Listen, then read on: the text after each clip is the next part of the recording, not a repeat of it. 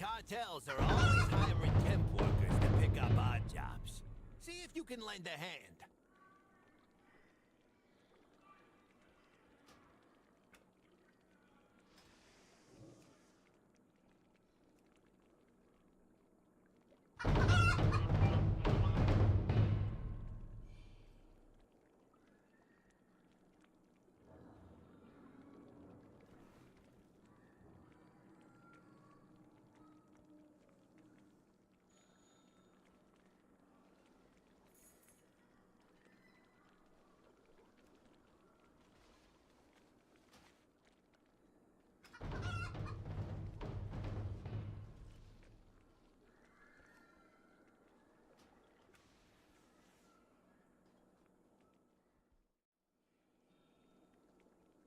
Boys and girls, good morning, welcome in. I'm starting a little bit early today. It is a reset day.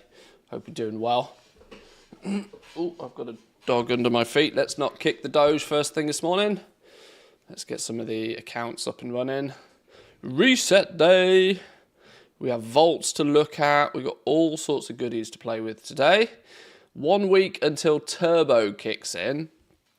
So I don't have much desire to absolutely blast gear this week, but we can have a little look. I'm running, like, in a way I'm running early, but I'm also running late. This is usually the time of the day where I've gone and taken a quick shower before stream, but I haven't done that today because it's reset day, because I want to get going.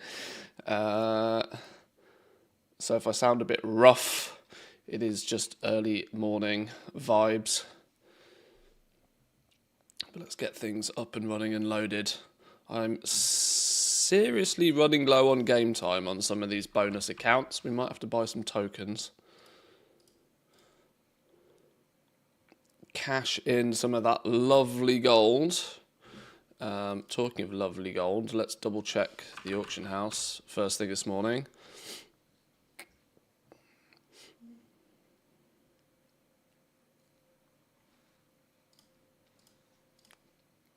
I've now actually seemingly started to sell a few of the Mechanica pets and mounts, and I did some quick rough napkin maths yesterday, and I'm sat pretty at about 55,000 gold per Mechanica is my average sale value of them so far, and this is with me actually letting them go for, in my opinion, very cheap prices. So some people are getting themselves some deals out there, but I wanted to get some sales data. Oh my God.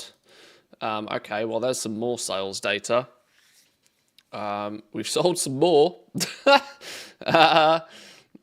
Goblins are doing goblin things, or there is significantly strong interest in this sort of price range from flippers. Now, some of you are going to cry at the price of these mounts being sold. And I don't blame you, because I am letting them go quite cheap at the moment, but I wanted to see where the biting point is. And I wanted to see if these cheap prices that are being listed are cheap because, are they cheap because people are desperate to sell them, or are they cheap because nobody's buying them? Well, it turns out that they're a combination of both. Well, a nice 2.7 mil first thing this morning. I think that actually wipes me out of mounts, you know. I don't think I've got any of the mounts to sell anymore, which is interesting. Let's do a quick cancel scan before we begin.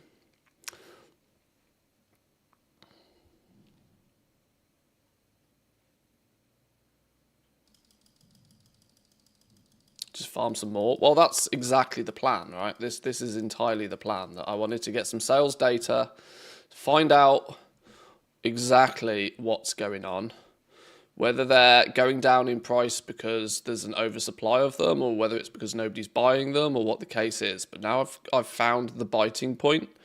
We can build on that a little bit.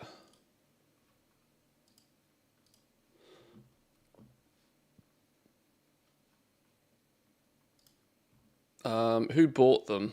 Okay, this is interesting. The same guy bought both of them. And I also have I recognise that name as well. Blood Drop also bought 2 of my pets. So this is clearly a reseller that's buying these off me then. I am not convinced that one single person is going to be buying 2 of my pets and buying 2 of my mounts the next day with any other intentions than taking them somewhere else and selling them for more. So at the moment, these are being sold to flippers, but that's fine. I don't mind. I want to make sure that flippers have some margin as well. So if they want to take some off me at a cheap rate, that's fine. I'm building the system in order to be able to get more of them. So I really don't mind. I really don't mind. That's good effort. That is right. Let's. Did I post everything else? No. Let's get all of these random BOEs listed. 2.5 to 4 mil on start. Good effort. Good effort.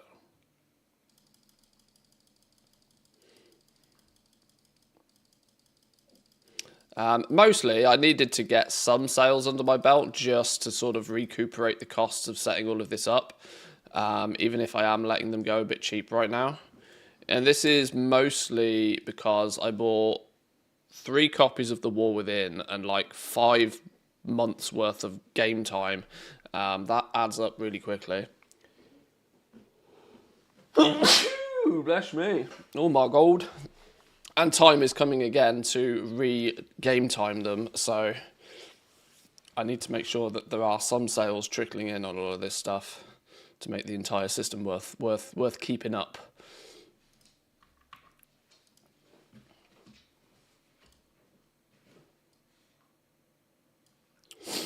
Right. I also got to work at leveling some of those teams that we built yesterday late on in the stream. I've actually got one of the teams already all to level 70s, so they can be moved over and start being put to work. The other 3 teams that I figured out, right? I figured out that there is often competition on shards. And soon as there's competition on the shard, your EXP per hour just like takes a nosedive. And so anytime somebody started competing for mob kills on the shard, I just moved to a different team. And because every single one of my characters that I've created is on a different realm, it was very easy to find a realm that was free and open. And I would just level that team. And so this is why there are some random numbers. One, I managed to get all the way to the top. A couple of times I got interrupted at different points and just was like, right, fine, you have the shard, I'll move on. It's all good. But before we get too deep into that sort of stuff, let me go and check the vault. See if we got any goodies in the vault. I need one of 2 items. I need a neck, a hero tier neck, or a cape. The alternative is we can craft one of them if we don't get either of them. Now I know there is some smart money-saving advice out there to not bother crafting anything this week, because you're then likely to only want to maybe recraft it next week. But I'm not swimming in shard. I'm not swimming in flipping crests. So another interruption. Complete 5 delves. Does that mean it's delve week? Is it delve week? Yes. 25% increased Delver's journey, 25% increased companion gains, and 25% undercoins as well. We are a light in the darkness. Well, we'll just do Awakening the Machine, because I'm about to go do that in a minute anyway. I need to do that for a key. Be strong, my friend. Your aid brings hope to us all. It's the weekly dungeon. City of Threads. Order. We must.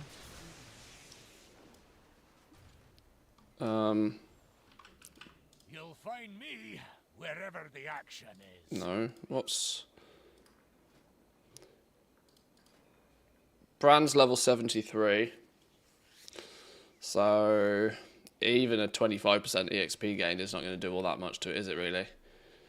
Bran will probably hit 80 when we end up grinding out crests as of next week, when the cap is lifted. I don't even think I capped out my crests last week even. Oh, that's interesting. That's interesting. It doesn't even... Oh, maybe... What? The cap on weathered and carved increased this week. But runed... Oh, no, maybe it did. Huh? Shouldn't they all be the same cap? Shouldn't it be 990 across the board? I don't know, whatever.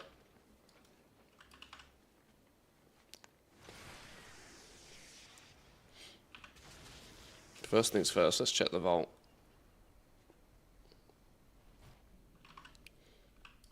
Oh, the first week without the rune again. Oh, yeah, that's probably right, yeah.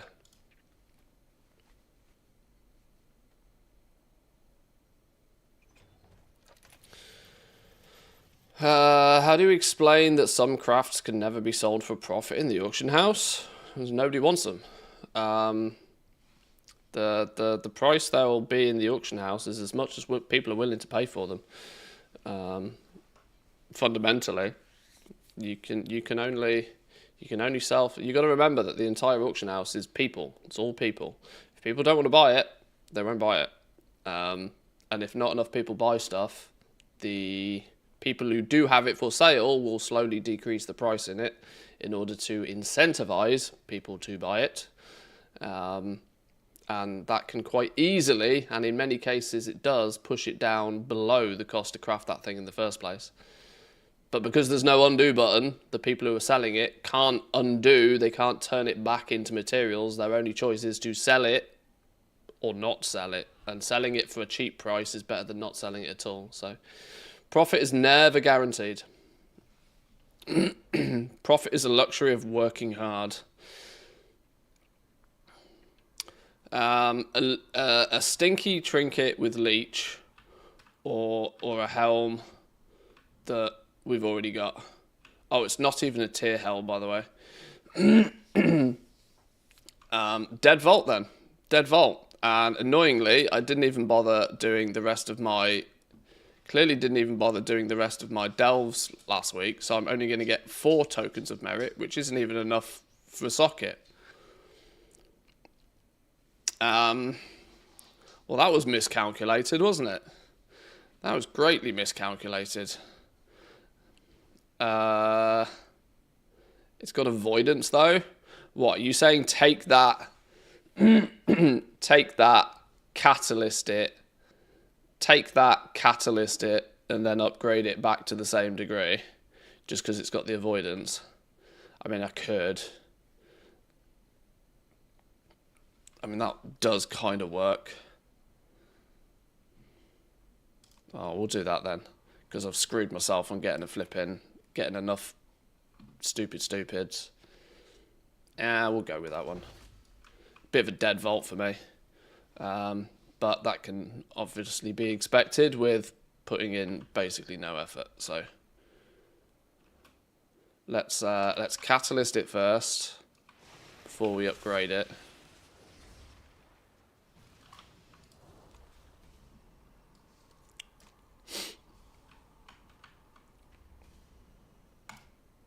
I got 3 charges anyway.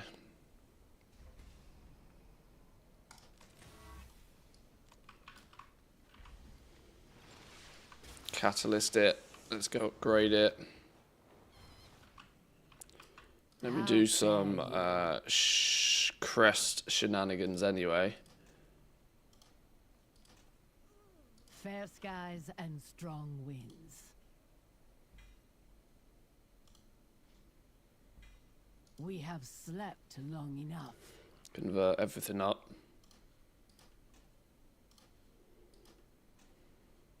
Farewell.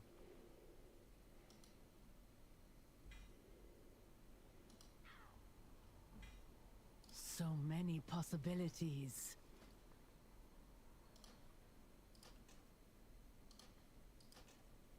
In unity, find strength. How fare you? Now we upgrade you.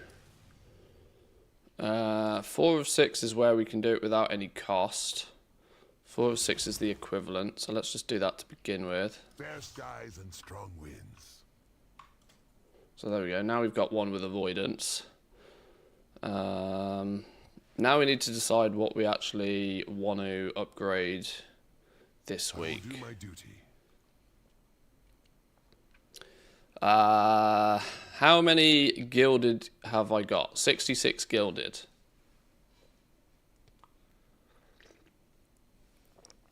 Which in theory is enough to make another piece of crafted gear.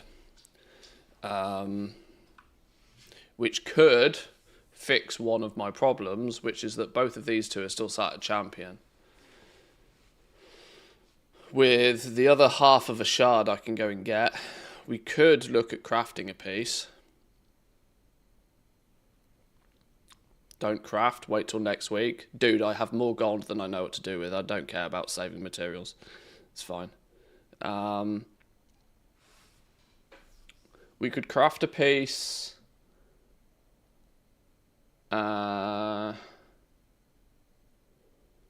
Craft a piece, or the alternative is to spend the gilded on upgrading the tier set up to 6 of 6 now in preparation for them being able to go 8 of 8.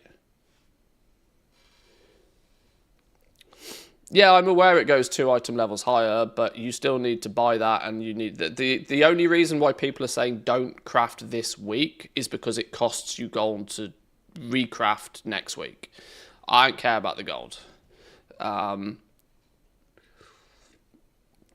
There's no saving of crests or anything along those lines. It's purely a gold thing, and I don't care.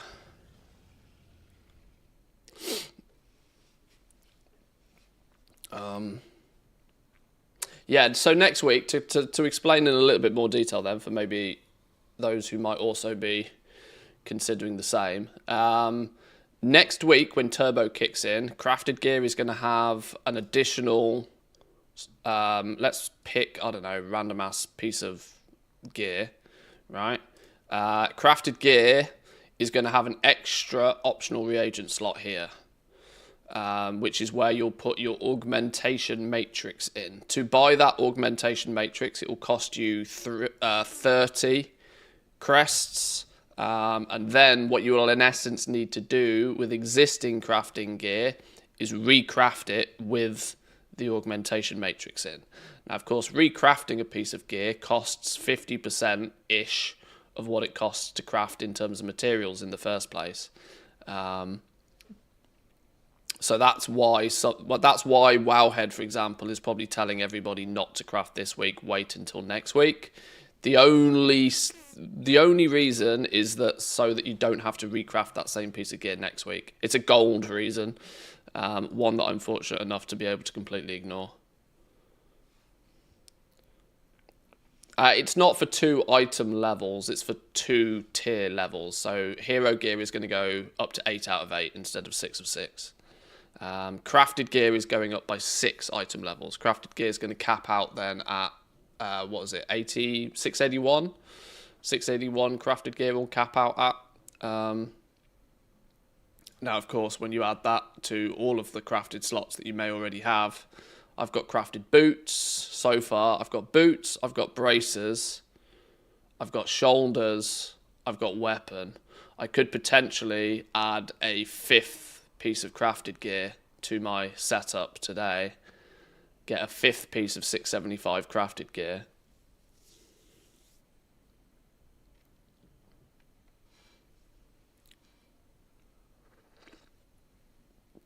which, considering I don't really have access to myth track gear, hero track is about as high as I go, it makes the crafted gear bis for me, really. How do we get the new matrix thingy? You just straight up buy it from the vendor that's standing next to the... it'll turn up on this vendor over here. The one you get your enchanted crests from anyway. By the work order station. So this fella here is going to have some augmentation matrices. A runed and a gilded augmentation matrix will turn up here next week. And also the crest caps will get lifted next week as well. So you'll be able to just farm them out. Return and peruse my inventory I might wait at least until I go do my delves, because a 649 delve map drop could possibly land in one of these 2 slots, and if it does, I don't want to craft something in there first. Secondly, I need to get the other half of my spark anyway. But more important than doing all of this, because none of this is time gated, more important than doing all of this is going and killing a bunch of rares in the Undermine. Yeah. So let's get... We'll ignore these shenanigans for now. Let me count up. How many actual proper teams do I have now? 1, 2, 3, 4, 5, 6, 7, 8, 9, 10, 11, 12. 12? Because these ones are still all on Draenor. 12, technically 13 proper fully decked out teams. Alright, well let's just speedrun them then. Let's speedrun the 12 that we've got.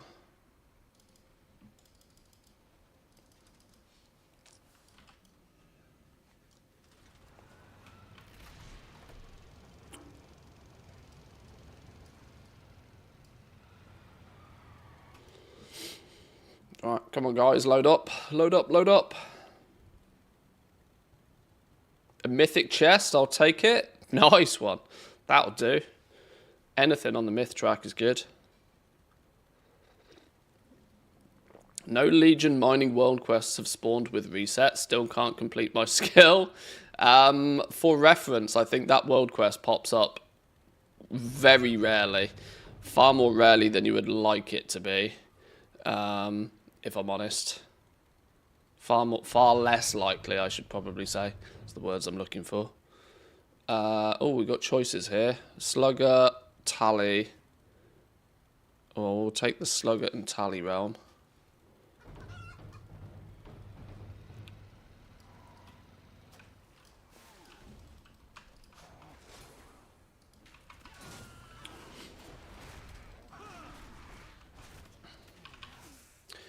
$18 up and done for the morning. Took me an age to get it all set up, but having the characters pretty much all above 70 helped. Yeah, well, yeah, I can. Yeah, this is, you're probably in the same position that K-Chak was in, for example, that having all of the characters roughly in the right places to begin with is the thing that's slowing me down, because I'm still proactively leveling them all. But I've got 12 done. Well, 13 done, technically. 14, 15, and 16 in the works.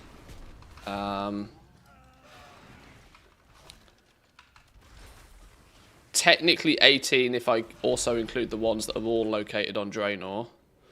So, I'm nearly at 20. And I actually did some maths on this the other day. I don't really need more than... I don't actually need a full 25 teams to hit every realm, because there isn't actually that many, especially when you take out the Russian ones and stuff like that. I think I only need like 19, 20 teams, so to hit one character on every realm. Last day of the sales, by the way, if you want to move some around. Yeah, I've already been doing a little bit of that. I had a few character transfers already, which I've used to reposition stuff. I'm secondly quite probably going to change at least one, if not two more teams of them before that sale goes away.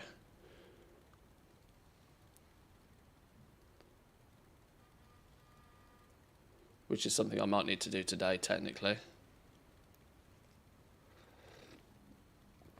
And for if we ever do get a crazy leveling Legion remix style thing, I will absolutely not make all of the characters on the same realm this time. Mix really does help. Notice a huge difference in the speed per team for those that are well distributed. Oh, it's literally night and day. If you have all of your characters on one realm, you can get in a rhythm, but it still takes you roughly on average 10 minutes 10 to 12 minutes per team to get all of the kills, because then you just keep you know when they're gonna spawn and you camp it, and then it spawns and you kill it, and then you know you get into that rhythm. You can still do it on average much faster if you've got them distributed across 5 different shards.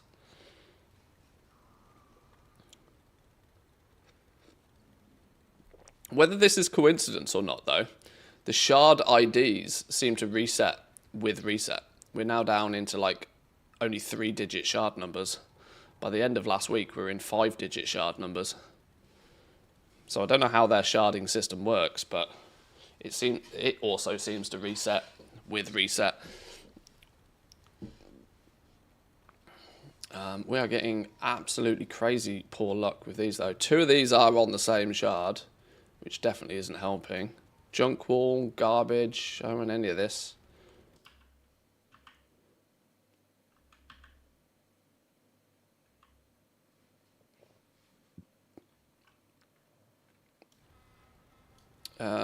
Swigs is my highest priority. Let's do some test runs with Swigs.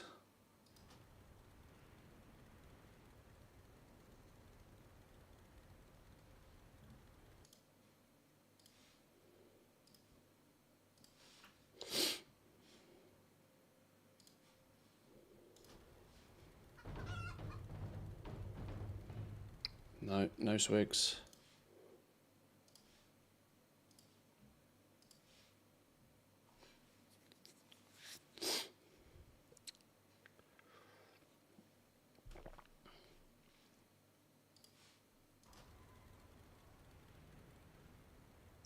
Still no Swigs.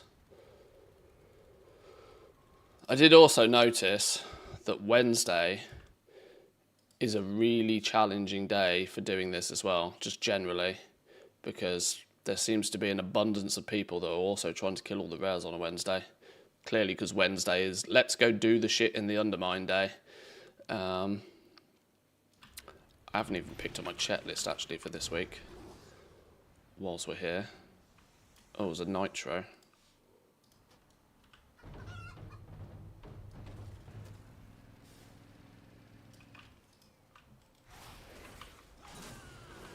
With distributors, especially early or later in the evening, you can easily go about 7 minutes per group to get all the rares, except maybe Scrap Beacon, Galagio.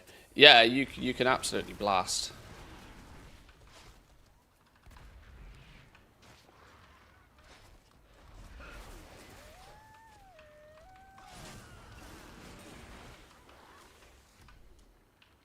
I mean, I tend to think that I play the game mostly in like off-peak hours. I mean, right now, for example. Right now is what you would primarily consider off-peak, I think. Did Thwack just die in front of my eyes? No, he wasn't even here. It must have been on the previous shard. Who do I still need? Thwack and Swigs. Thwack's up over here.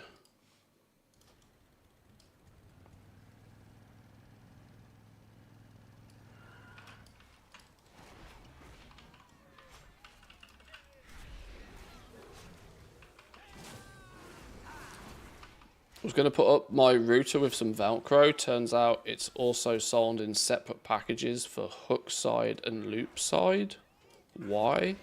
Oh, you bought half the Velcro. Oh no.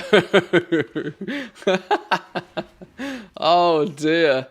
Oh, you've just got a piece of furry. Did you get furry side or did you get spiky side? Oh, I shouldn't laugh that much, but that is actually quite funny. you got the loops. Nice. Well, you're halfway there.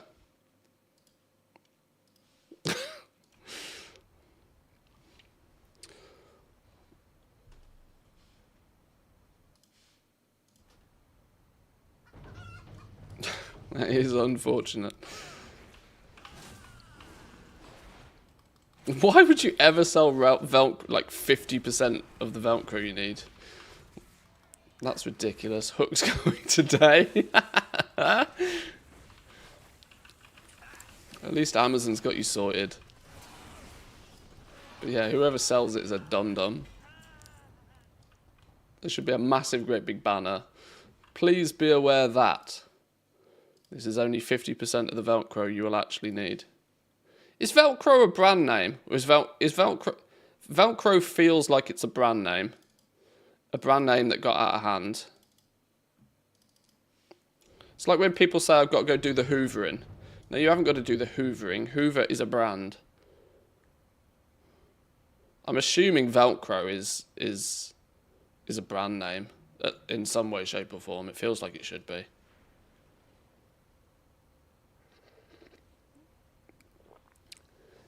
It is a brand, and I did get actual Velcro. Oh, so it's Velcro themselves that are fuckwits. Nice. Nice, that's exactly what you want.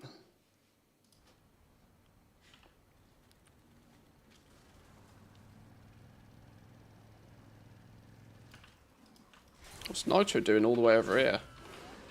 Are you lost? Somebody pulled him and then clearly didn't mean to pull him, it looks like.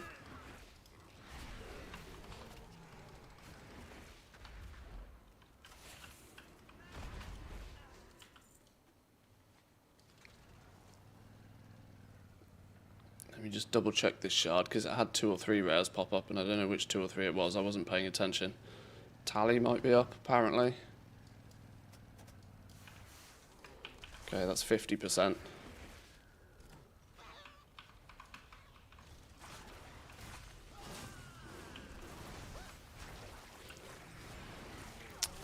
Welcome in, Senti. Good morning, good morning. Vaults were interesting today. I got myself a tier helm with avoidance. I already had tier helm, but with bonus avoidance, you know, is more stats, more good. More stats, more good. I wish you the best of luck with yours.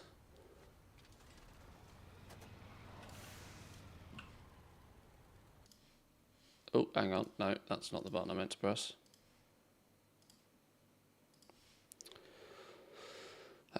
Swigs. Swigs and thwack. Swigs and thwack. 401, 401. These two are on the same realm again. Flipping hell.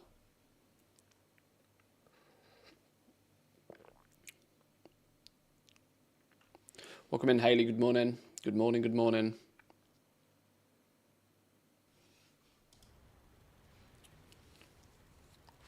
It's actually pretty clearly marked. I just didn't expect it to be sold like that to begin with. Oh, God. There's part of me that wishes Finland was big enough for Amazon to turn up here. Half the time, I can't even buy shit from Amazon.se either, which is annoying. I've had some success buying from Amazon.de, the German one. Co.uk is out of the question. Customs stops it. Not even worth trying.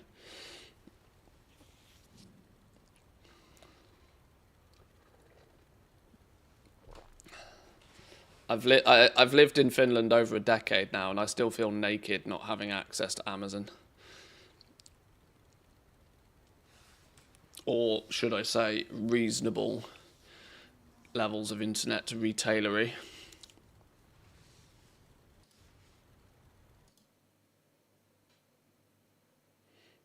Oh my God, 40 knowledge points to go in blacksmithing and all of the others are done? Jesus. That's impressive. That's impressive. I don't even want to know how far behind I am in blacksmithing.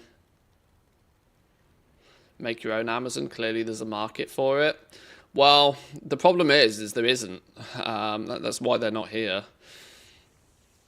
The issue Finland has is it's a very tall, long country with the majority of its population located at the very bottom of the country. Yeah, sure. Well, I'll not even say most, but like probably the bottom third of Finland houses probably 2/3 of the population. But it's still not enough people for it to really justify Amazon being here, apparently. which is sad. There's nothing we can do about it. Got a new mic delivered 11 AM on Sunday after ordering it 10 PM the night before. Got to admit, the concept of that 20 years ago would have been pretty wild. Yeah, it's crazy. It's crazy. The closest I get is there's a shop called Verkokalpa, which actually just translates to like internet shop or electronic shop. Are the only ones that have reasonable delivery on tech stuff, and I can usually get stuff delivered within like 24 hours. But I still have to pay out the ass for it. It's still like €13 to get same or next day delivery.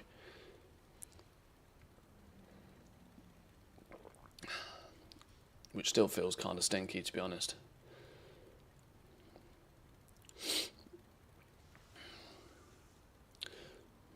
Then again, it's far too easy to take logistics for granted. What actually goes in to, I mean, like Wu's just pointed out, even the concept of ordering something on a Saturday and it turning up on a Sunday only 20 years ago was just, ha, you're absolutely joking, mate. That's never going to happen. But apparently it can.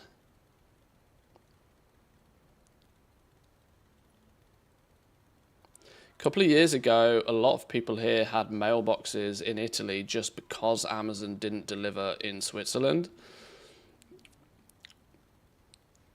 Surely that only works if you're like right on the border and can do something about it though, right?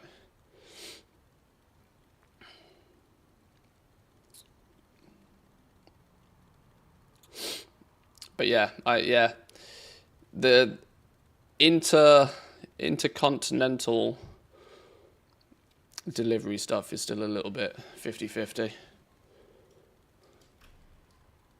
Where are all my rares? Where's my thwack kill? Why are these rares not popping up anything? These rares, these realms. I'm still pre-coffee, leave me alone.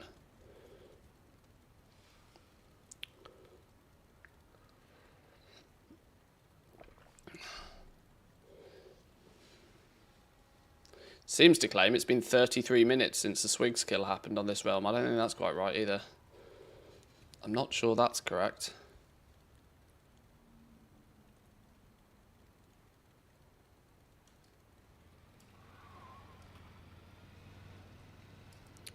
Maybe it's just the problems of a lot of people trying to do this right now.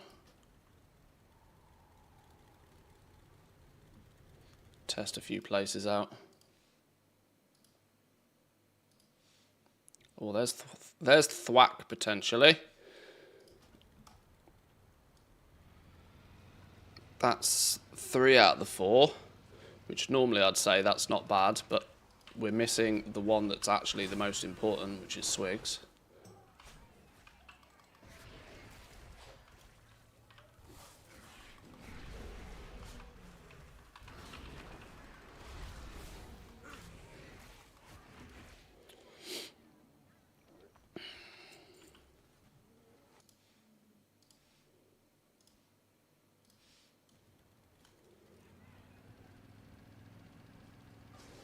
We need Swigs anywhere.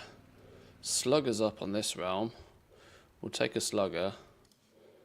We only need 1 Slugger once a week, but today's a good day to get him killed because lots of other people are trying to kill him too.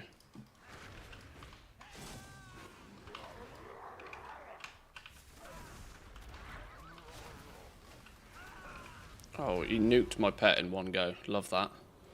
Love that. Gotta love that happening when I'm halfway through my cooldown rotation.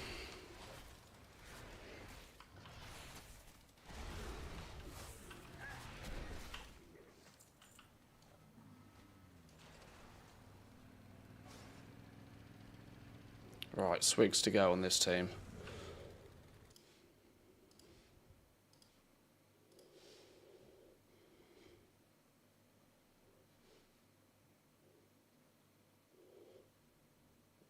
And half of these haven't even got the right flipping UI on the go.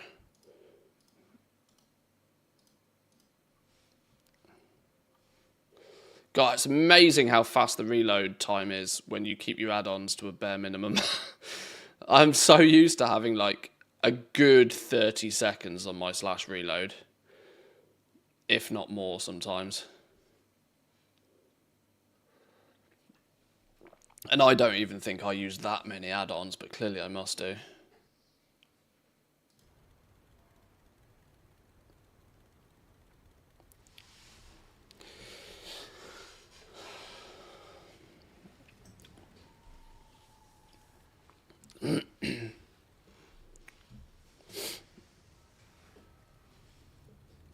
Come on, Swigs. Let's go, go, go.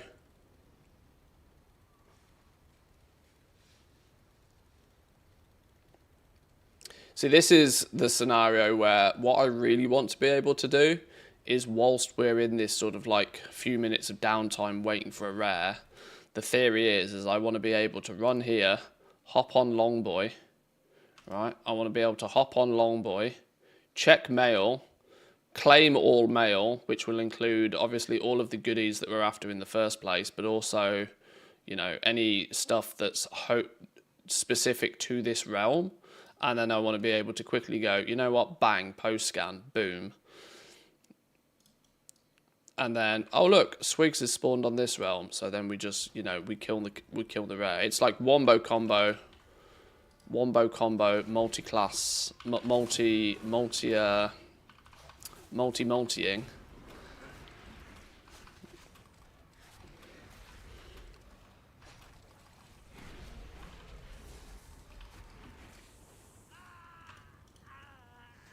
Even, you know, maybe even run a quick cheeky sniper scan on each realm whilst we're waiting, you know, kill all forms of downtime by doing some cross-realm arbitrage at the same time. That's the dream. I say the dream because it's clearly not very well established yet, but once we got the characters in the right places and we got the ball rolling with this,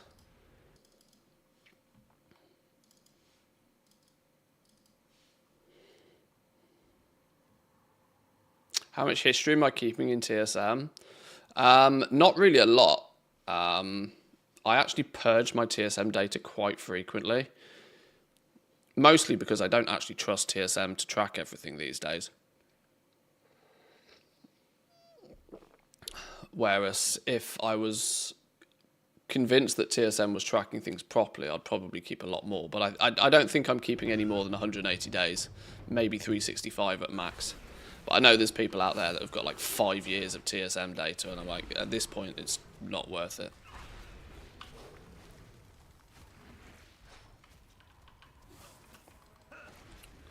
Right, get Swigs banged out nice and fast.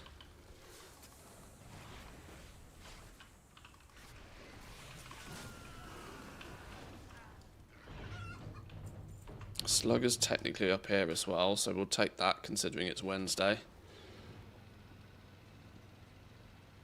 I'm going to have to get used to killing this dude. We're going to nuke him a million times.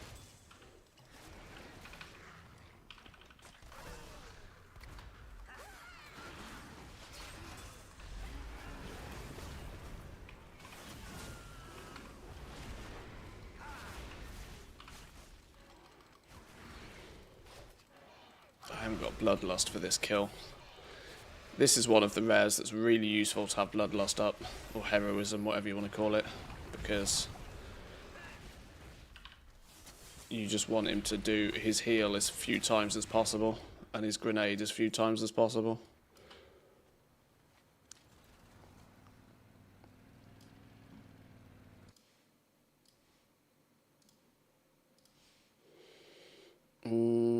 Thwack on this one.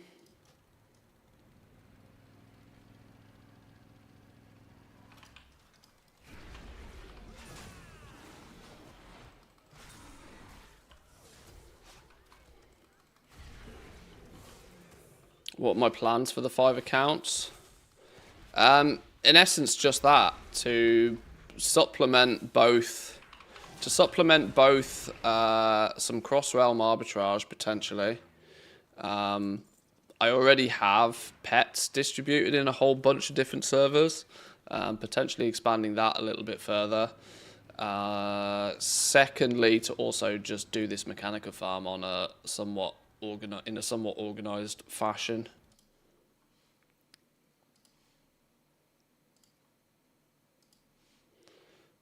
Nitro and Tally.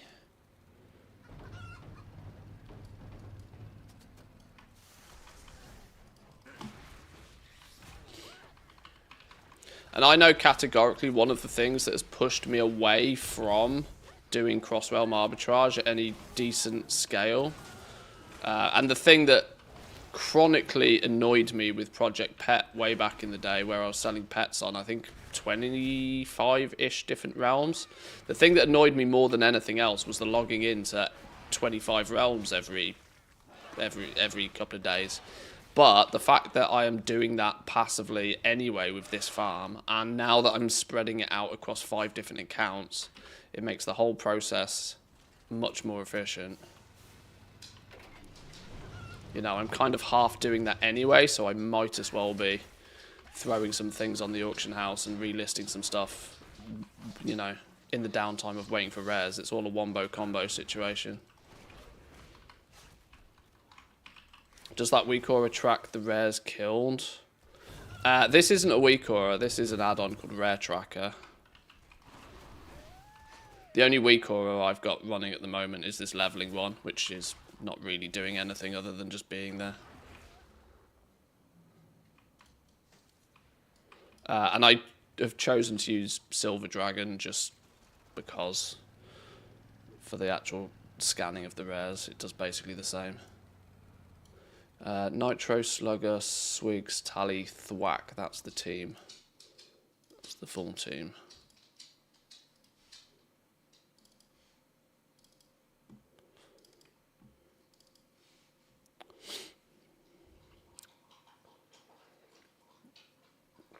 Are the 4 alts also getting the rare loot in the mailbox? Is that why they're in the group? Yes, exactly, yeah. They are distributed on different realms, so I know it's a little bit hard to see, but the shard ID is showing what shard they're on, so they, in theory, should all be on different shards. It doesn't work perfectly all the time, but them all being on different shards means it's easier to find the rares. You invite the rest of the group in. My main goes and then kills the rare, because he's the most efficient at doing it. But the other 4 accounts will then get the goodies in the mailbox, which I collect usually once a week. Or I might be collecting them a little bit more frequently at the moment as I'm running low on stock. Thwack is down.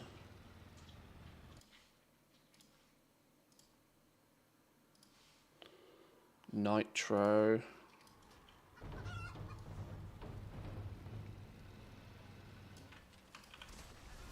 Jesus, there's an army trying to kill Nitro. Big business.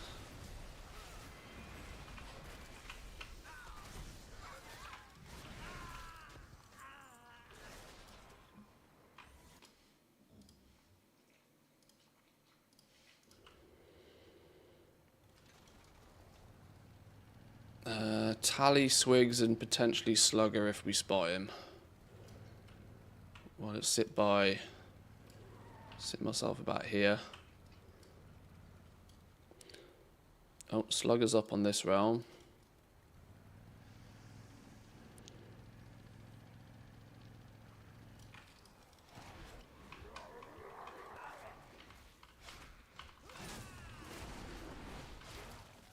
Oh, he's nuked my pet in one go again. Flipping hell.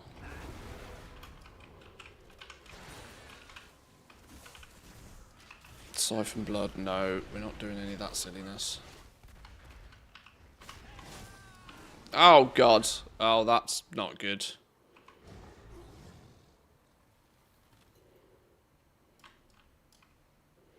I mean, that couldn't have gone any worse if I tried.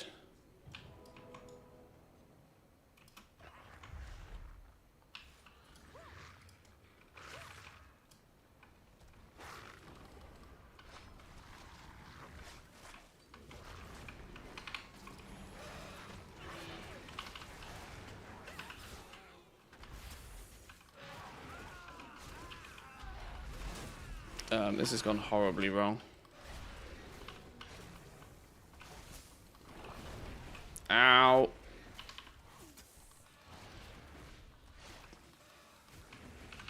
Don't target me with that grenade. You killed my pet. Flipping Lord have mercy.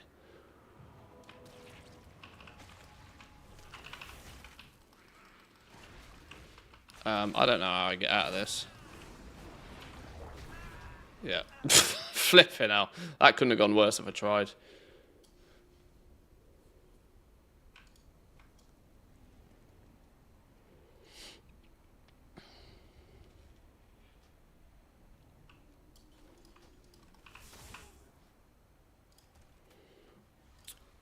Is it for the mount you're farming? Well, miscellaneous mechanica, which obviously I have been converting into both the pets and the mounts. I've sold a few mounts, a couple of pets, but realistically I've only actually started selling them in the last few days. I'm already aware of how quickly I can sell them at certain prices, so now I can start raising my prices so I don't actually sell them too fast, as weird as that sounds.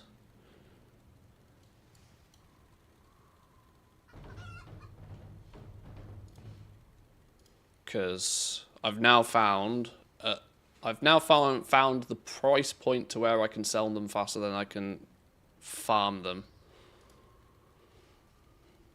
So I need to raise the price so that I don't actually run out of stock.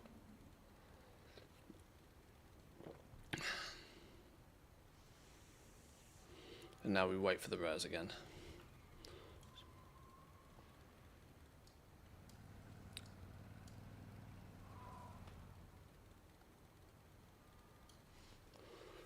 $492, $404, $404, $670 something. Okay, so two of these are on the same shard again. You can tell by the fact that they're standing next to each other in the hotel.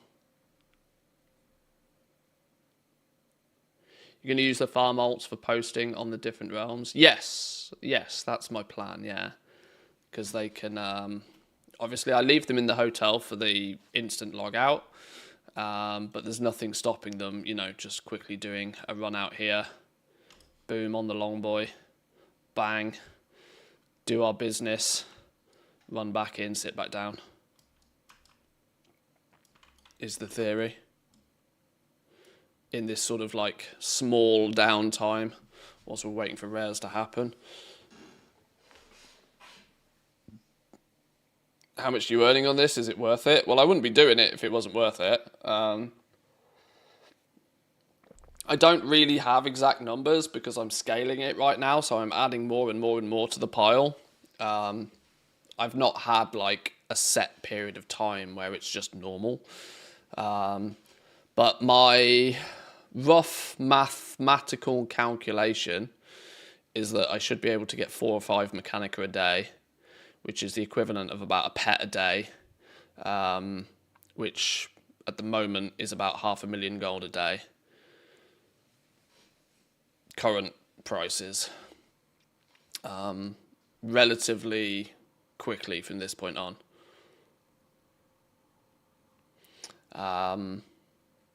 But it's an incredibly low drop chance item, which is why the way we scale it is by killing rares as many times as you possibly can, so you can hopefully beat the laws of averages a little bit and get a reliable amount of Mechanicas a day. Obviously, when you think about it, there's 1, 2, 3, 4, 5 accounts here. To pay for those with game time, I need, 5 tokens a month, bare minimum, just to break even, to make it even worthwhile thinking about doing. So I need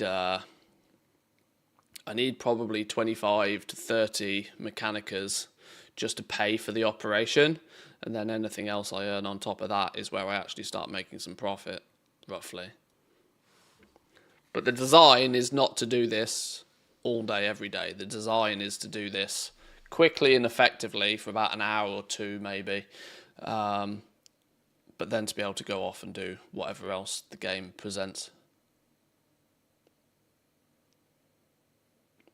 You can use the outside corners of the hotel to instantly log out without moving them too much. Yeah, I've not tested that. I just kind of weirdly like my little bench. I can put my different characters on the bench, and then it's easy to see which ones are quickly on the same shards. And it's that far until I'm on a mount, and then it's an easy run back in. Sit them back on the bench again,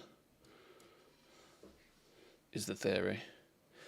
There seems to be a distinct lack of shit going on here. That means either the rare scanner's not scanning properly or I'm missing things. So we're going to do some test runs. Swigs or tally is what I actually need.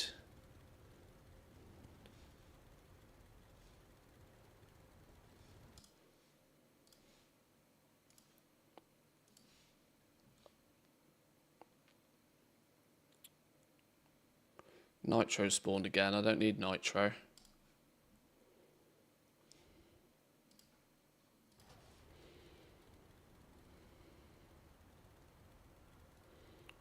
No tally, no swigs on this realm either.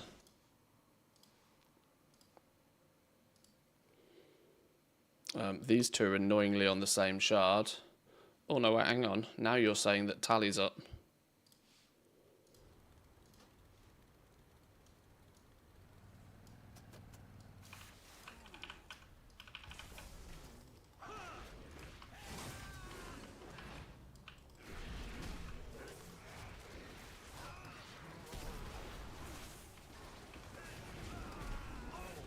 Once again, left me with just swigs to kill. How annoying is this?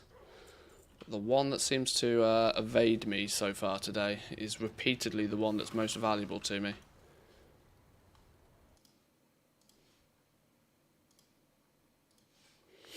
me. Also, with it being the closest directly to the hotel, it makes it the most quickly tagged and killed of all of the rares. That and nitro.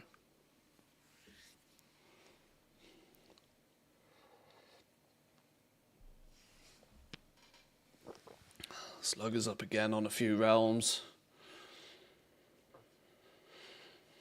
He's more difficult to solo, so he tends to stay there until a few people kill him.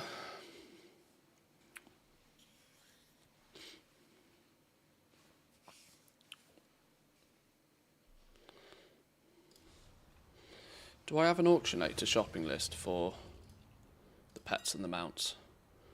If not, I should make one, shouldn't I? Margin manipulator.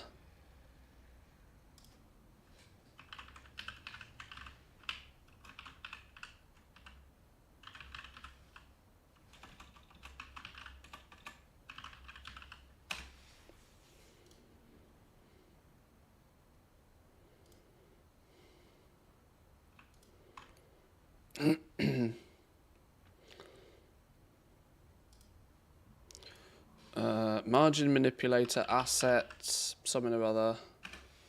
Oh, swigs.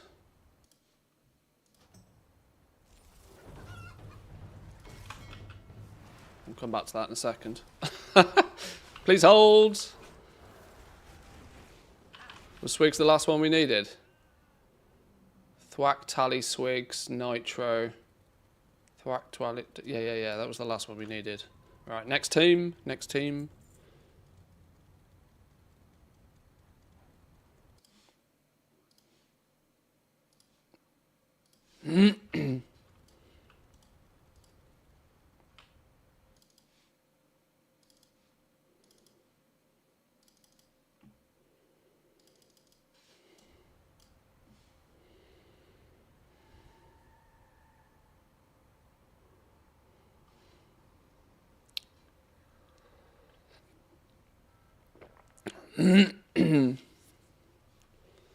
Flyboy.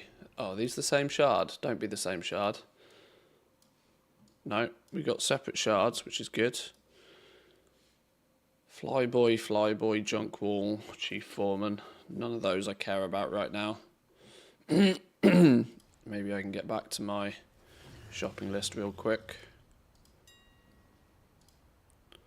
Margin manipulator, asset advocator,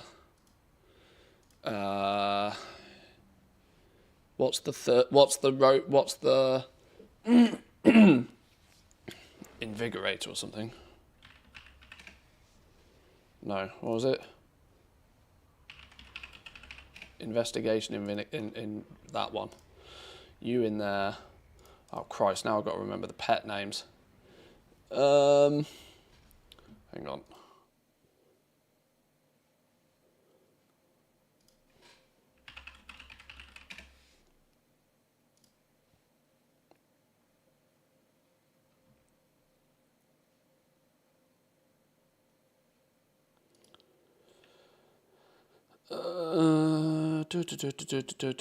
Where's it gone? Where's it gone? Where's it gone? Miscellaneous Mechanica. Currency 4. Right. Mech Gopher.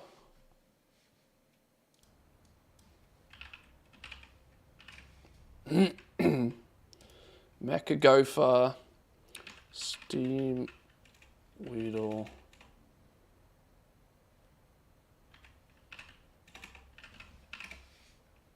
Steam Weedle Flunky. Venture Companyman.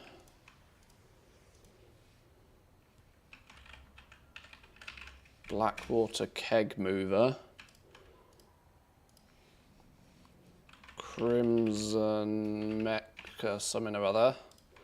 This dude's more expensive, but he takes, I think he takes 8. And Professor Punch, who takes 10. Right, there we go. There's a shopping list for the undermined pets and mounts. So we can see the going rates of them, at least on my server right now. What item level's my hunter? 663 as of right now. Right, Slugger Tally. Let's move over here.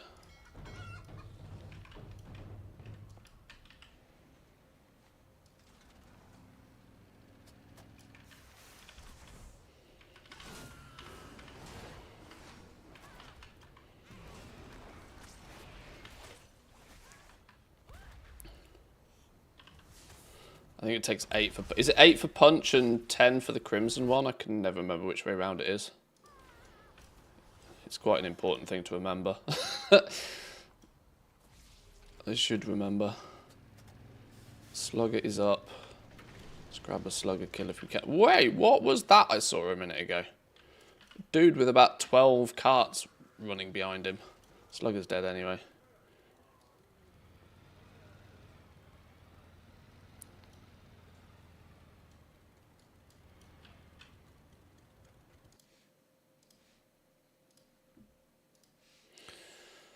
Nitro, take a Nitro kill.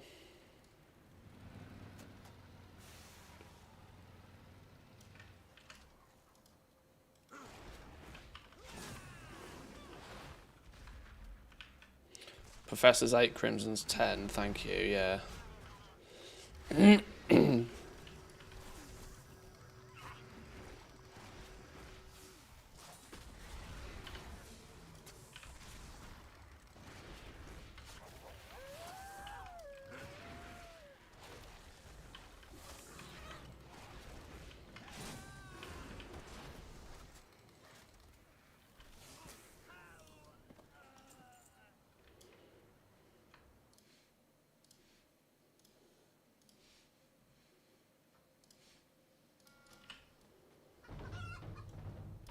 No.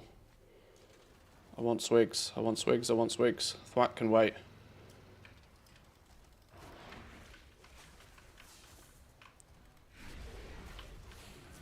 I do need Thwack though, if we can kill swigs fast enough.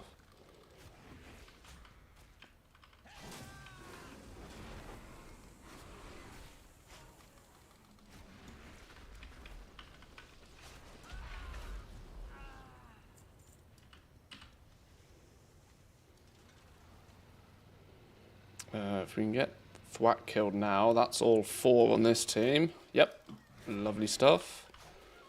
We'll get Slugger at some point in the week. He's a weekly, it's not important to do every day. Or certainly not important to do on a Wednesday.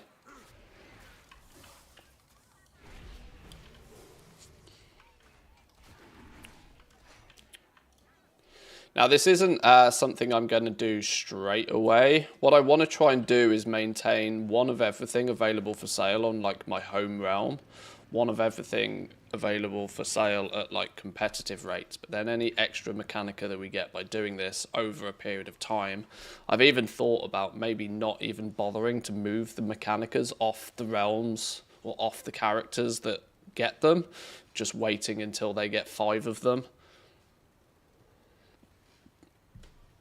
And then buying a pet and then listing it on that realm that they live on. That will just naturally, slowly but surely spread out the love of pets. But of course, that's a very long tail thing.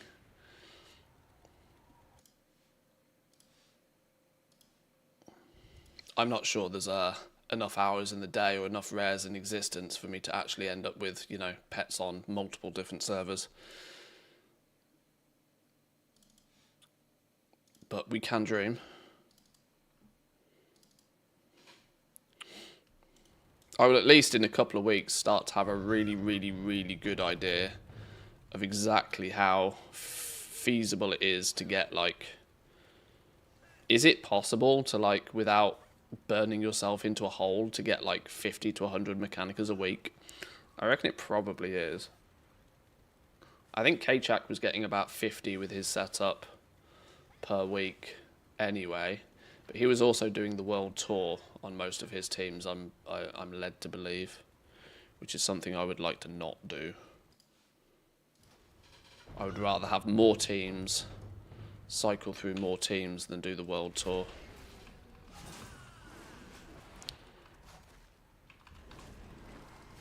The world tour is still a little bit time consuming per team.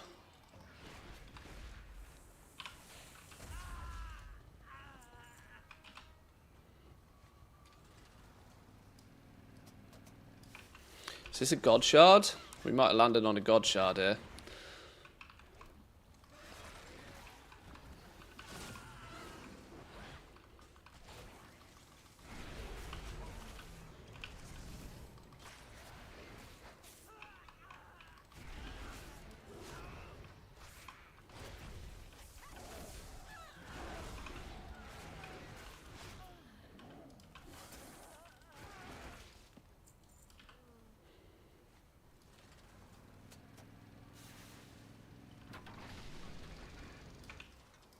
It's 3 for 3 so far.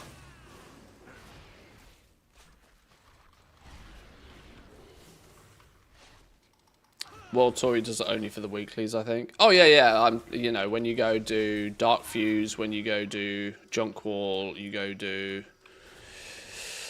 Flyboy, usually Scrapture, I would imagine.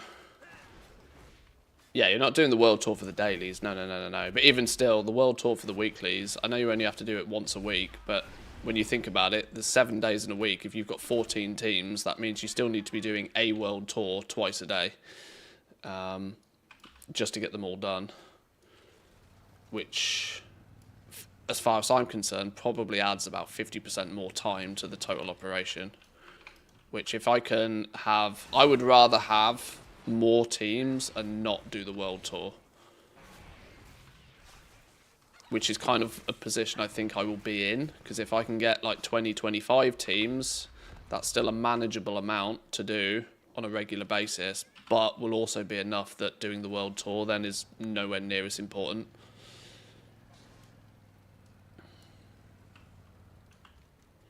Was that all 4? That was beautiful. Log out. Next crew.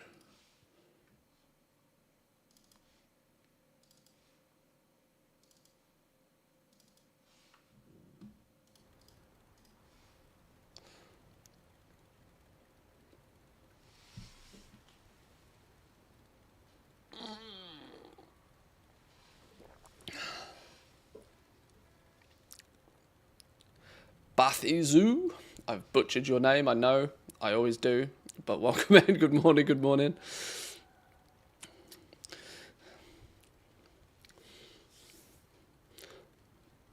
I'm just going to call you Long Bath. It works. Nothing beats a long bath sometimes.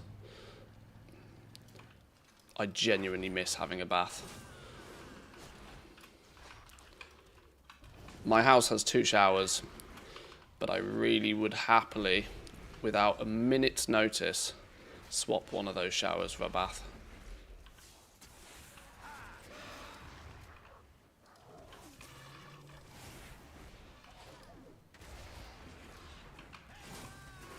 Nothing beats candles, bottle of wine, some chill tunes, and a nice hot bubble bath. I'm such a princess.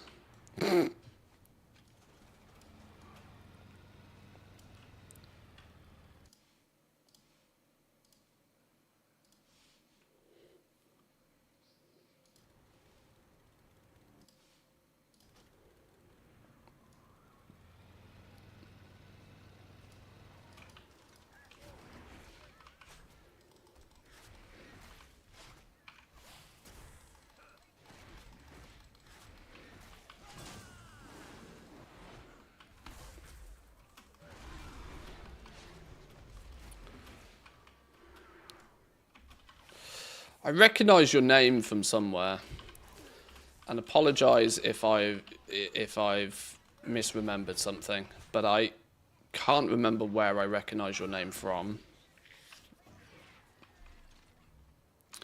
My Longbath friend.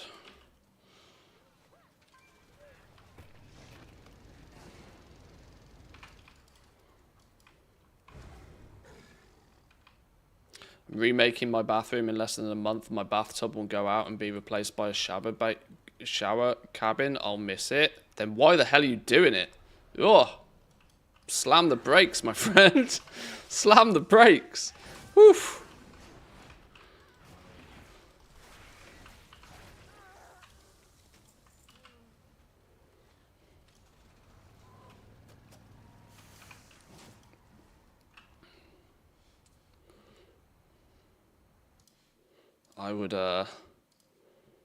I would quite literally kill to have my bath back.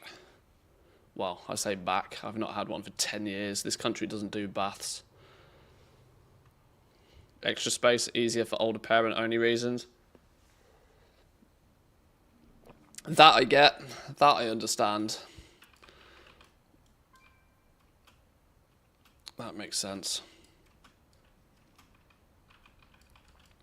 One of the things on my, adulting to-do list is we've got this tiny little, we've got a tiny little bedroom upstairs in our house that isn't really fit for purpose for being a bedroom, but it could absolutely have a small wash basin, a toilet and a bath in there and be like an upstairs bathroom. We don't have a bathroom upstairs. We've got one downstairs. And there's another small bathroom here in the studio, but like it's I would really like to turn this little bedroom that's not really being used for anything particularly useful right now, and convert it into a mini bathroom upstairs, so I can have my bath, I can have my ambiance. And you would be amazed how useful if you sleep upstairs, you need an upstairs toilet. It's non-negotiable in my mind. Nothing worse than in the middle of the night when you've had maybe one too many beers the night before and you've gone to bed and you get that 3 o'clock in the morning, wake up and you're like, oh, I've got to go for a pee. God damn. To have to get up, trek downstairs when you're in the dark, when you're like half asleep. I mean, it's practically a safety feature having a toilet upstairs at that point. Never mind the luxury aspect of it.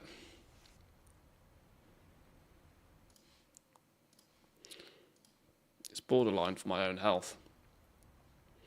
Swigs, Tally, Thwack, Nitro. The team is done.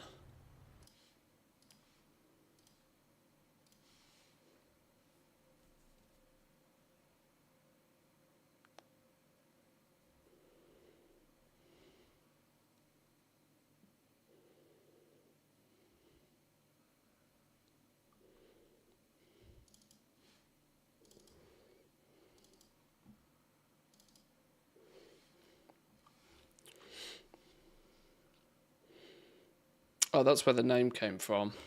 No, I vaguely seem to... I have... I'm probably... Like I said, I'm probably misremembering this, but I recognise the name from an add-on or something somewhere. Maybe I'm confusing you with somebody else. I apologise. Nitro... Well, let's go this team. Let's get Thwack and Tally done.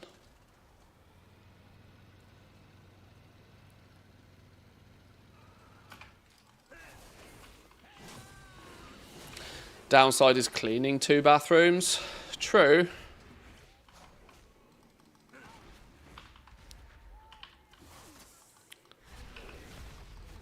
But unfortunately, I signed up to that. I signed up to that when we moved in. I still have to clean the room in its current form. It might as well be a bathroom, and I might as well be getting some use out of it. There's genuinely rooms in my house that I don't go in unless I'm cleaning them, which like is actually bonkers. But way back in the day, well, not even way back in the day, a couple of years ago, me and Mrs. Manthius both concluded that we would rather live outside the city but have a slightly larger, nicer house than live in the city in a shoebox. But alongside that did come the frustration of having more rooms to clean. Oh no, I've been in the rooms. I go in the rooms every week to clean the damn things. I just don't necessarily use the rooms all that often. We have 2 spare bedrooms, for example, upstairs. That's the thing I'm mainly getting at. And it's nice when we have family over that they can sleep comfortably and we can house them properly. But fundamentally, they're dead to me rooms.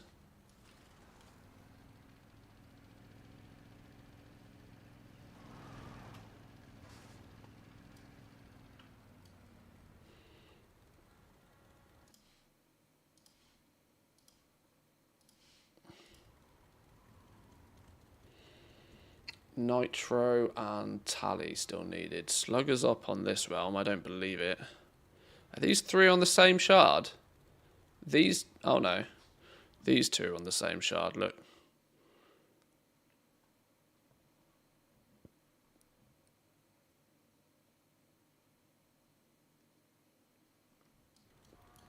Tally and Nitro. Tally and Nitro. Scrap chewer, you're not helpful to me. There is no way Nitro was last killed 77 minutes ago. And this add-on might have lost its bearings a little bit on my home realm. Tis a touch confused, I think. Well, if Slugger is up, let's get some people in here. We'll kill Slugger.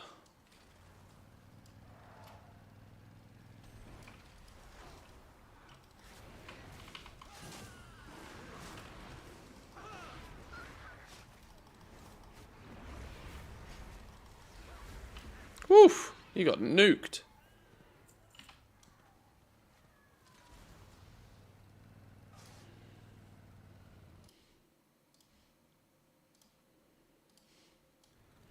Still nothing changed. Still need Nitro. Nitro's up here.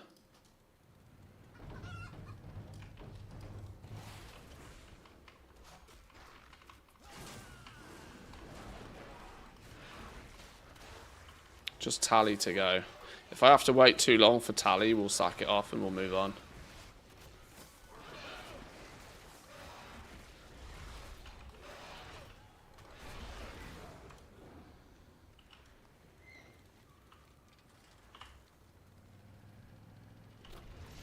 Oh, Garbage Dude was up here. Are we too slow? Yeah, we're too slow.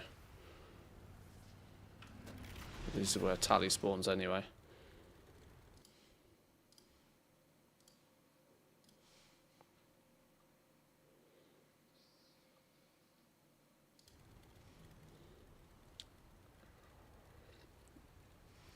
Do we wait for Tally or do we sack it off? Let's give it a minute. We'll give it a minute. we have to wait longer than a minute, we'll move on.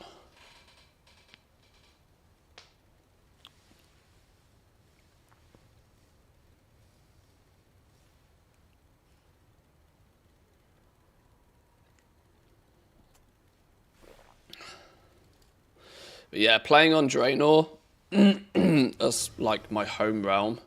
You can see that the pricing of these things is probably at region level lows. 2.5 mil on the margin manipulator. That actually feels like a reset price.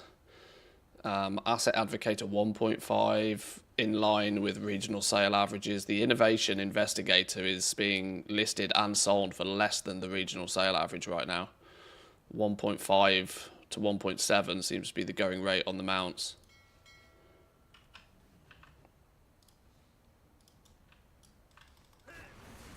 Is where you can list them, and they will, as long as you don't have too much competition or too much undercutting going on, they will move at those prices.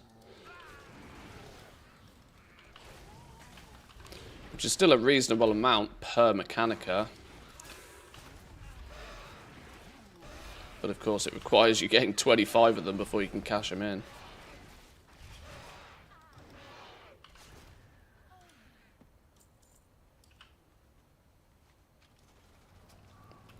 Right, we'll move on to the next team now. Move on to the next team. Right, boys and girls, I'm going to take a quick 2-minute break. We'll move on to the next team and then we'll blast a little bit more.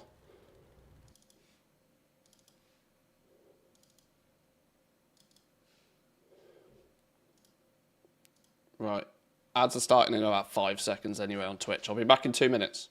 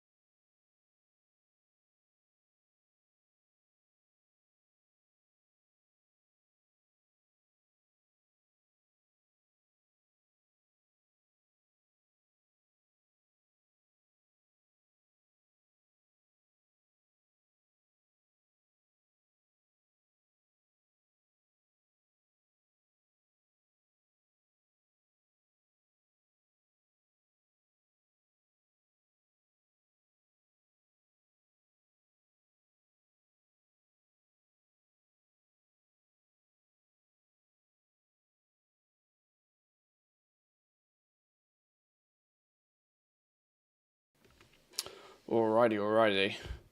Where do we get to? New team. Swigs? Absolutely take a Swigs. Swigs and Thwack on this realm, apparently. No complaints from me about those two. Yeah, I do think the drops are still on. I can't remember exactly when the drops finished. I've removed the little bug from the screen because it was annoying me. But I do think the drops are still on. You should still qualify for them.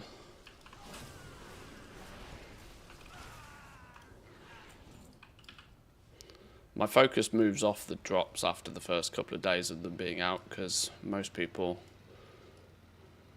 have already got them.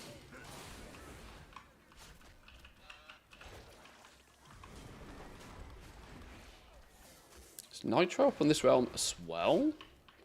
Oh, we could get 3 out of the 4 in one go here.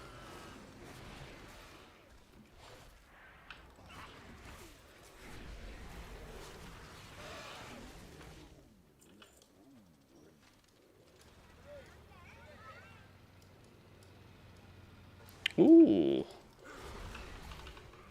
3 out of 4. By the time we kill Nitro, Tally spawns. That's just the dream, isn't it?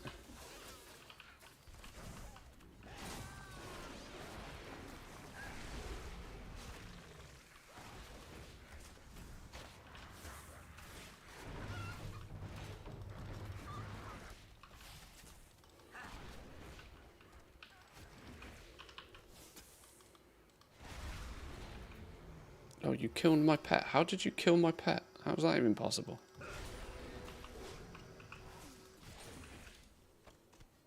Go on. Go on, Tally. You do some spawning for me. Oh, how did we pull you as well?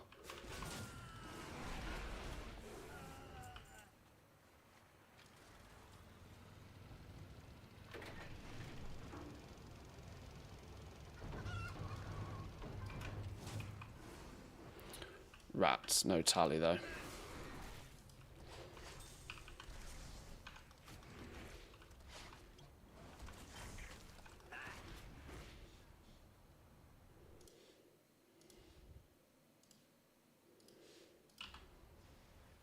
Oh, genius.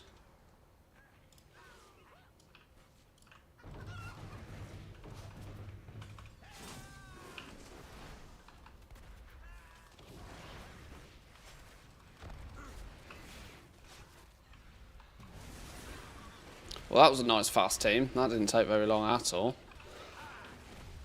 Pretty much 4 for 4.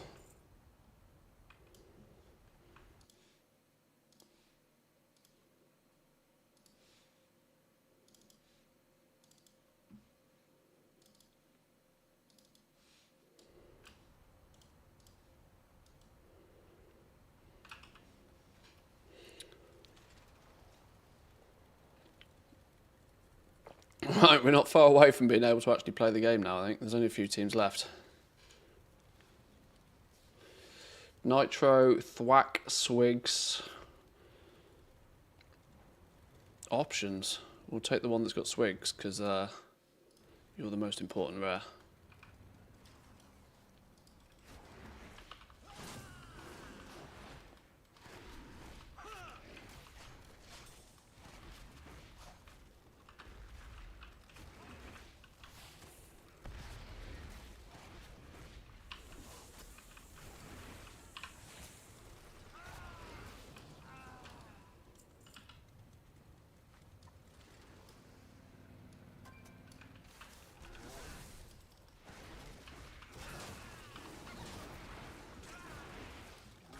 Really wish Blizzard put in a way to do patron crafting orders for weeks that you missed. I have a week order that shows I missed out on 545 patron orders since the start of the War Within.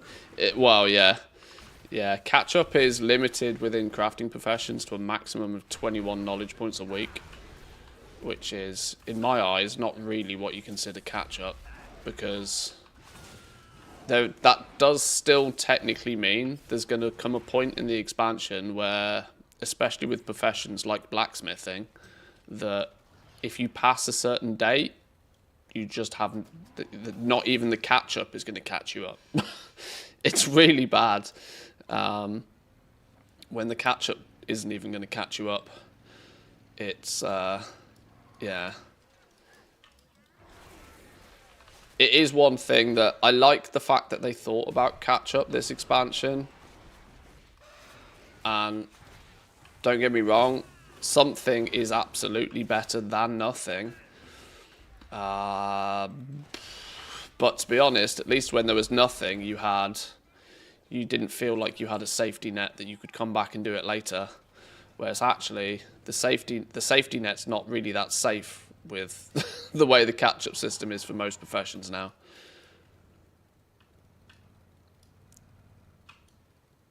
And the number 21 for reference, by the way, is the fact that you get 3 patron orders each day when you are really far behind, that each give 1 knowledge point. Now, if you actually do every single one of those, that still means you have to do 21 patron orders that week as well to get the 21 knowledge points.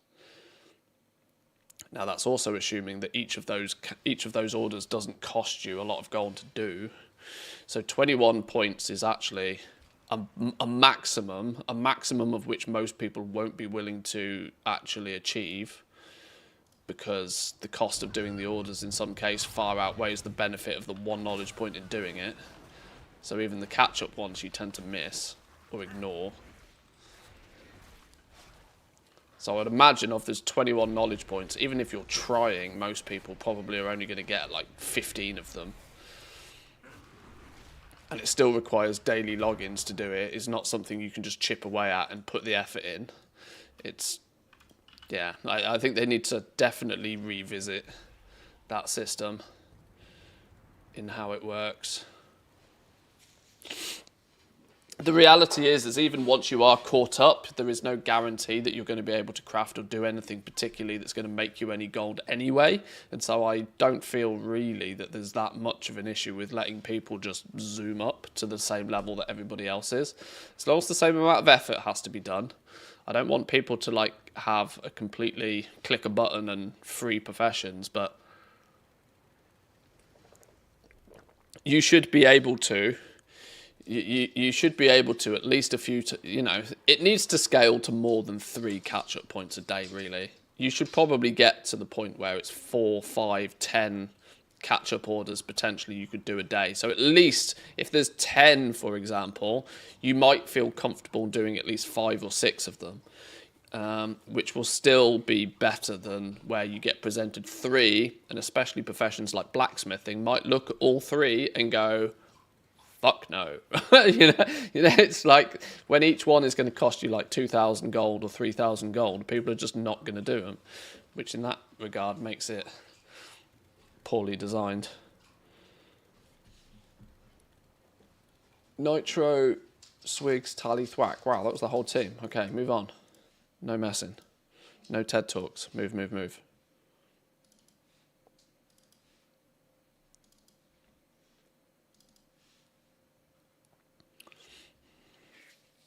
What's the add-on called you have in the top left corner? It's called Rare Tracker.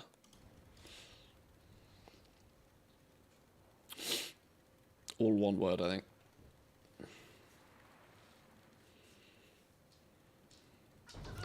Doing catch-up on so many characters on a daily basis for the last 4 months because I missed the first 4 months of the expansions. Doing leatherworking, blacksmithing on 8 characters. Catch-up, telling me it's time-consuming. Yeah, like I said, I don't think that anybody should be given a free pass. But what I do think is that players should actually have a path to somewhere near the top of the tree. You should be able to always be within 20% of what consistent players have done, is how I feel. Like those who do it from the beginning and put time and effort into doing it from the beginning should be rewarded for doing it from the beginning. They should have a 20% lead on anybody else that hasn't been consistent with it. But catch-up should always allow you to get, with the professions at least, knowledge points as they stand, within 20% of the, top of the tree. Because, like I said, the main factor there being is that even when you are tippity-top, min-maxed, there's still no guarantee it actually makes you any gold anyway. So there's not even any sort of like potential gatekeeping sort of mentality to make sure that those that put the effort in are allowed to make the profits for the longest period of time, because you can have max build and still not make profit. So why not let people catch up?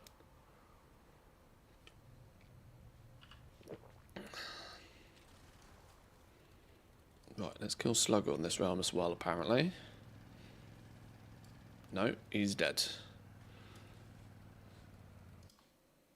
So yeah, a slight revision in Midnight to the patron order system would be very nice. I mean, I would not complain too much if they heavily diminished work orders, full stop, because I don't particularly like the system. I would much rather crafters be let to craft things and to post things.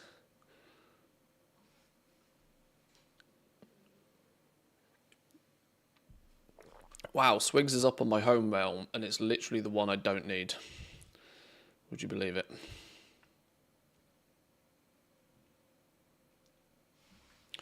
Go back to BOEs. Yeah.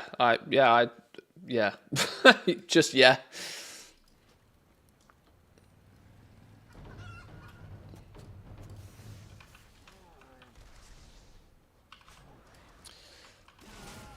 Not to go on, you know, to repeat my work order rant, but work orders, in my eyes, and by the clear and obvious design principles of them, should have been supplementary to allow people to order a custom piece of gear if that gear was not available via traditional methods. That was the entire reason we needed a system like that in the first place, because gear got to the point where you could customize a single item so heavily. The quantity of variations of that piece of gear made it quite possible that the exact variation that you wanted had not already been crafted by a crafter enlisted on the auction house. This stems all the way back from Shadowlands, when we had the crafter's marks, that you then started to have item level variations of the different gear. Towards the end of Shadowlands, we had like the first sort of I can't remember what they were called now, but they were first embellishments, should we say, to gear. Obviously, they've developed that out further now, where we have missives. You get to choose your secondary stats on your crafted gear now. All of this basically made one item to have 15 different variations of how it could actually be crafted. Different setups of secondary stats, different tertiary stats, you know, all of this sort of business. And so it was quite possible that you'd go to the auction house to look for one. If you wanted a piece of gear at this item level, but with these stats and that embellishment on it, it was often not possible to find that on the auction house. Somebody just hadn't crafted it. And so conceptually, a system that sits alongside the auction house so that you can go, well, I want this piece of gear with these item level, with these stats on it and this bonus stat on it. Can somebody make that for me? Is why crafting orders existed in the first place. But in their infinite wisdom, they decided to say, right, well, we're going to make it so everybody has to use this custom system, and we're going to get rid of the ability for people to craft and post things on the auction house, which I think was an engagement play. And I think they've had their 2 expansions of engagement now. I think whoever's responsible for it needs to pull the crafting ripcord and let shit go back on the auction house. Because it is more convenient for everybody. Work orders were only ever meant to be supplementary to offer more flexibility, but for some reason they added flexibility and took away the baseline system, which is just dumb. Rant over. Let's kill some bears. Wait, where's Nitro gone? Okay.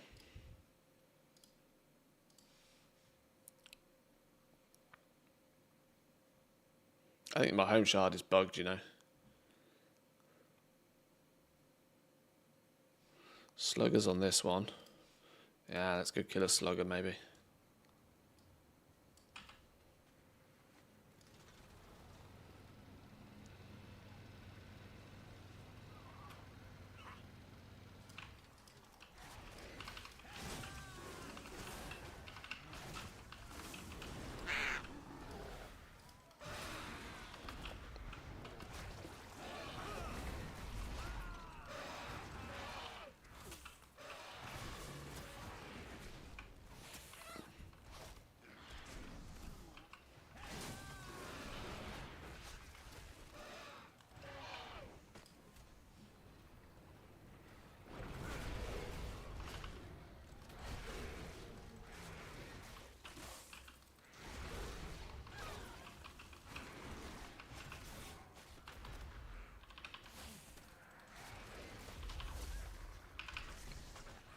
Oh, you've killed my pet again.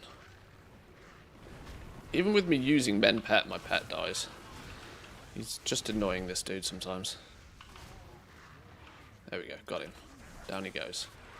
Kill his friends. Friend's dead. Beautiful. Who do we still need? Nitro and Thwack. Let me just double check that neither of those are lurking before we ungroup. Thwack is dead on this shard.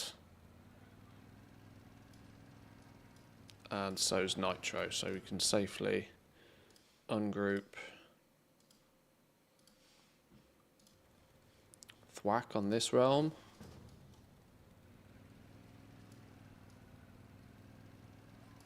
No, Thwack's dead on this realm. 'Tis a lie.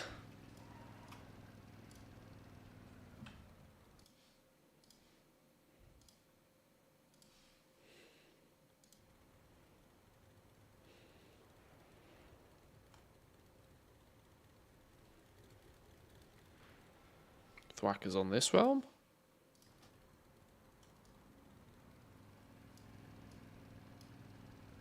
Hey, not a lie. Beautiful. Give me crafting tables in other zones or in major cities, not only Dornogal, where I'm stuck the whole expansion. Yeah, crafting tables is a necessary evil of the work order system. The logic there is that they want all of the crafters to be in one unified place, because then that allows for people to spam trade chat and to find people to craft shit for. That's the entire reason why crafting tables exist. Crafting tables exist because of the artificial limitation of that you have to craft pieces of gear for people individually. If they brought back the flexibility of having the auction house be the auction house and having a supplementary crafting system, work order system alongside it, they could also get rid of crafting tables.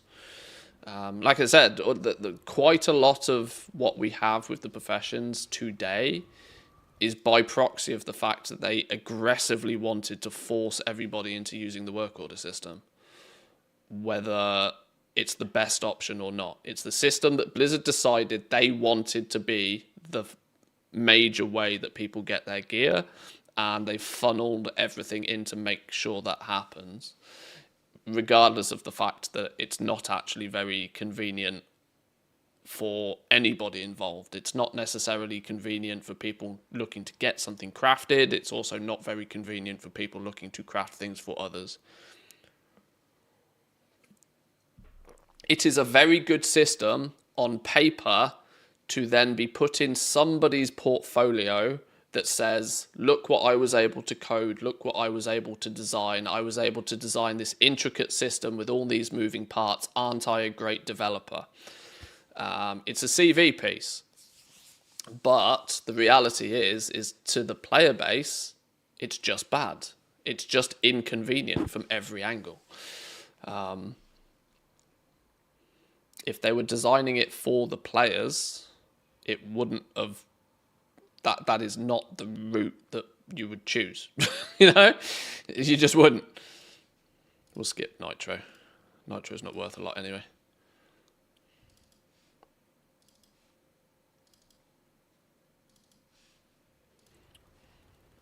Yet the rant continues. I know. People keep talking. If people keep, the problem is if people keep talking about it, I keep reading comments and I keep getting emotional.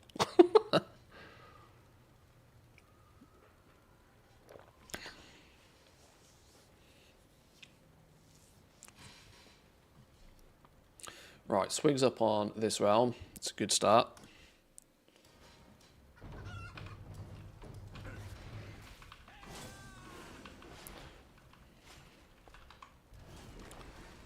What was really quite refreshing to see is in the player housing post, they turned around and instead said that most decor items, which is clearly the tag that they're going to use for player housing stuff, decor, most decor items are going to be considered consumable items, meaning they'll live on the region-wide auction house. But more importantly than that, they will live on the auction house, which I think is good. Is if you are to read between the lines, is a good indication that their plans are not to once again pump as much engagement through the work order system, because you know that they could very easily say, oh well, if you want this chair with a blue cushion on it, then you have to put an order in for a blue chair, you know. It's flipping hell, Blizz. That is entirely a scenario that they could kind of they could go down, but hopefully it means they're lifting the reins on, or the restrictions on, the work order system with decor items as well, which is good. That's a move in a positive direction as far as I'm concerned.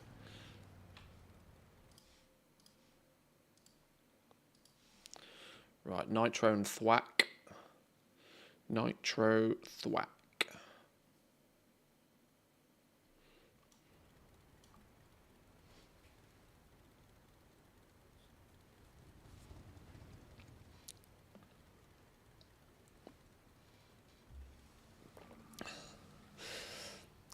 That said, I'm also not convinced that player housing is actually going to be much of a goal maker. I know it's predominantly, you know, a lot of the stuff is going to be created via the professions, and they're going to go back through the past expansions. You know, on paper it sounds good, but I'm quite sure there won't be a huge amount of gold to be made in like player housing from a crafting perspective. The only way that they could, and this is my point, this is why it's a bit of a catch-22 situation. I think it's good that they're going to put decor items on the region-wide. They're going to be considered consumables. This will in essence mean that they will be relatively fairly available to people wherever you play the game. You won't have to pay, you know, it's unlikely that you'll need to pay like 50,000 gold for a chair on one server, but it'll be 10,000 gold on another server. There won't be that disparity in value of the decor items, hopefully, which I think is good. But at the same time, that also means that the only way that those people who craft those items will perceivably be able to make a reasonable amount of profit from the system is if the recipes become rare, or they use components that are limited in some fashion, and it'll be that specific material where the value will be attached to.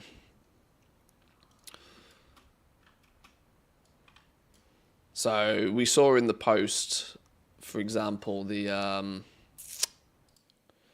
going to be adding special reagents to make these decor items from the past expansions as well. Whatever they choose to do with those special reagents will determine how much, if any, value can actually be added by the professions there. If they use a bind-on pickup reagent that the crafter has to go out and source themselves, for example, to be able to craft the items, then that sort of limits the amount that one crafter can produce themselves, which in turn should mean hopefully there's some attached value to the crafting.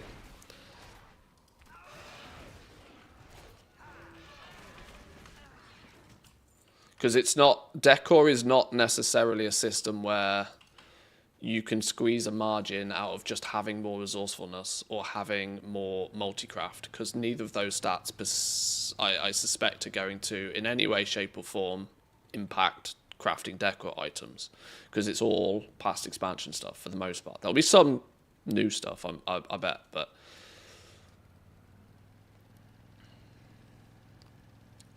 You have to look at it from the perspective of where do crafters add the value in this.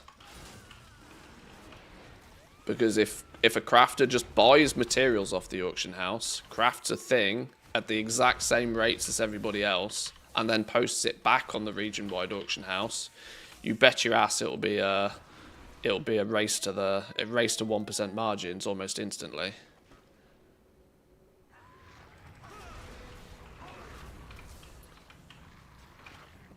You need some level of friction in the system somewhere to bring some value to it. Otherwise, the one person in the entire region that gets the recipe has the ability to facilitate the needs of the entire region if there's no limitations anywhere in the system.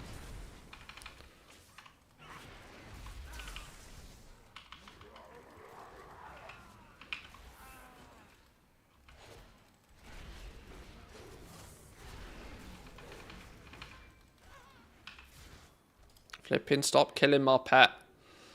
Stupid dude. More importantly, stop killing me.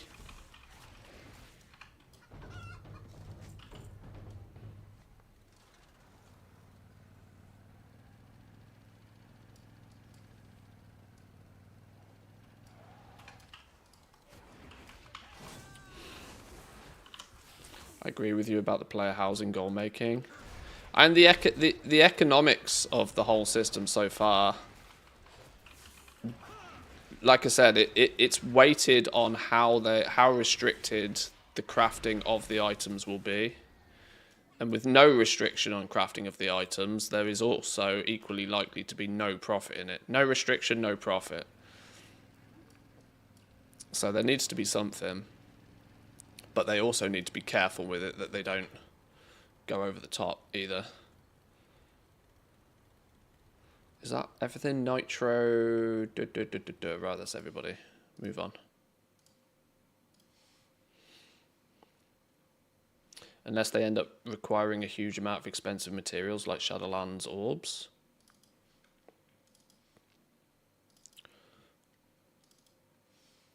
But you got to remember, back in Shadowlands, we didn't have region-wide auction house. Every realm was its own individual, which meant there was room for 4 or 5 players on each server to monopolize the system, which is exactly what happened. People were able to, like, literally buy every single Progenitor Essentia on their server. And I know that for a fact because I did it. And I spent the first 2 weeks of that patch buying every Progenitor Essentia under the sun, so that come the day when they were craftable into rank 7s, there was a shortage of them because I'd already bought them all. Monopolies are great when you have the monopoly. Yeah, exactly. This is why the Shadowlands legendary system was great, because I was in a position to take advantage of it. But it was also dog shit in the same light, that it was aggressively difficult to get into, hyper competitive, and fundamentally it made everything more expensive than it should have been. But don't hate the player, hate the game. All of these dudes on the same... Oh! We're at the point where all of my characters are on Draenor. We're at that point, are we? Okay. That means we're on the last 2 teams. These are the 2 teams that I actually want to swap these characters off being on Draenor. But it requires 8 server transfers to do it, and I don't think I have 8 server transfers. Now is the time to buy 8 server transfers if I want them, though.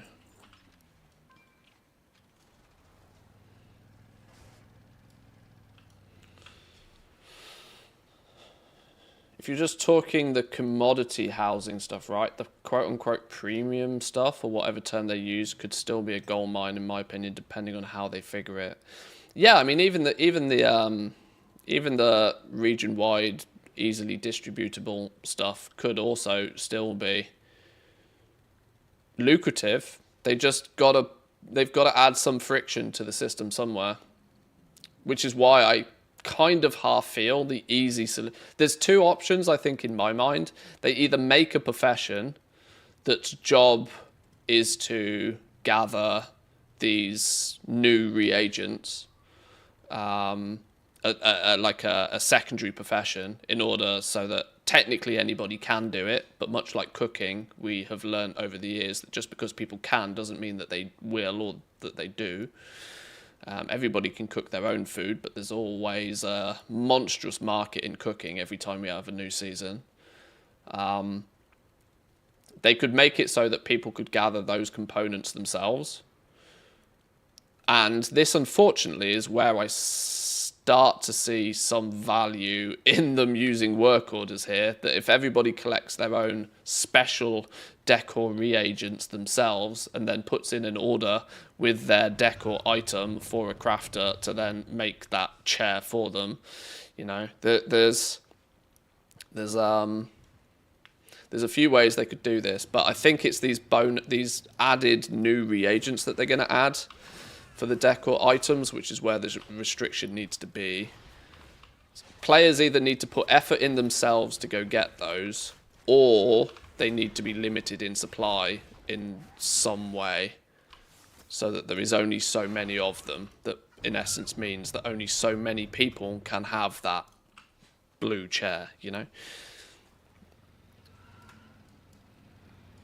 And those who want the blue chair first will pay a premium to have their blue chair first. And if you're happy to wait 6 months, then you'll be able to buy your blue chair basically for free because everybody else has already got it, sort of thing.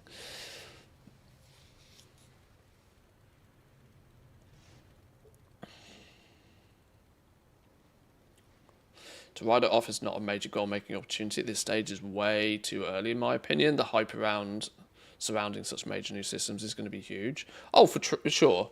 I've seen how Blizzard handles these things in many scenarios.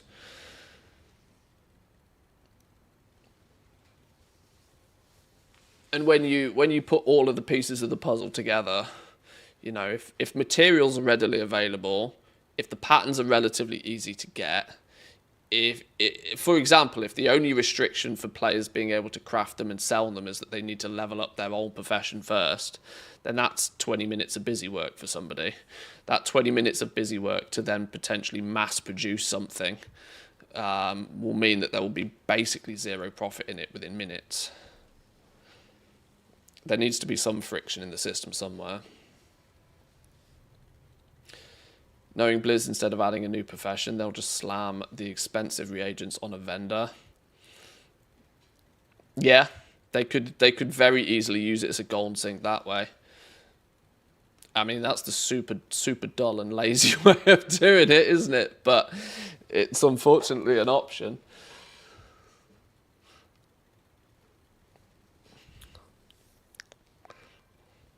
Good old Pog Essence, buying it for 3k, selling it for 40k.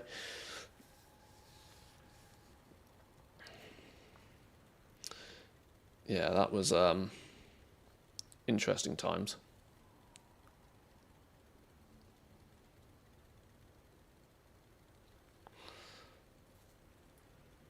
Many of the decor will be on old reps for sure, so if people not farmed the old reps, they won't be able to make it. A rep grind to get recipe acquisition is definitely something that can be used to limit the amount of crafters that there will be, at least. Look how, in recent times, the Elemental Lariat was a great example of that. Crafting the Elemental Lariat for people in Dragonflight was mostly profitable throughout most of the expansion, simply because the recipe was so difficult to come by. It naturally limited the amount of people that could possibly even craft that item full stop. So you can see how sort of strangling the supply of recipes into the market can help those who have the recipes make some profit. A rep grind, though, is something that people can just sort of like hammer through.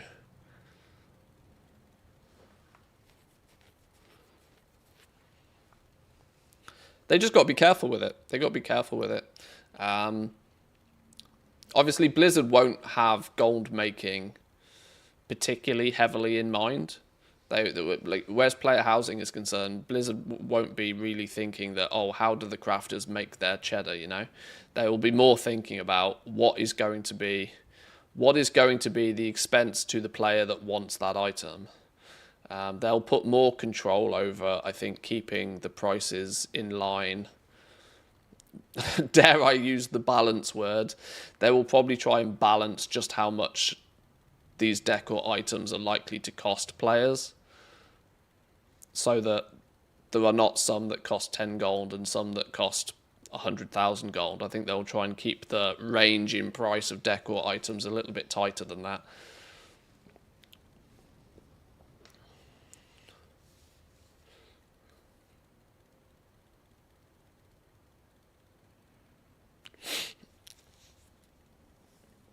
But we'll see. We'll see. It's going to be interesting because player housing isn't necessarily tied to midnight. So I'm not even entirely sure when we'll start getting our first like actual hands-on playtesting of this. Since even though player housing isn't necessarily linked to midnight, I do think that it will probably turn up in 11.2.5 is when I reckon we'll get player housing.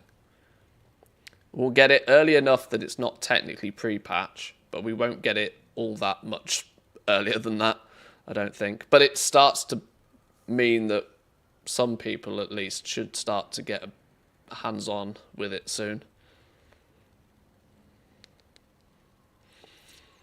Are you playing 5 accounts at once? Yes.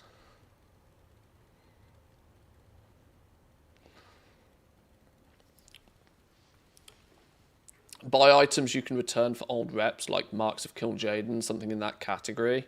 Problem is you can buy rep with Time Walking badges also.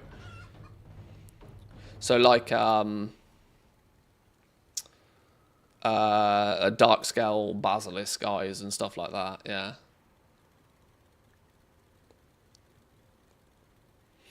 Five separate PCs? No. It's all on one.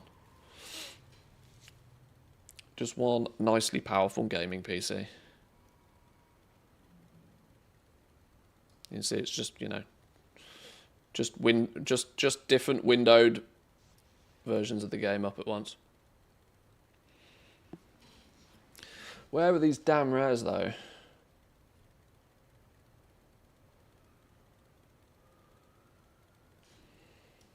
Yeah, this is why having these characters all on the same realm doesn't overly help and vastly slows down the system.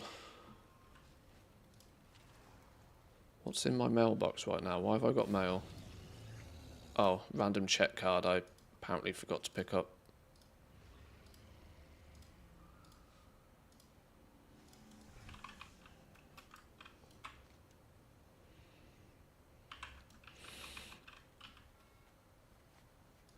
I don't think I even picked up a check card this week, actually, thinking about it. The cartels are always hiring temp workers to pick up odd jobs. See if you can lend a hand. Side with the cartel, turbo cans, races, and the side street delve. This week, this week I will absolutely, definitely get Venture Co. capped. It seems a bit pointless to take Venture Co. this week, annoyingly, that I'm that close to capping them. But I guess it's the way we do it. How you doing, pal? Keep cool out there. We might as well get another one to Exalted easy. Good stuff. Is that Don't Swigs let 'em work popping you up as well? overtime.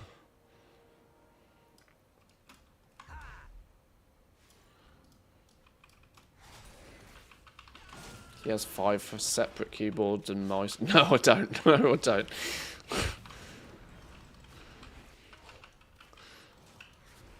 Reminds me of like the XQC clip. Like 5 consoles, satellite navigation, 16 monitors. So funny. Slugger's back up before the flipping other rares are even up. Nitro, Swigs, we need Tally, we need Thwack.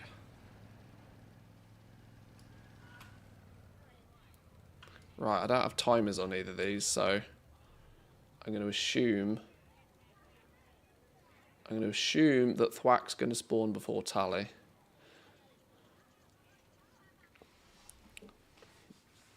And by assume, I mean hope. Pray and hope.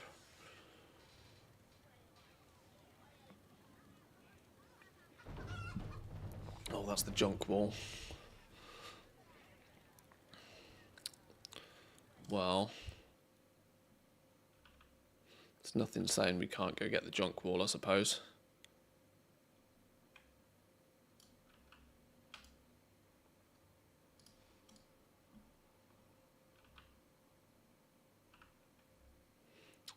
Odds on it being dead before I even get my tunes over there. Pretty strong because I'm not using follow commands.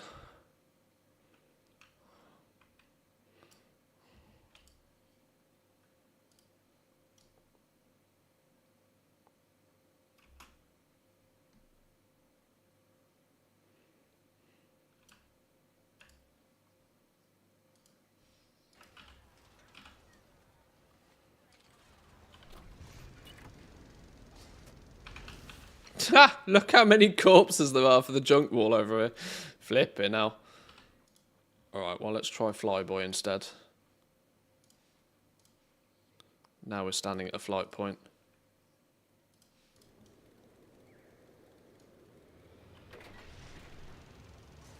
Or is he going to die just as fast because it's reset day? Hey, you!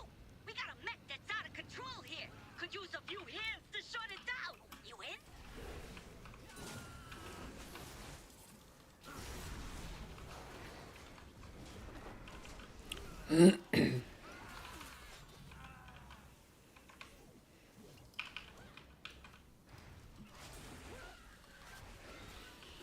2,500 auctions expired. Time to repost. I'm going to be here a while on one tune. Why are you posting 2,500 things on one tune?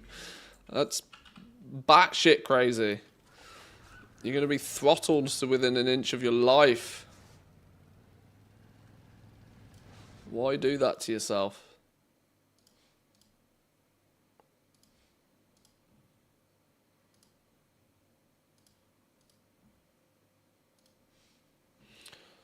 This isn't your office then. What's this?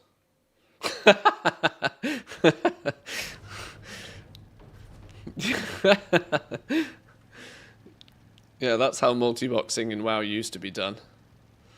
Damn. This is old school WoW multi-boxing, this is. Old school. Because Mog, you know, the ones that never sells. Yeah, but don't do it on flipping, split it out across characters at least. Even if you're posting on the same realm, at least split it between characters. You never want to be posting more than about 100 things per character. Otherwise you're going to hit the post throttle.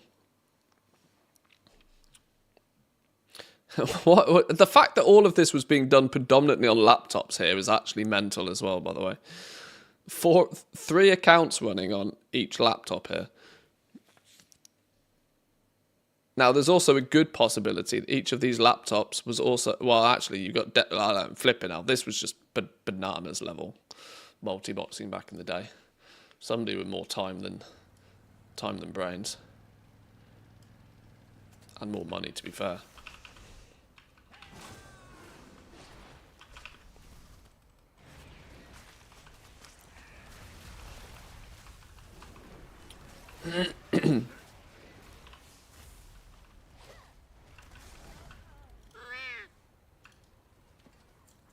Apparently Thwack is up as well.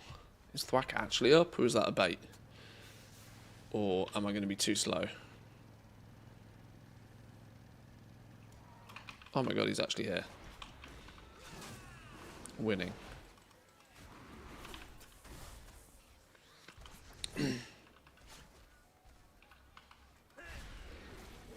I heard that Blizzard banned IS Boxer, made it a lot easier. I had up to 4 accounts when I could use it. I mean, banning the use of tools like IS Boxer to multi-broadcast was in essence just a it was multi-boxing getting caught in the crossfire of that Blizzard couldn't really easily at that point. Multi-boxing and legitimate illegitimate, I should say, illegitimate botting were so close to each other that it was remarkably difficult for Blizzard to tell who was just multi-boxing and who was actually automating the entire process as well. So banning multi-account broadcasting was unfortunately a necessary evil to clamp down on botting. Because the two player bases unfortunately just looked too similar to be detected with any decent level of certainty.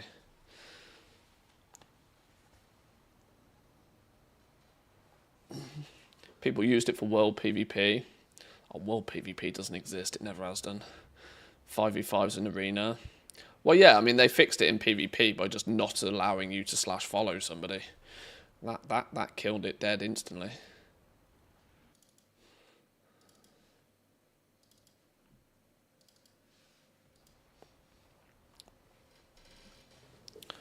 Never forget the guy with 10 fire mages in World PvP. It was funny.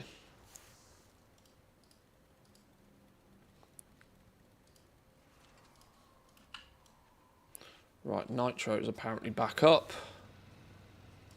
He was. Just missed the Nitro kill.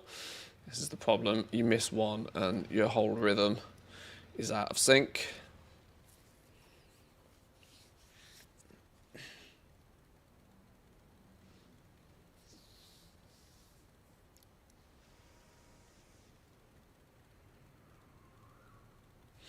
Didn't use it for bad, but of course people did, and that's why we can't have nice things. Yeah, like I said, it was a necessary evil, realistically, to squish it. My friend had 64 druids farming golden mains. I mean, yeah, I mean that was entirely within the rules of the game at the time, and so it's of no surprise that people did it. Absolutely no surprise people did it.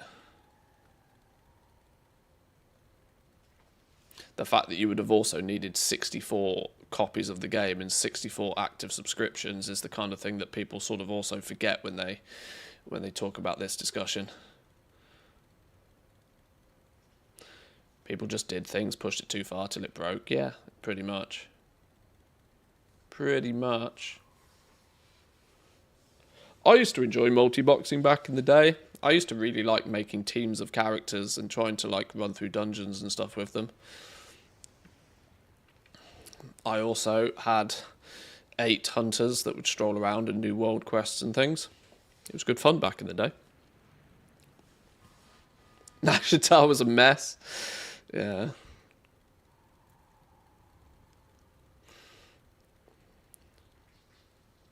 Yeah, the farming side of things was clearly one of the biggest issues for Blizzard, really.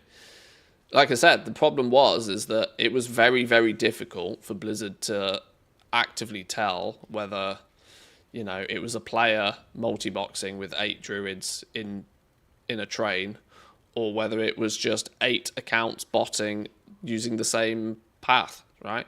I mean, sure, there's some distinction between the two, but in reality, both sets of players looked almost identical.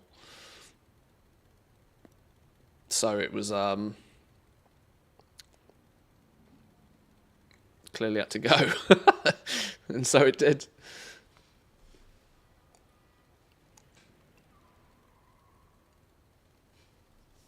You could fill up an account with characters pretty quickly. I mean, it's not exactly slow to fill up an account of characters now.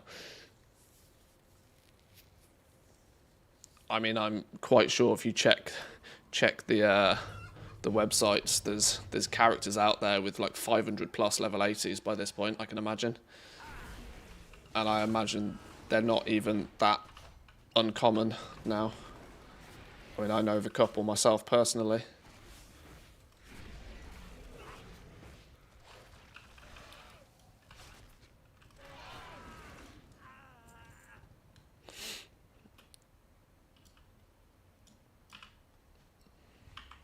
But yes, your point is still true.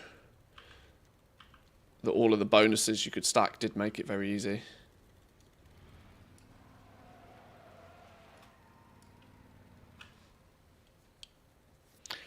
Who do we think is going to spawn next? Thwack was killed 5 minutes ago. Nitro was killed 3 minutes ago. We've missed a Nitro kill.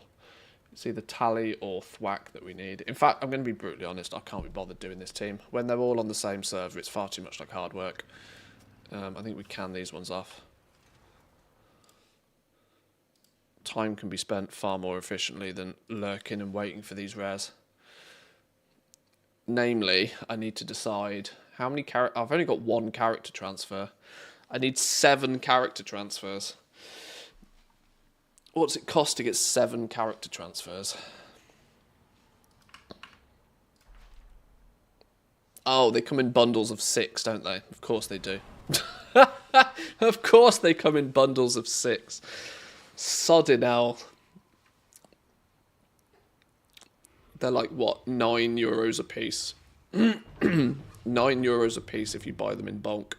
Or €17.50 if you buy just 1. What a scam.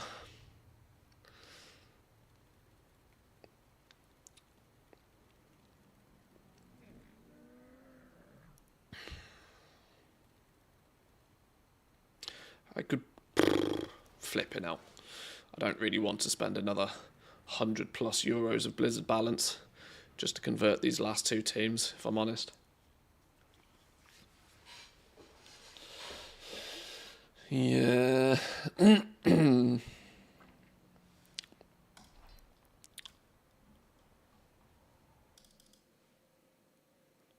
Let's get the Demon Hunter open. Let's do a little bit of leveling. Quicker just to grind out new teams. Oh, well, yeah, absolutely. Hang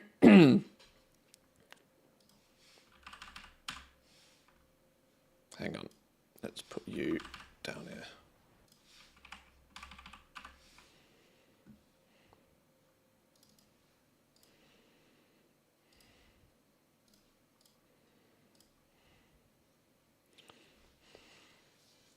Pretty cheap compared to the cost of 1. Well, that's what they want you to think, isn't it? It's called price anchoring.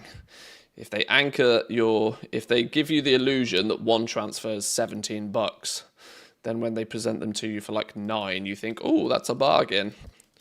When the reality is that the fact that it costs €9 in the first place is actually a crime.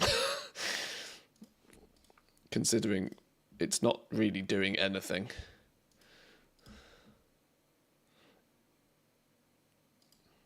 I can understand putting some monetary value on these services, but the fact that they are 100% entirely automated and are 100% profit, it just feels a little bit gross that they are charging quite so much for them. But, you know, business do business things. Of course, it only costs me gold, but I still have to get, you know, still have to make the gold. Blacksmith after 70 kind of sucks. Do you have to make gear with sparks just for levels? I can't remember. What is the win with blacksmithing after 70?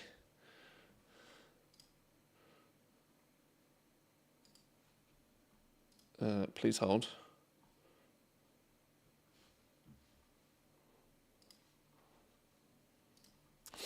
Let me check my guide for blacksmithing and I'll tell you what the cheat is, because I can't remember off the top of my head.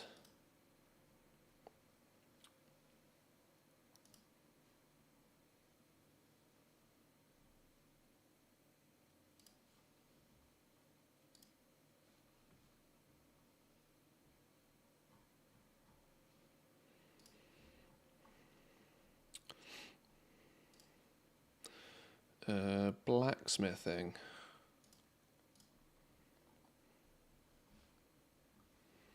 Leveling blacksmithing, skill 60 plus. You can grind out alloys to about 80 by the looks of things. In fact, technically you can grind sanctified alloys all the way to 100, albeit not overly cheaply. Yeah, the very last bit is gross because you have to use ever burning ignition. That's the only thing that's going to guarantee you skill points after a while. So you just want to be logging on frequently to craft your ever burning ignition. Or alternatively, yes, crafting weapons via patron work orders is your other option. Yeah, blacksmithing isn't particularly friendly to get to 100.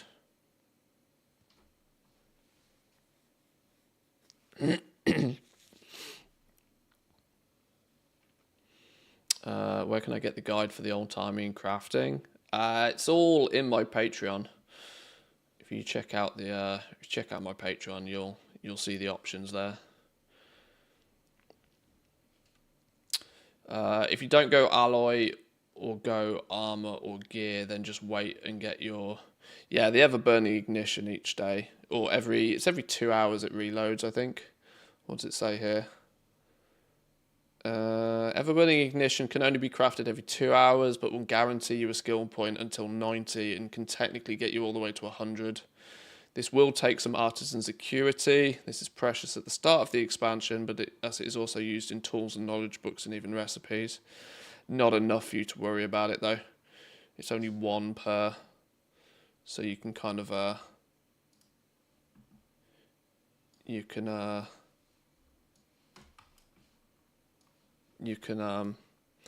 quite easily. No, where did you flip in Windows?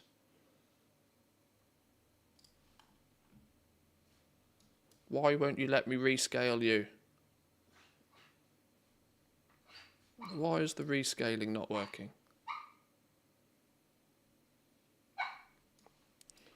Stupid.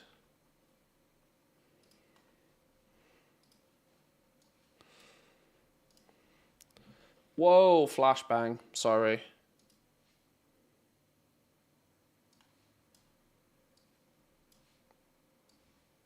So yeah, option 1, sanctified alloys. Option 2, the slow but steady approach. You can go all the way from 60 to 100 doing ever burning ignition. Or option 3 is your patron work orders. And eventually you'll be skill 100.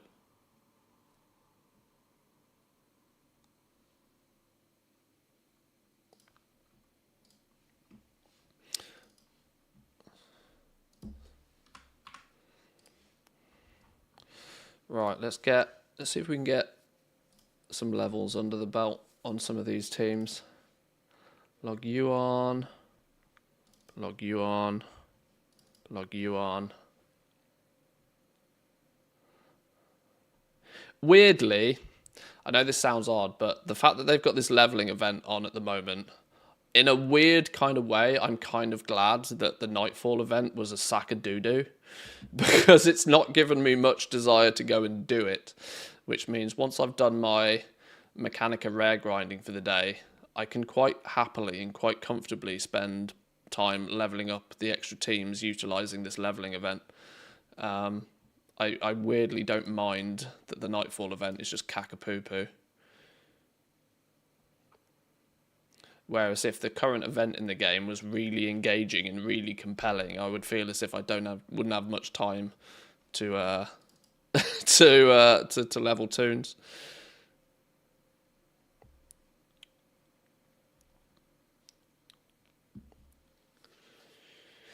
Even if you get skill 100, you'll lack the knowledge, so my tip is to just do it slow and steady. Skill will come to 100 in a few days with the catch-up orders. Biggest problem is getting knowledge, like Mantheus said, 21 per week is the limit. Yeah, I mean, blacksmithing, you still... I think it's 800 points in total to cap blacksmithing, which is just an ungodly quantity, which unfortunately you can't really avoid. But have some comfort in the fact that you probably only need 250 knowledge points in total to like be min-max in one direction. Obviously there's lots of directions you could go, but to be min-maxed in something you never really need more than probably 150 points is probably almost good enough. How many points are in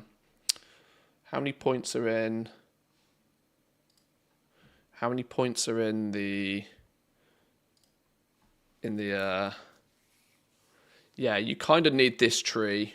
40, 50, 60, 70, 80 points at the bare minimum in Ever-Burning Forge. And then whichever path you go in means of production.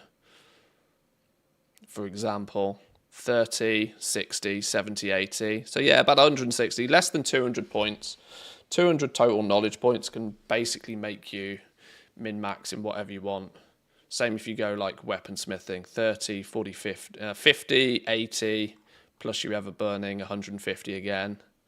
And then where's armor? Smithing.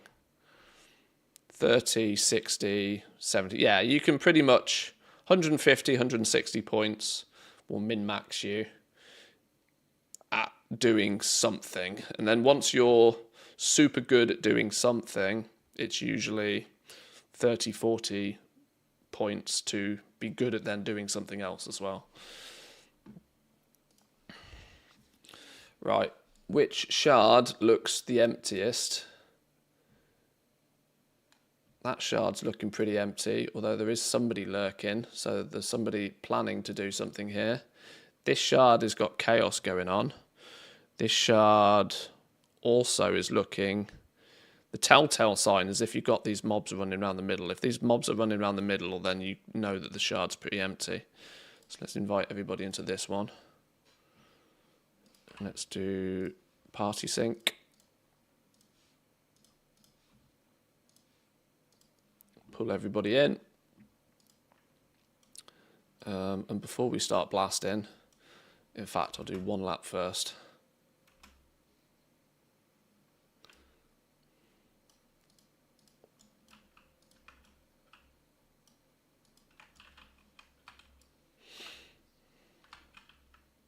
But yeah, it entirely depends what you're trying to do with blacksmithing, but whilst the catch-up is poor, and this is true with most of the professions to be fair, whilst the catch-up is pretty slow, that's what you would hope it to be, enchanting excluded here, you can have some comfort in the fact that there's only about 160 knowledge points needed to actually be like min-max at something. So whatever something you choose, you can actually be a professional in it pretty quickly.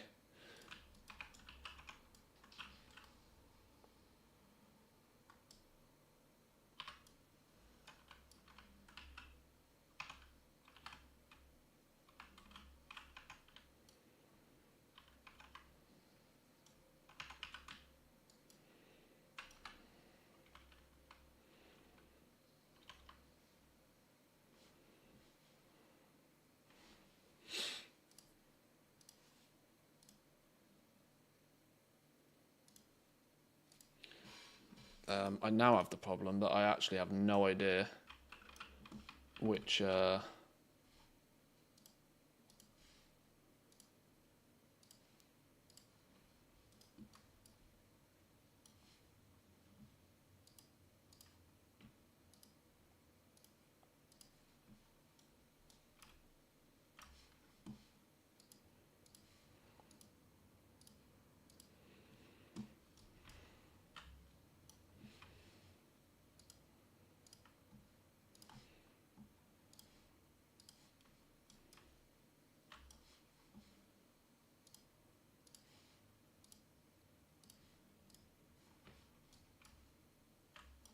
Okay, I've broken the audio for the game. I've broken the audio for the game. Whoops. I've broken it and I don't know how to fix it.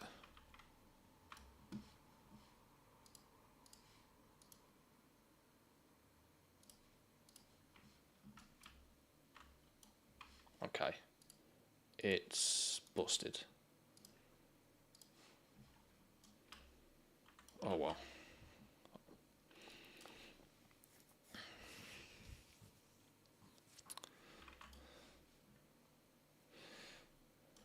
There's an auto accept option for party sync in Leatrix. I should probably turn that on, shouldn't I? That would make things easier.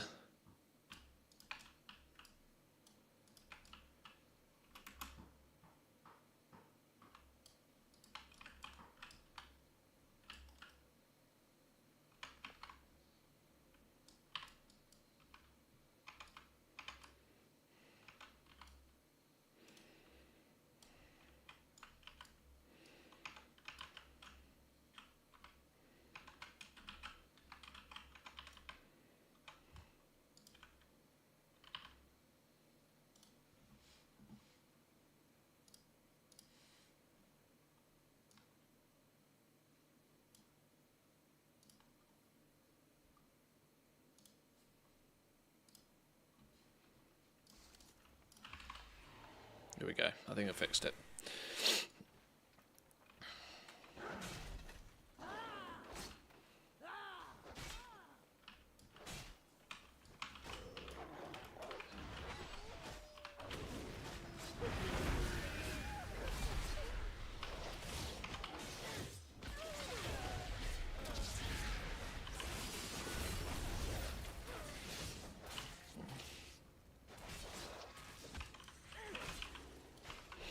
Also, if you have an alt and want to craft everything from the blacksmithing profession, let one character go alloy tools, let the others go armor weapons, for example. Yeah.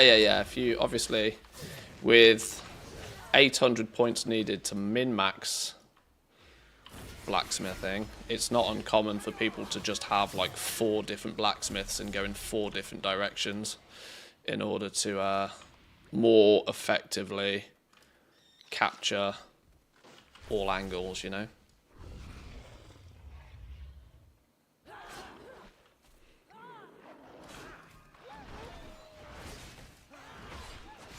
Do you think, isn't it bannable?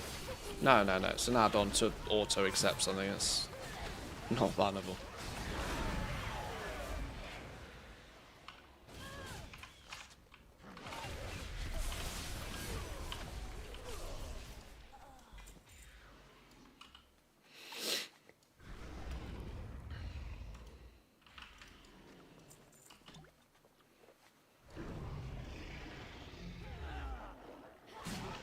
Let me put it this way. I am so cautious about my account because it's like 20 years old and has 20 years worth of achievements, playthrough, emotions attached to it. You can absolutely guarantee that you are never going to see me doing anything that's going to put my account at risk. Because it's, I absolutely do not want to lose my account for some stupid reason. I play it very safe.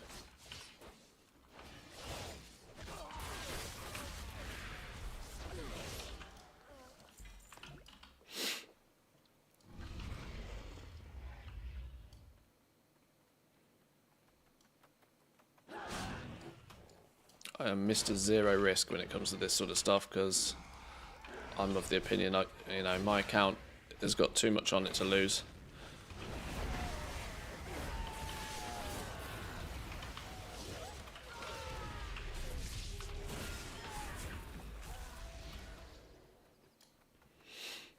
Do I level them from 70 to 80? I'm not currently, but that's mostly because I don't need them at 80. This method is only good for leveling them up to 70 anyway. Well, that's not strictly... Well, yeah, I mean, what I'm doing right now is only good to get them to 70. There are other leveling methods to get them to 80. But I don't need them at 80 yet. They're They're only needed at 70, so... There will come a point where I will look to level all of these 70s up to 80. I will probably utilise some sort of time walking or something to do that a little bit faster.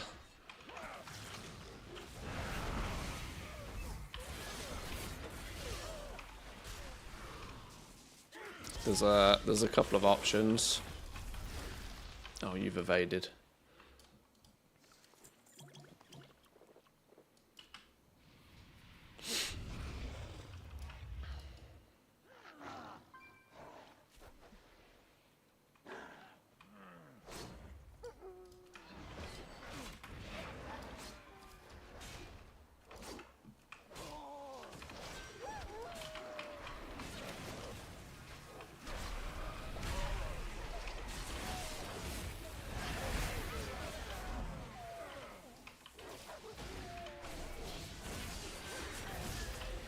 Demon Hunter's a lot of fun, though.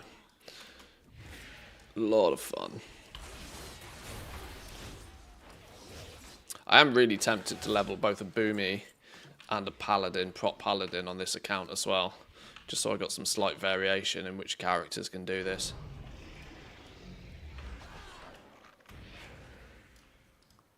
You know, keep things fresh, get bored of one, use another.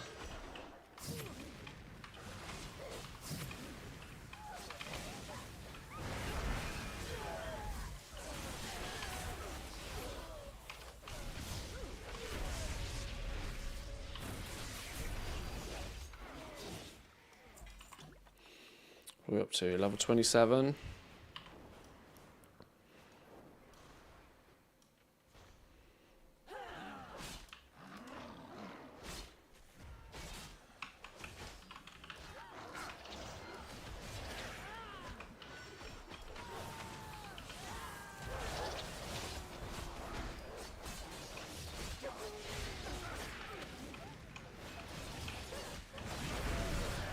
Let's make sweet, sweet profit together.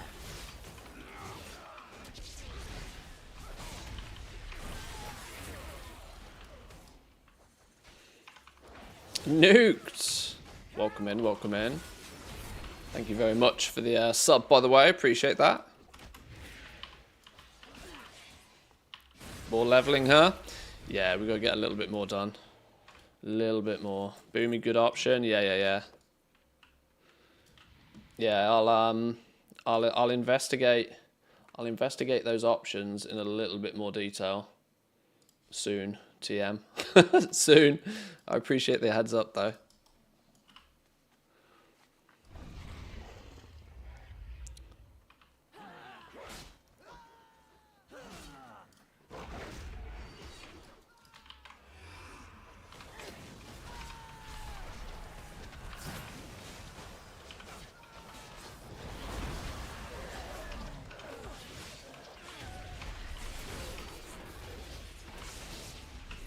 Pretty chill leveling this way though, even though I'm very aware this is not the most optimal zone, nor am I doing it in the most optimal way, but I've kind of figured a lap that's good enough right now so that by the time I've done a lap I've got, you know, 30 seconds to a minute of chill before everything starts properly respawning again. So I often will like do a lap and then grab a drink or something, you know. I'm not necessarily vested in trying to absolutely blast these characters up to 70 in the fastest humanely world record breaking time, but doing it at a pace that's comfortable so that I don't cook myself trying to do it.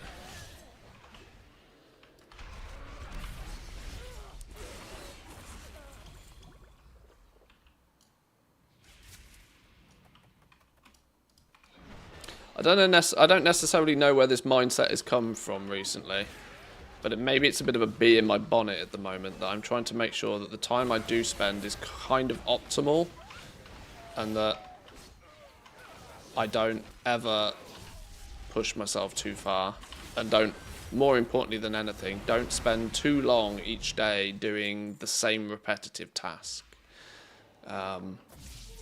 I don't necessarily need 100% efficiency, but, you know, if I'm going to level toons, I'll level toons for like an hour or two, maybe. I'm not going to spend like 8 hours in a day leveling toons. I'll, you know, do a little bit of this, and then I'll move on and do a little bit of something else, and, you know, so on and so on.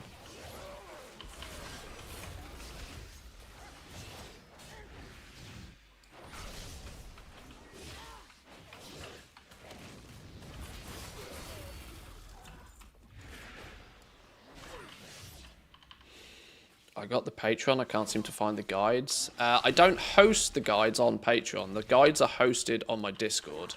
But Patreon will give you the correct roles in the Discord automatically. And so you'll see where the channels are on Discord.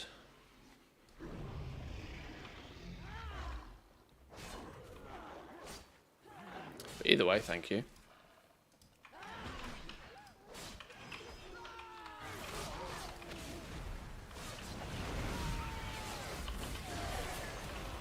It's easier to keep them up to date and stuff like that when they're hosted actually on Discord.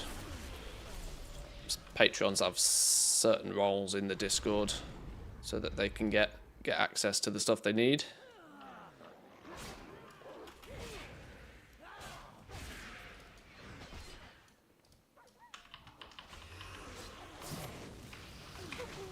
Now that I've kind of got a little bit more of an understanding of this as well, there'll be some extra stuff coming soon, TM, about the Mechanica farm and how I've managed to set it all up and stuff.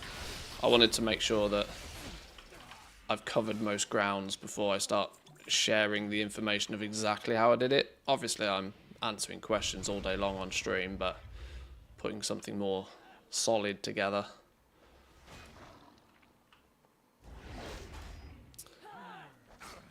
Most of what I do on stream is like learning, you know.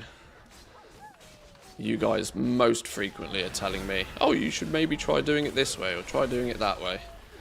And once I've found a system that works, that I like, then we can put it all together and share it slightly wider.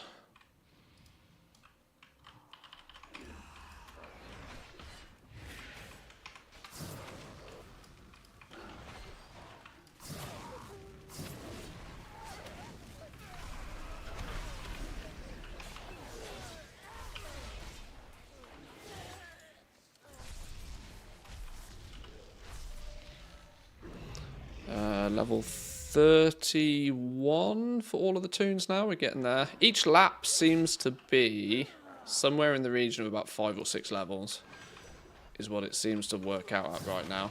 The first lap is better because you've got literally every single mob up. So you can get almost 10 levels off the first lap you do, it feels. But after that, you're waiting on a lot of respawns.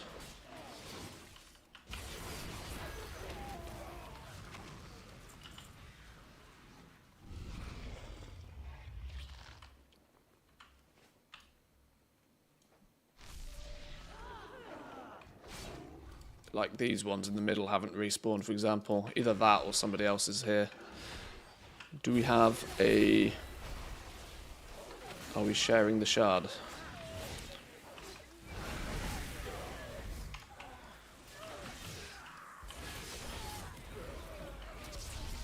Ah, they're literally respawning now. Yeah, see, this is a scenario where we are just a touch too fast. We need to slow the lap down just a touch so we don't miss all the respawns. The irony of doing this too quickly.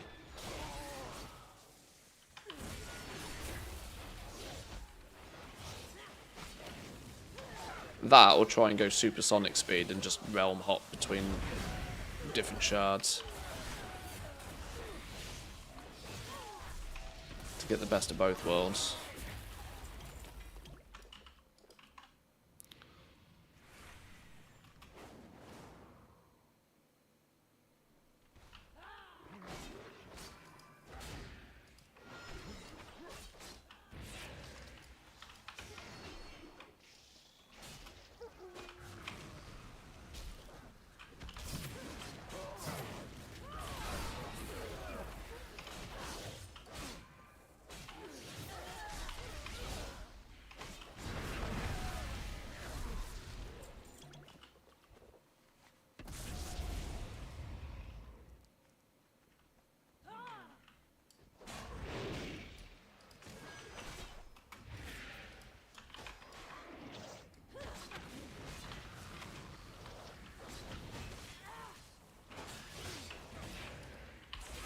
The only thing that does slightly frustrate me about this area is that it's often quite difficult to group all the mobs up. It's nice to make a big old stinking great big death ball when you're doing this sort of stuff, but there's too many ranged mobs and I haven't quite figured out how I best deal with those other than just having to kill them individually at the end. This is kind of one where I think Boomy wins in this scenario, doesn't it? Because Boomy can just like dot things up at a distance and then they just die. Let me grab a drink real quick, hang on.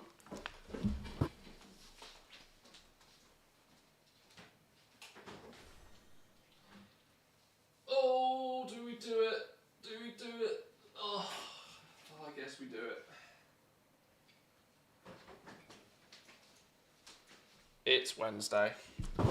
There was me yesterday touting about how I was flushing my system and on a bit of a health kick and I'm going to have a monster.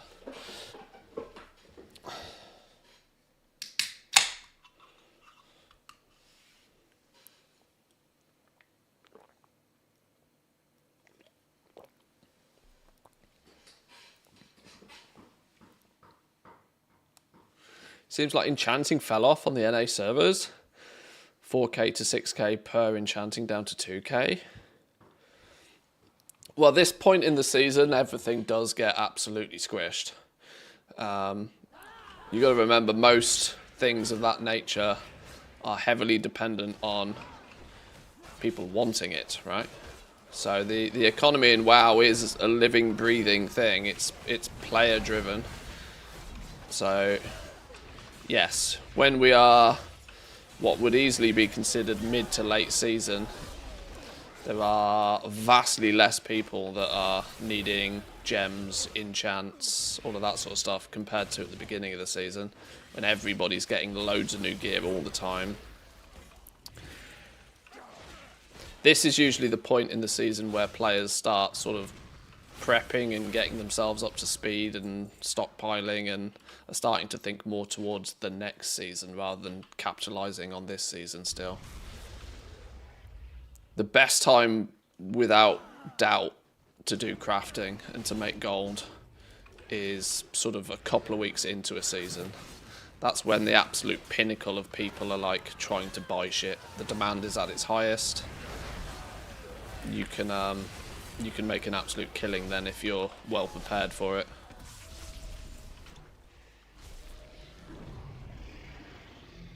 Like I said, that's not to say that you can't make gold right now, but you're usually fighting more aggressively over sales. There is significantly less people that want things. But the advantage you have right now is all of that leads to things like cheaper materials. So this is why people are starting to think about, well, what goes on in the next season? Do I start putting some materials aside for next season, for next patch? You know, there's different ways to look at it.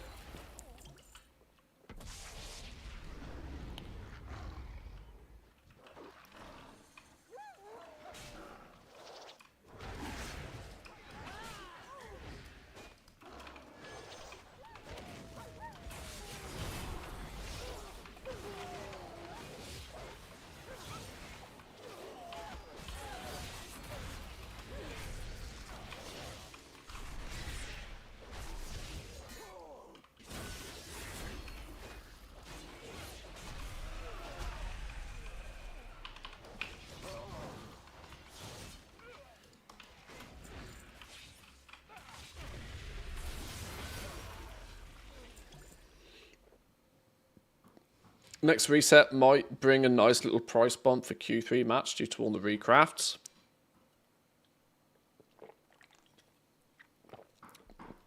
It is definitely a possibility with turbo kicking in, turbo mode or whatever Blizzard are calling it kicking in.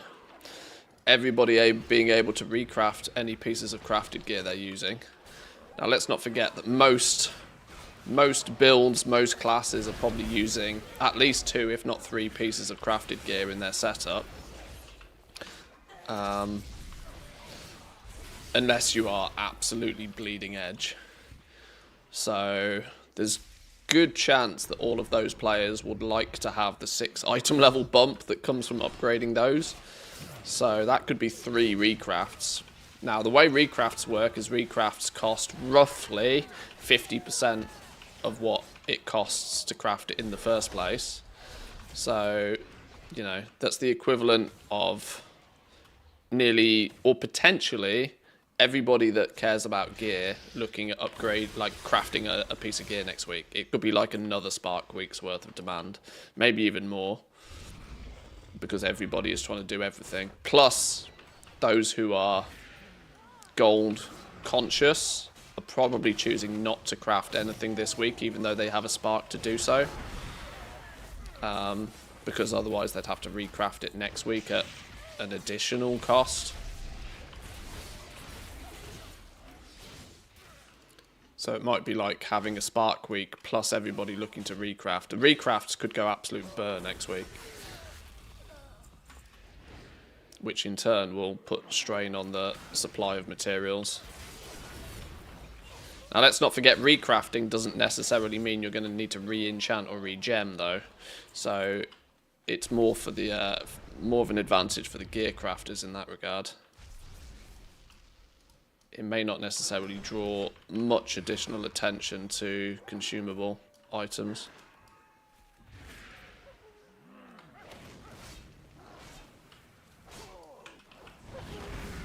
Not any more than there would naturally be anyway.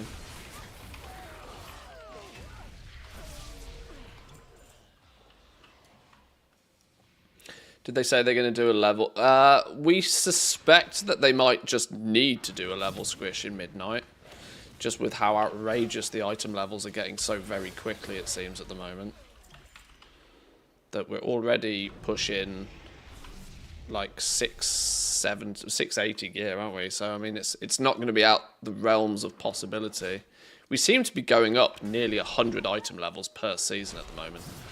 I don't know if that maths is strictly correct or not, but we seem to be going up an astronomical amount of item levels. Meaning there can't be that many more seasons before we're like hitting 4 figures on like item levels again, which was at the point last time where they started. I don't think we ever hit 4 figures, did we? Or maybe was it Legion Legendaries hit like 980 item level or something? I can't quite remember. But yeah, when we're starting to get into the 1,000 4-figure item levels, it's the numbers just start getting silly. This is the thing. This is why they had to do the squish. Technically, there's no need to do a squish, other than, you know, people's perception of numbers start to get a little bit skewed when the damage numbers are so big.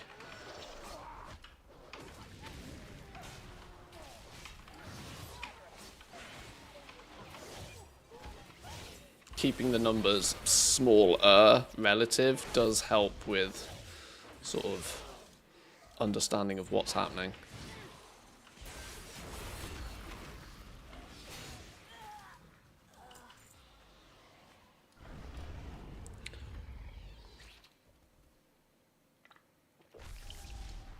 What sort of graphic settings do you have on your account so this isn't crushing your PC? I think I've got, quite simply, I've set them all to like graphic settings 3, so quite low.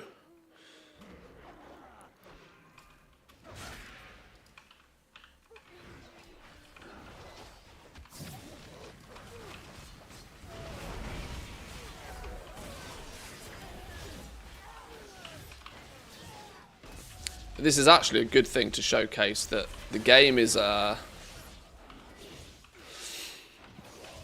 game, when you step foot outside of like current expansion stuff, the game is usually quite a bit more optimized in the older zones, and it goes to show just how problematic large amounts of people in certain shards is on your frame rates. I can still, doing all of this, maintain like usually 60 FPS quite comfortably. but because I'm often like the only person in the shard, like all of the assigned system resources to running this zone are like at my disposal. But like Dornogal, for example, where you've often got thousands of people, some of them slashing target dummies, some of them using flipping auction houses, the whole shebang. You're sharing all the system resources allocated to that shard. And so hence why people's frame rates hit the floor. Because the game just can't run fast enough to keep everybody pleased.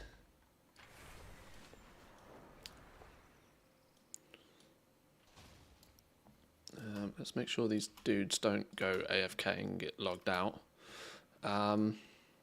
This doesn't feel like all my killing. This feels like we have a friend over here somewhere. Where's our friend? Do we have a friend here? Maybe we did have a friend. Maybe it is mostly my killing. Just give it a minute. Let some respawns happen. Oh, all of these could just be lurking because obviously they actually have loot on them, don't they? But just my other accounts don't bother going and getting it. Because they haven't got any gear. Let me fix up real fast this sack of trash.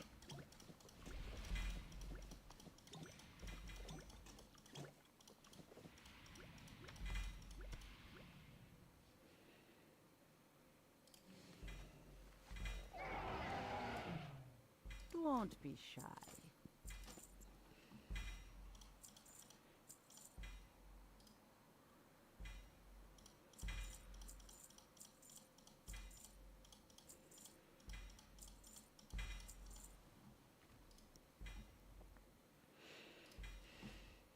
Be good.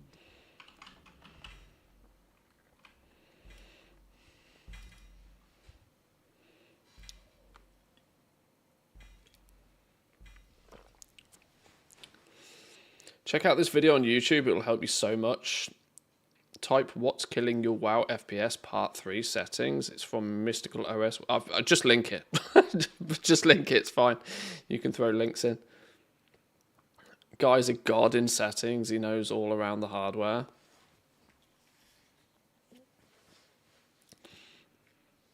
Yeah, I don't bother tinkering all that much. I just generally slap in, you know, I just use the quality slider for the most part. Tweak a few other things. For example, I think I'm using DirectX 11 instead of 12 is like one thing I would have probably changed.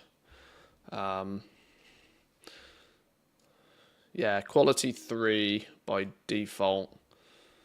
DirectX 11.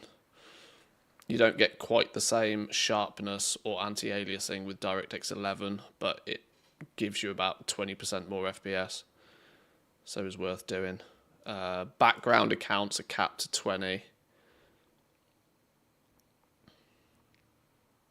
So these don't consume all that much. But it's worth noting I also play on a 4K monitor. So the resolution is still quite high. But I keep the graphics low. And it all just kind of works.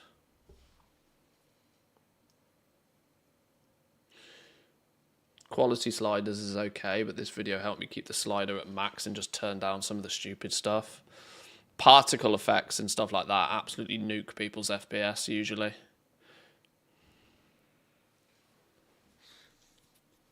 Why 20 FPS when you can have 8? I've found going below sort of 15 actually starts to cause issues. When you go, it depends what you're doing on the accounts though. But like, say for example, if you're doing crafting on the background accounts, you definitely don't want to go down as low as 8 because you actually cause like, I don't know exactly what causes it, but when you go down that far, it's almost like the game doesn't synchronize properly with the servers. And it actually starts, you know, negatively affecting your crafting speeds. It could be how the game's coded, it could just be weird, but I tend not to drop the background down to less than 20 really, unless I absolutely have to. It would help if Blizzard would let us turn off this stupid profile thing again instead of making us keep it on. I thought they've looked into that and basically determined that it's got very little to do with people's FPS. It's mostly down to the fact that people who've got new graphics cards haven't updated their graphics drivers. Was what I thought was the conclusion of that. Because this little thing up here isn't realistically nuking it like some people have claimed. That seems to be a bit of a rumour that got out of hand, I think, or from what I've seen at least.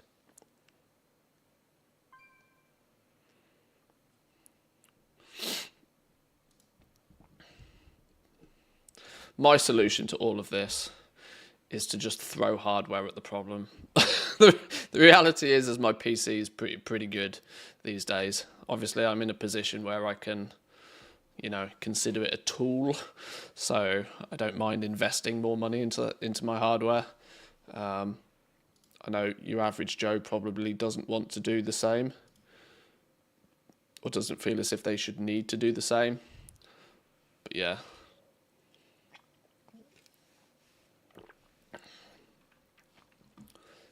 Let me check out what this video is, or at least put it on my other screen.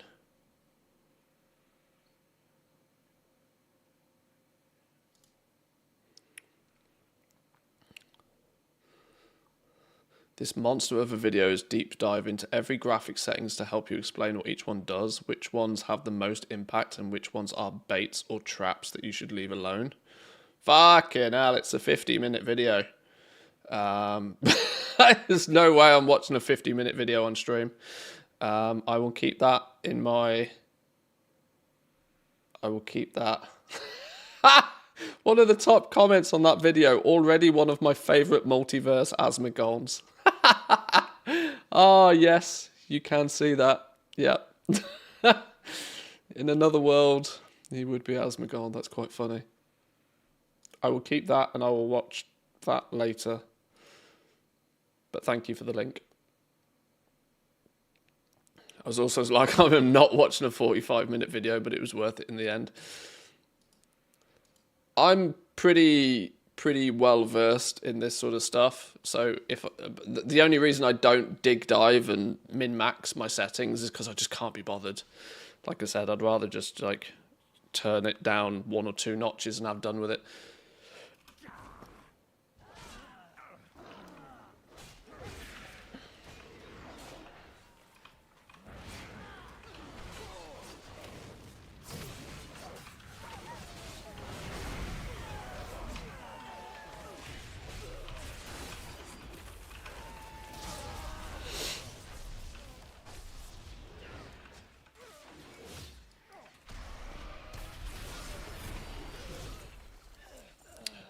Recommended it to all my friends.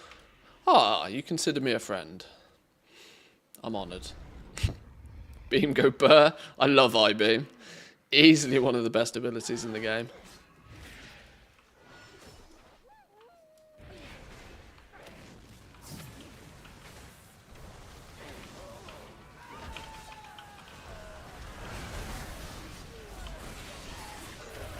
There are certain spells that just fall into the category of like feel-good spells. It wouldn't even matter if they didn't particularly do huge amounts of damage. They just feel fun buttons to press. I mean, it is nice the fact that they do ridiculous damage as well, I'm not gonna lie. Like Convoke, for example, was a good example of that. What's the Paladin one? Divine Toll? That's just a feel-good button. I know I main a Hunter, but a Hunter doesn't really have any feel-good buttons. Not in the same vein. I guess if you play Marksman, Aim Shot is kind of pretty feel-good, I guess, but it's not quite the same.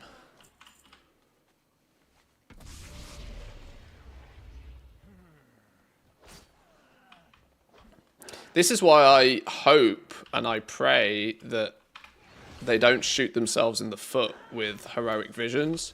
And I already kind of worryingly see it going in this direction. Like, Heroic Visions back in BFA gave us things like Twilight Devastation that was just stupid. Like, straight up No questions asked. Ridiculous. Like, it would proc and the screen would be deleted, right? Hella fun, right? Absolutely incredible amounts of fun. Now, I've not looked into this in too much detail, but I've already seen that there have been multiple passes on the Heroic Vision enchants, and it seems to be like Blizzard is balancing the fun out of them. It seems to be like they're trying to make all of them give you about 1 to 2% DPS boost, which is boring. Hyper boring. I really hope that this is just like early Sims, or I don't know. You want Twilight Devastation to just delete the screen when it procs. And I know people are like, oh yeah, but then they don't want them to be too overpowered for Season 3. I don't care. I don't care. That's next season's balance problem. Don't balance the fun out of the game now in order to save Blizzard a job. You don't work for Blizzard. It's Blizzard's job to balance shit for next season. Worry about next season next season. If you're going to reinvent, if you're going to add something, take the time and the effort to add a game mode back into the game, one that historically is pretty well grooved into people's minds of that certain abilities were just really OP and really fun to play with. If you're going to bring it back, don't balance the fun out of it. That's what I really hope that they don't do with Visions.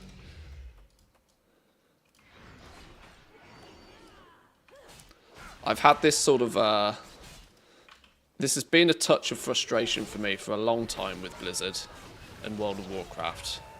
That they seem to balance the fun out of stuff way too frequently. And there needs to be occasions, because let's not muck about here. Heroic Visions are a refresh of a now 6-year-old piece of content that was fondly remembered by people for just being a little bit of silliness. So, if you're going to bring it back, it's got to have the same feel-good vibes about it. And they're bringing it back at the tail end of a mid-expansion season. It shouldn't be that serious. It doesn't need to be that serious.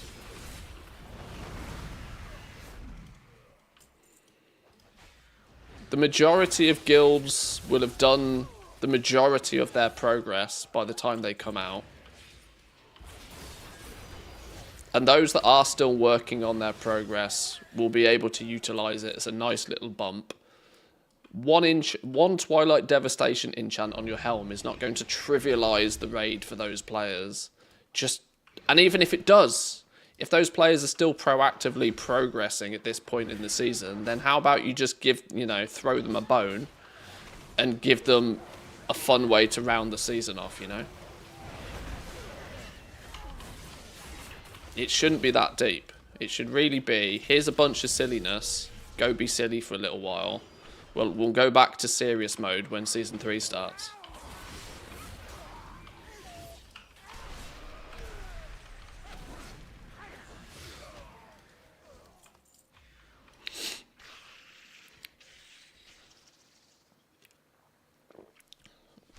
They're like 1 to 2% DPS increase. Yeah, it's just boring. Nobody cares about 1 to 2.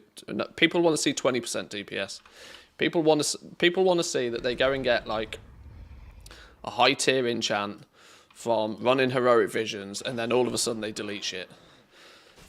Do it. Seasons now are structured so much so that they basically invalidate anything that you've done in the previous season when a new season launches anyway. So just go crazy with it. Have a bit of fun, Switch off serious mode for a while and let people finish off the season by having a bit of fun.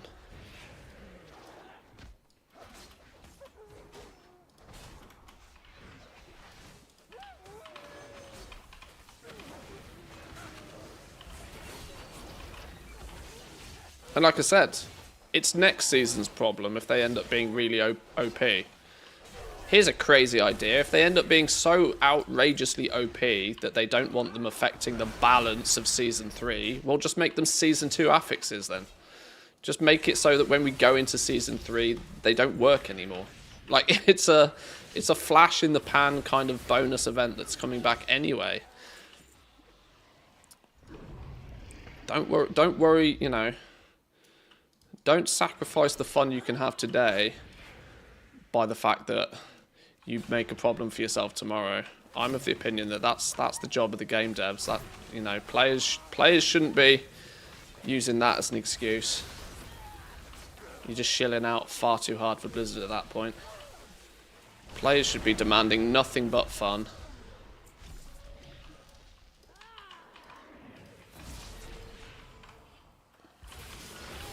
I'm starting to feel I have too many opinions these days.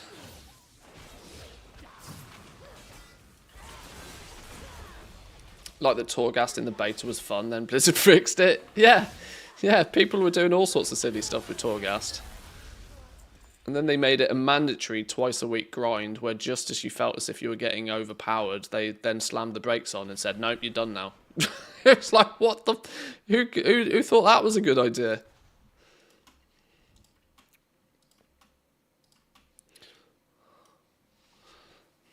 Snatch defeat from the claws of victory.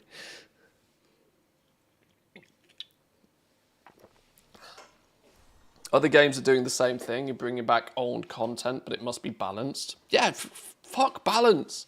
People play these games mostly so that they can be OP, overpowered, unbalanced. The definition of unbalanced. Look at any form of PvP game ever. One of the biggest attractions of PvP is that you become significantly more powerful than somebody else and you dumpster them, right? You absolutely smash them into the ground. That's part of the fun of PvP. People race to get the most gear they possibly can as fast as they possibly can so that they can absolutely crucify players who have less gear than them. That's half the fun. When you are looking at that from a PvE scenario, there's even less reason to balance it because you're not hurt, you know, in PvP at least, for somebody to feel good, somebody also has to feel bad. So there's, you know, there is an element of balance that you want there, at least in some way, shape or form. But in PvE, at the end of a season, go crazy, right? Doesn't matter. There's no victim at that point. Just go crazy. Throw a game mode in, you know, bring something back that, you know, a percentage of the player base will have already seen once before when it was, you know, OG, back from BFA. There'll be a percentage of the player base that will have never seen it before. Let both parties go back, redo it again, have a blast, and then, you know, when Season 3 launches, we do a reset, like, on all gear that is pretty much what happens every time anyway, and we go again.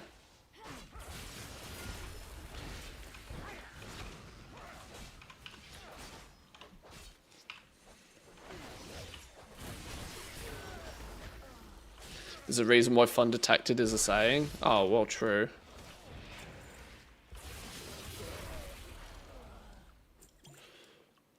We need less jobs worths.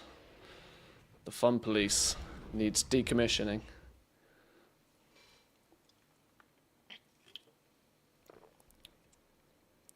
It's kind of like that way back in the day with the pre-patches, that the raids then got nerfed so that average Joe could go and enjoy them.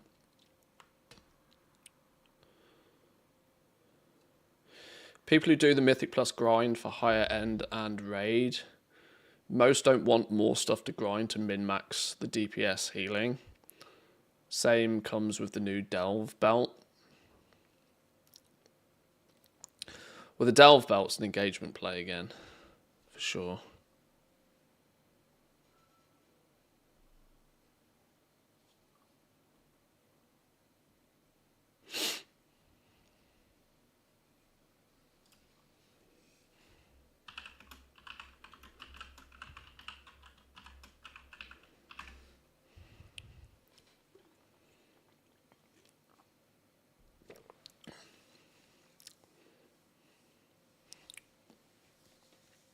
Are you running to 70 or get Are you running a 70 or a geared 80? This Demon Hunter's a geared 70.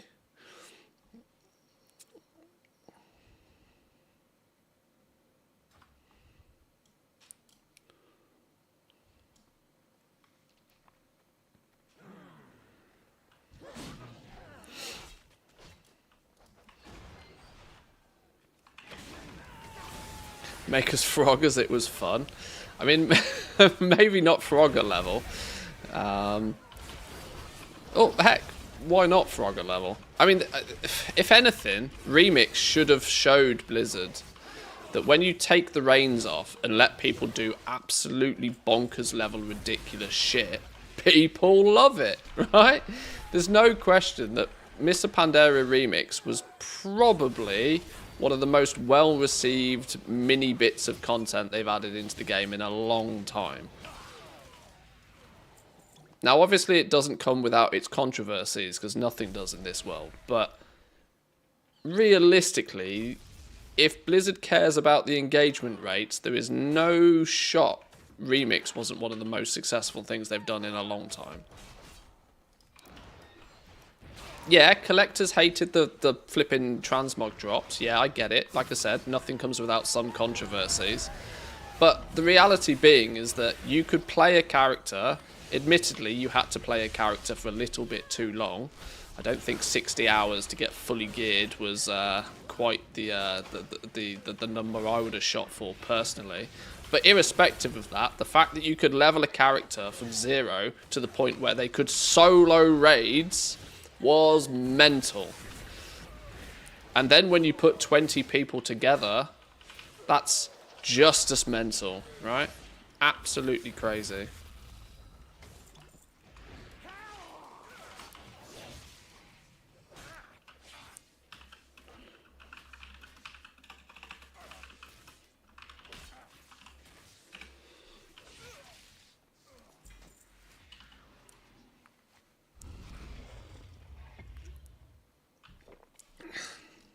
I'd much rather see them just sort of, you know,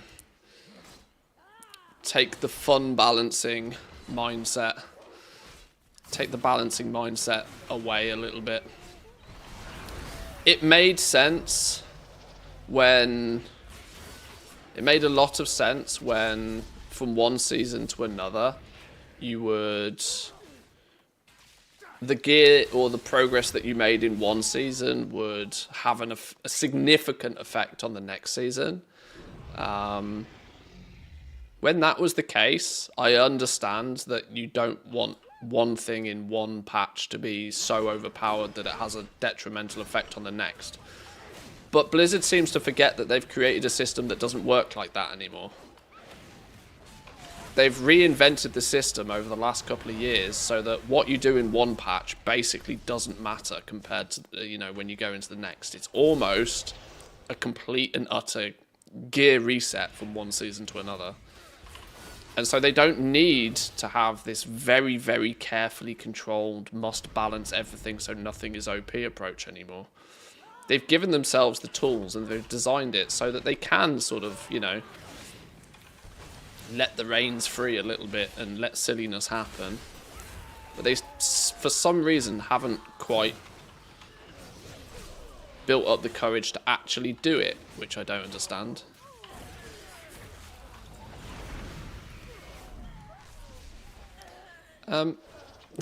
This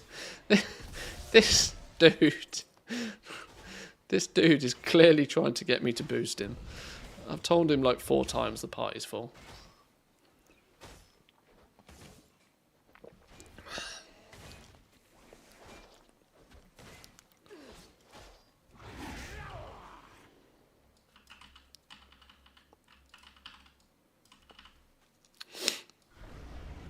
Remix was weird. They nerfed the frogs, but then left all of the crazy leveling alone. And that was odd. I'm not gonna lie. That was slightly strange. This is why when it became, what is this dude talking about? When it became popularized that to use like level 20 twinks on like unsubbed accounts was a way to level characters, I was basically convinced.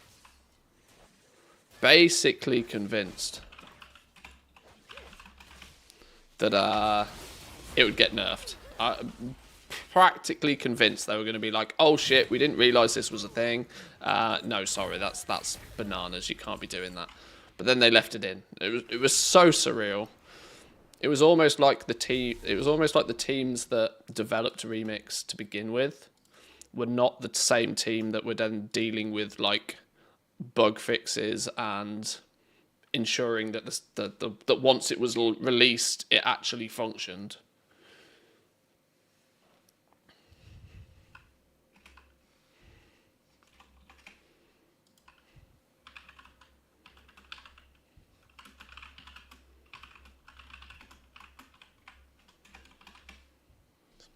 This player's odd.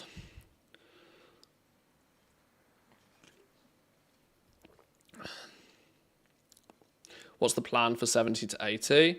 I don't actually have much of a plan for 70 to 80 yet. I have a couple of options, but I also have very little reason to push them to 80.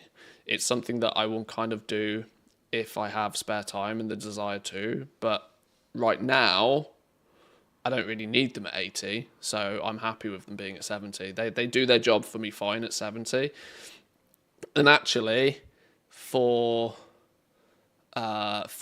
killing all of the rares and the new zone, I only need them at 70, and they passively level up anyway.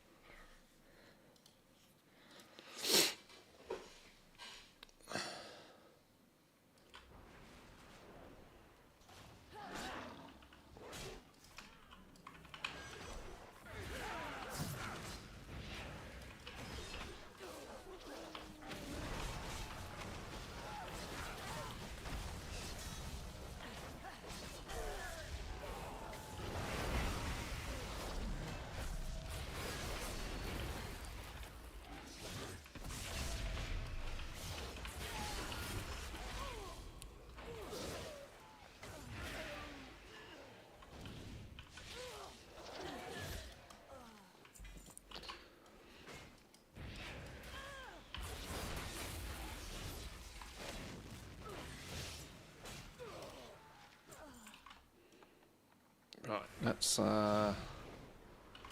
fix a small problem.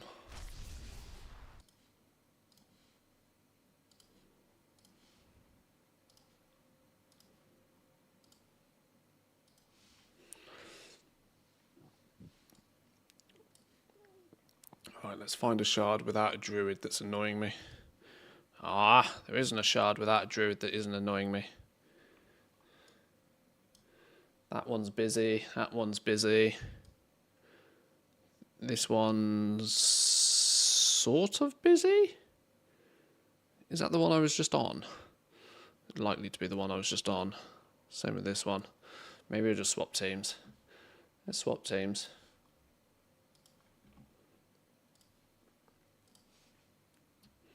Find an open shard on another team. How many miscellaneous Mechanica you've got so far? I've had, well, I don't know. I think by this point I've probably had enough to have bought everything at least once. I stopped counting a while ago. Honestly, stopped counting a while ago.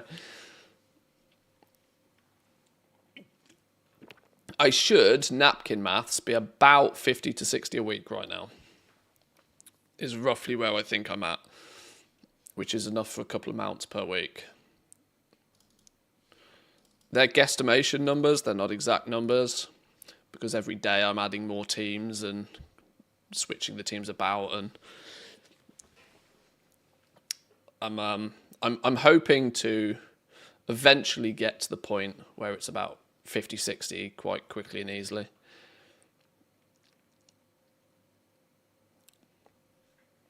How many teams are we up to now? 13 well-optimized teams.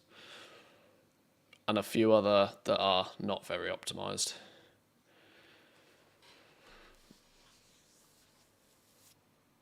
Welcome in, K-Chat, by the way. Good morning, good morning. My aim is to hit 25 teams. If I can utilize this leveling event efficiently, 25 teams would be nice, because I was saying this to chat earlier. I would quite like to avoid having to do the world tour. If I can have more teams but cut out the world tour, I'd be happy with that. Plus 25 teams works quite nicely for then having one character on every realm in the EU. That's sort of the double win. What's the world tour? In simple terms, the world tour is, well, by default, you kill the rares around the hotel. The world tour consists of cherry picking all of the rares from around the edge of the map, most of which are weeklies. So you've got Flyboy up the top, you've got Junk Wall by the Galagio, you got Scrap Chewer, you got Dark Fuge down the bottom, potentially the ephemeral dude, whatever his name is over there, but he's a bit of a pain in the ass. You know, the world tour is basically carting your team around to get the other bonus ones. Which is time-consuming in its own right. Time-consuming and slightly annoying. So I'm going by the theory that more teams doing the basic hotel stuff will alleviate the need for me to do the world tour as much. That's the theory.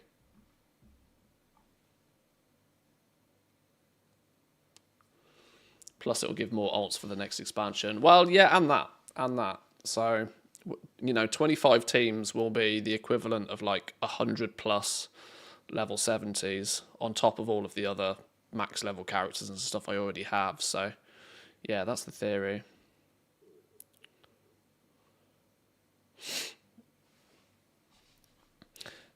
This shard is looking relatively quiet. We'll have some of you. Why did it only invite? Why did you not get an invite?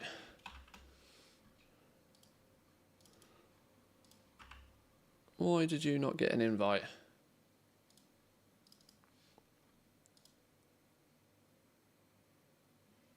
Hello? You are in the community. You got some random...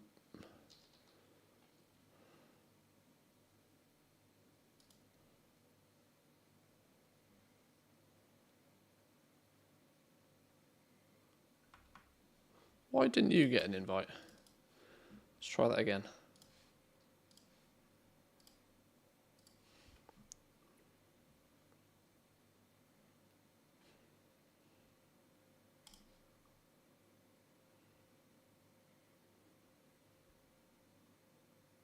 Huh?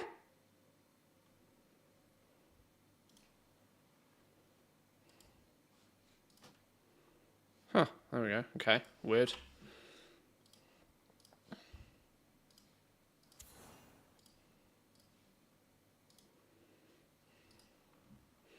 Okay.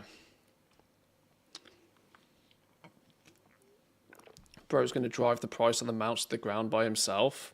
I don't think so. There's 100 flipping plus realm. There's, what, 93 different servers in the EU, I think? I think if I don't think in an entire expansion worth of farming, even with this setup on the go, I would even ever get enough Mechanica to get even one mount on every server. Not possible.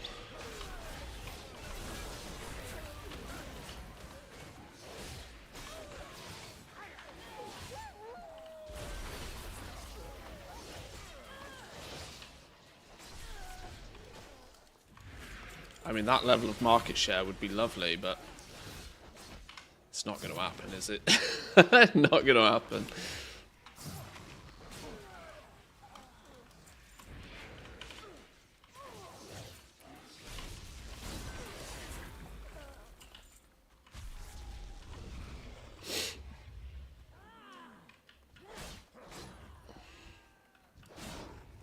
Is that just for rep? Is what just for rep?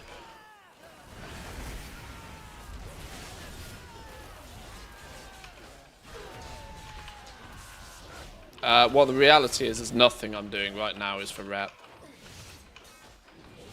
Everything you see me doing right now is in somewhat shape or form to get more miscellaneous Mechanica. The World Tour? No, the World Tour is just to kill more rares. But it's to kill most of the weekly rares. Not for the rep, but because for the exact same reason. They also drop miscellaneous Mechanica. And technically, the weeklies have, or in most cases, the weekly rares have a higher drop chance of miscellaneous Mechanica in the first place, which is why you kind of still want to do them. But the drop rate is only like double a normal rare, so it's not astronomically higher. Which means if I just have more characters doing the basic killing of rares every day, then I can slowly let go of the need of doing the World Tour. Which is, yes, more optimal from a total quantity of rares killed perspective, but it is less optimal from a time spent perspective.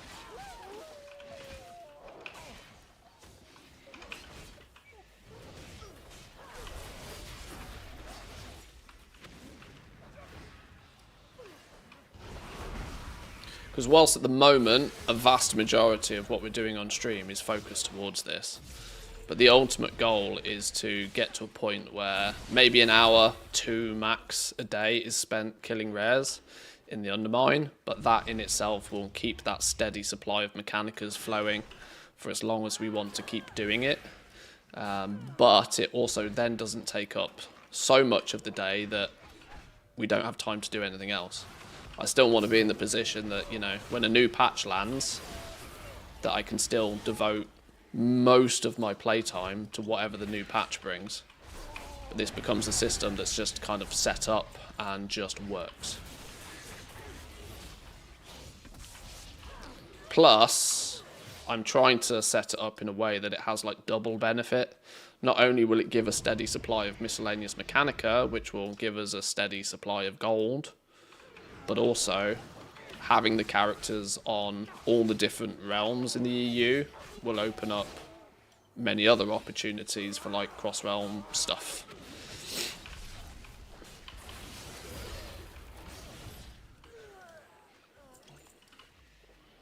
You know, need to sell something, need to buy something quickly off another realm, no problem. Log on to that character, buy it. Need to sell something quickly on another realm, or need to list something on another realm where it's more profitable to do so, no problem. Already got the characters to do it, you know. That's kind of the theory. Want to do a quick daily sniper scan on every realm to try and catch any bargains? No problem. They've no problem, it's already there, you know. The infrastructure's set up.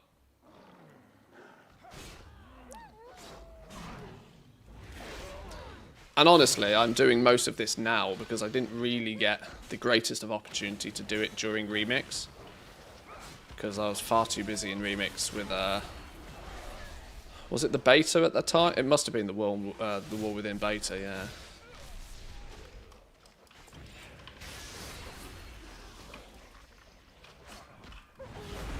So, this leveling event is kind of just slightly convenient timing, really, more than anything else. So you're the demon hunter that's taking all my kills. Damn you. I know you're memeing, but I'm also proactively jumping between realms whenever there's other competition on the shard, so it's less likely to be me. Because I'm very quick to leave a shard when competition turns up.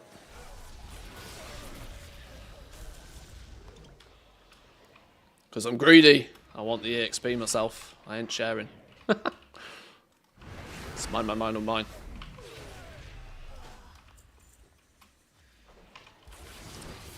Go full Daffy Duck mode. Mine, all mine. How are you jumping shards? All of these 4 toons are on different servers.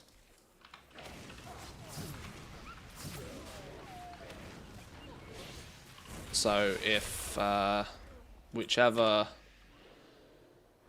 one shard gets busy or populated, I ungroup everybody, see if one of the 4 is empty, and then group everybody up onto that one.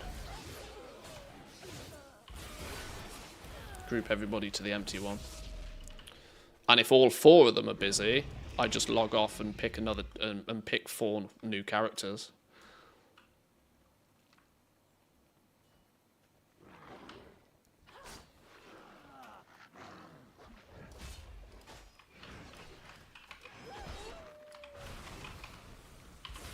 Time of day also seems to matter quite a lot with this. For example, I was trying to do a little bit of this on Sunday afternoon and didn't get very far at all because every single layer was already populated by like multiple people. It was flipping impossible to find an open, completely empty shard on Sunday because it was clearly peak season, right? I would imagine like the professional boosters, the people who are like, you know, advertising in WoW economy, who are like doing this, charging 80 to 100k per character, for example. I would imagine they operate in a way where they are at their most busiest during peak hours. So like, you know, Saturdays, Sundays, that sort of stuff. Because the people who are buying boosts are probably also the same people who don't have that much time because they have, you know, IRL commitments, e.g. a job or college or, you know, whatever, family.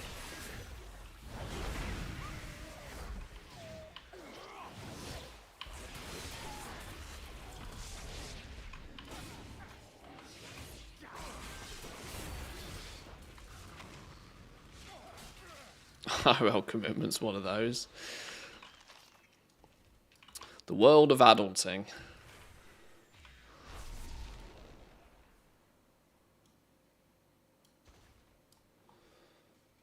When I do that, all my alts tend to stay phased together, but not in a party.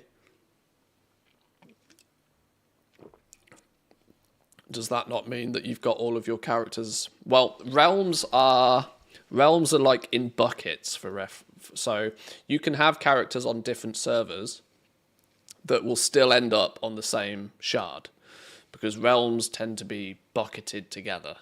The only way to truly make sure everybody is completely split up is to make sure that the characters are on servers that are in different buckets. So one bucket, for example, is like most normal English realms are in one bucket.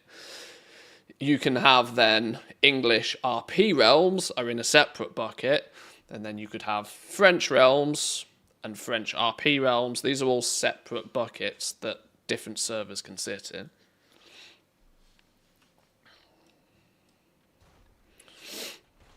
Now, I've not made my teams with that much thought in process. I've made my teams basically by following a realm list and making sure I've got at least one character on every realm.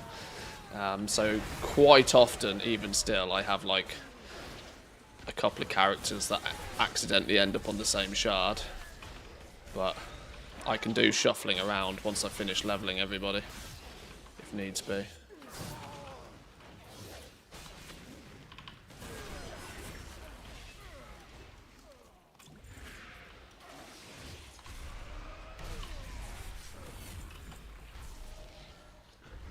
Dark Moon cards have got expensive. Dark Moon cards have got expensive. Why have Dark Moon cards got expensive? Is it the 10 million people leveling up enchanting alts by chance?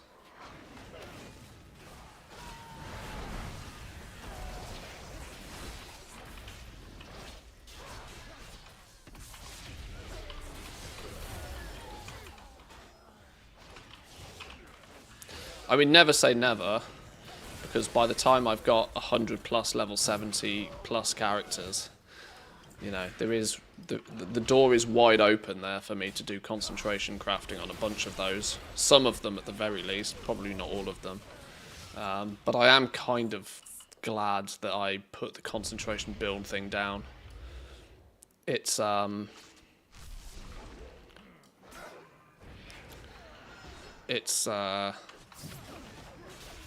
a lot of people are putting an awful lot of focus into leveling an awful lot of characters for concentration purpose.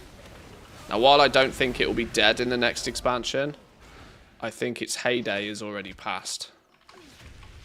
There'll be one last hurrah for concentration crafting, I reckon. And that one last hurrah will be the beginning of Season 3. But otherwise, I tend to think that we have crossed the peak of what concentration crafting will be. So setting up huge amounts now, you absolutely must 100% do it in the cheapest possible way you can. Because otherwise you run the risk of, if you only need to spend 20k, for example, on leveling enchanting right now, to then realise that, oh shit, it's going to take you like a month of doing it just to recuperate that cost.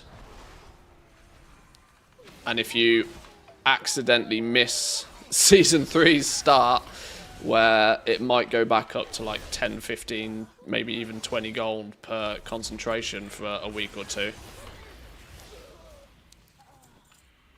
you might spend an awful lot of time and effort setting things up now without there really being huge amounts more time for you to actually profit from it.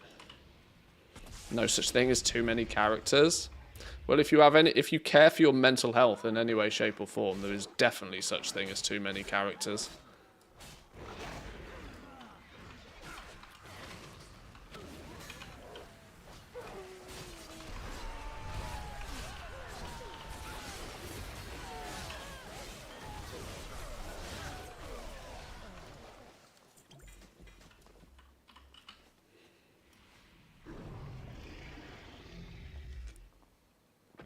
Non-RP language buckets aren't that separated. There is a tendency to see same language people, but my shard is half people from Draenor or such all the time.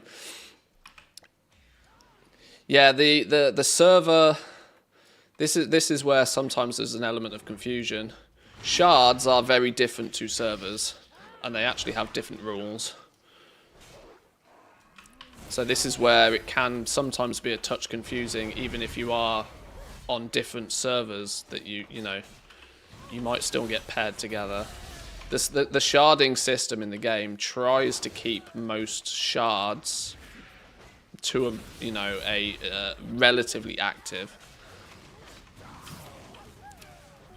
but it also doesn't try to merge the shards whilst there is still a reasonable amount of people on them.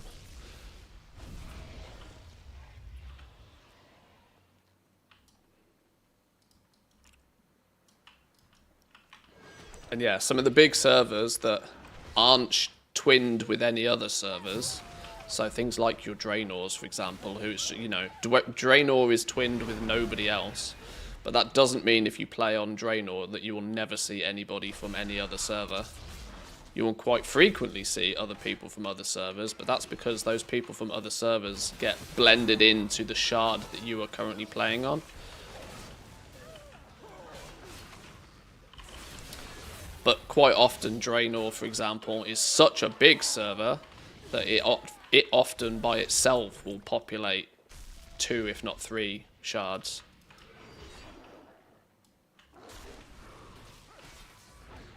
The reality is, it's very clever how it all works, but it did take Blizzard flipping years to develop it. And I do think the game runs much smoother for it.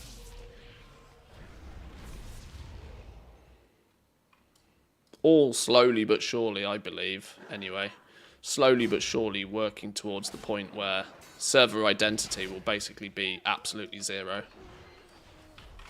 That you won't really even have much control over what your server is. In that, when you create a character, it will automatically assign you a server based on probably your ping, your geographical location. But the sharding technology will take care of the rest from that point on. With every little step towards like You know, guilds are now cross-server. Half of the auction house is cross-realm. I think we are slowly but surely working towards that reality, where the game is basically one, or it presents itself as just one big server, even though behind the scenes there's a lot more tech going on.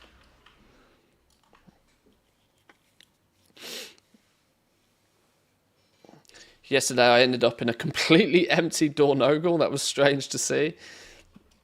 It can happen. It can happen. But if you the funny thing is if you were to fly into the Isle of Dawn ever so slightly, and then fly back into Dornogal, it would probably sense that you're there with flipping nobody else, and it would have probably closed the shard, and will then merge you onto another one with people. So sometimes if you think it's you're in a ghost town for some reason, fly out of the zone and fly back in, and you might find that it fixes itself.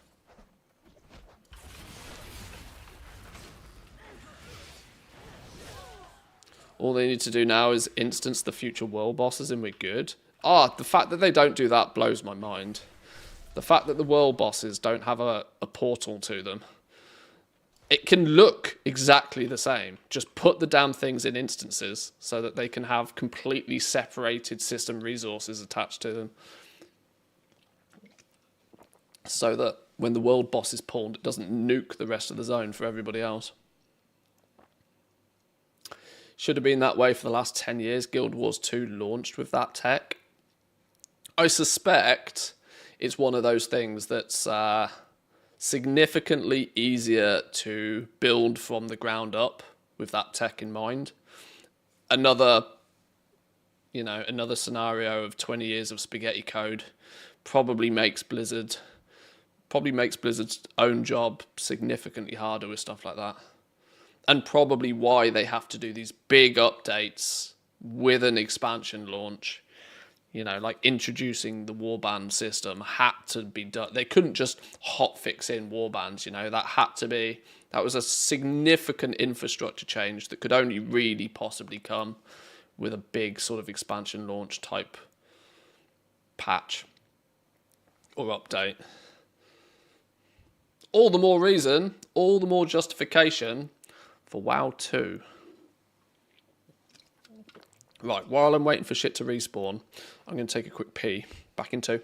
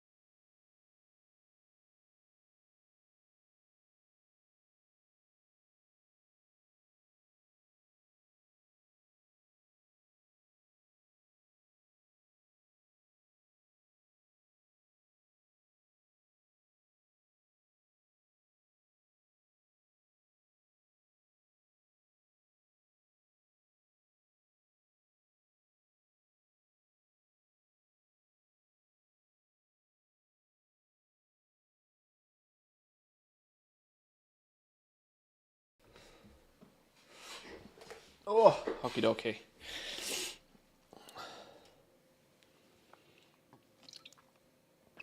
War mode off, chicken. No, we're not a boomy. We're a demon hunter. But yes. I'll sacrifice the 10%. I noticed yesterday I leveled an entire team and I forgot to even give them a flipping bottle of mysterious wisdom potion, so I'm clearly not paying huge amounts of attention while I do this. Actually, you know what's really funny? Is that potion seems to have dropped off this team as well. How long has that been since I've noticed that? Wow, I just joked about doing that and I've actually done it again.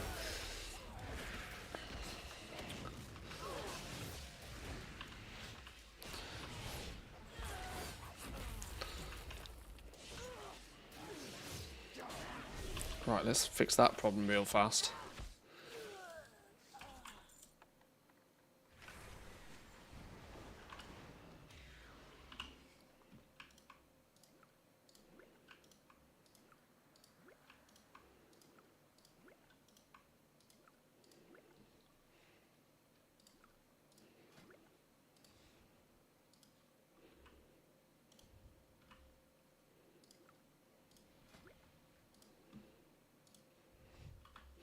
Whoops.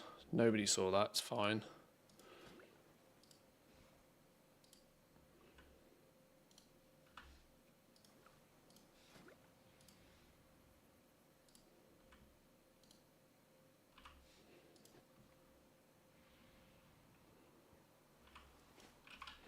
We go again.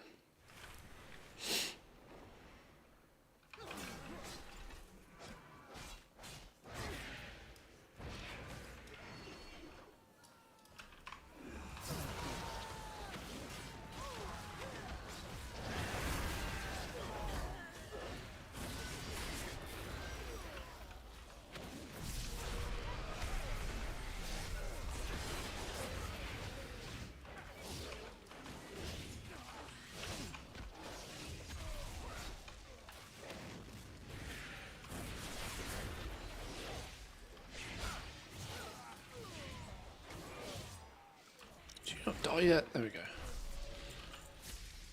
So is a shard and a layer the same thing? The terminology is usually pretty interchangeable. It's not... See, this is to my understanding, which is not 100%, this is where classic and retail slightly differs. Classic tends to use layering more so because of how the game fundamentally works. Sharding is more of a retail thing. Sharding is slightly more dynamic, but kind of relies on being on the retail client. The difference between the two, though, is not that great. I'm sure there's... I mean, most of the documentation on this sort of stuff probably comes from players just trying to figure shit out anyway, but there's actually been some pretty interesting like blue posts on this sort of stuff from Blizzard over the years. When Season of Discovery first came out and they had all of the problems with layering in Season of Discovery for like PvP reasons, there was a couple of really interesting blue posts on like their philosophy and a little bit of an insight to how some of it works in more detail. Which I'm going to be honest is probably where I end up getting most of my knowledge from. Not that I'm by any means the most knowledgeable on this. I've just got some experience in it.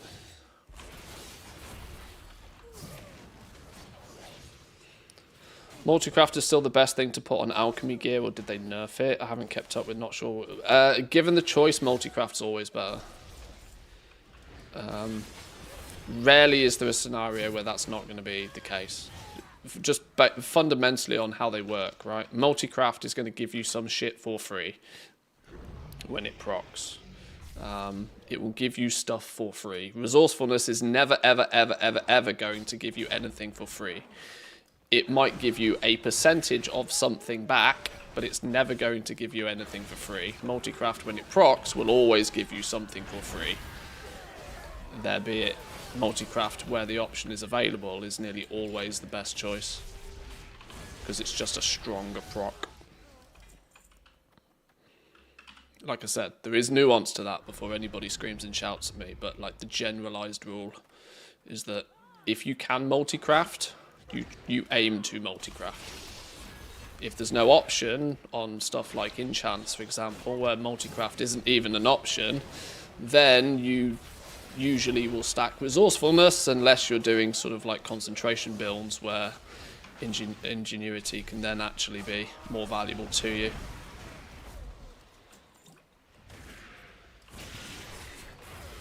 But yeah, given the choice to multi-craft, you pretty much always want to try and multi-craft.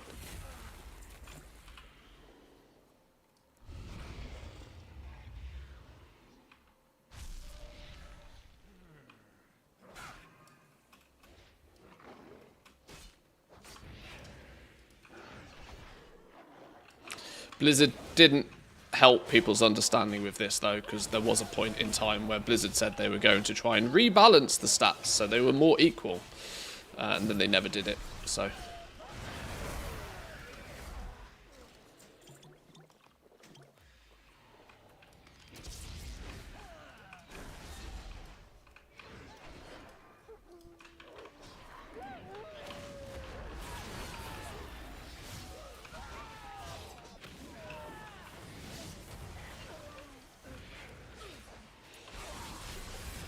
Love a bit of Pedro.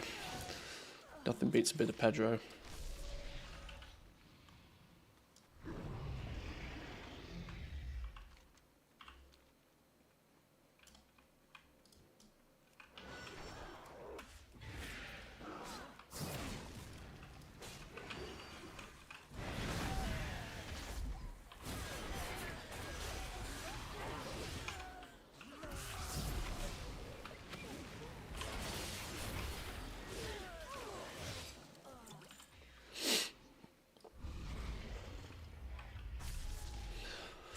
What level are these dudes at now? 31-ish. Okay.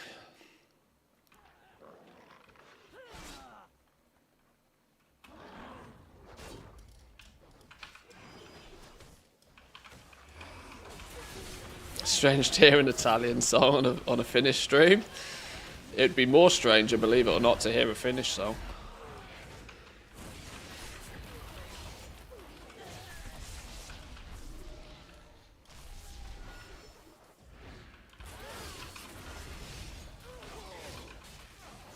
Whilst I do reside in Finland, the language is still an aspect that strongly evades me.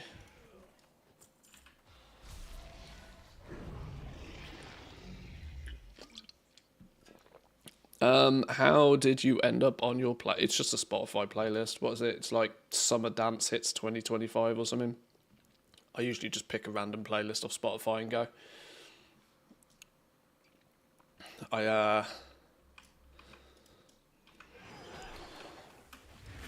I'm for some reason I'm literally listening to music like 6 hours a day at bare minimum, but at the very same time I very rarely have ever paid any attention to like artist names or song names or anything, which means that when it comes to like some people really enjoy just like sitting down and curating a playlist.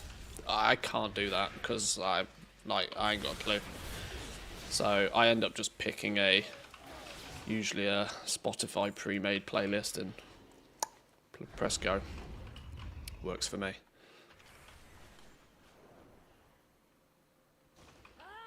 Strong advocate for let the pros do pro things.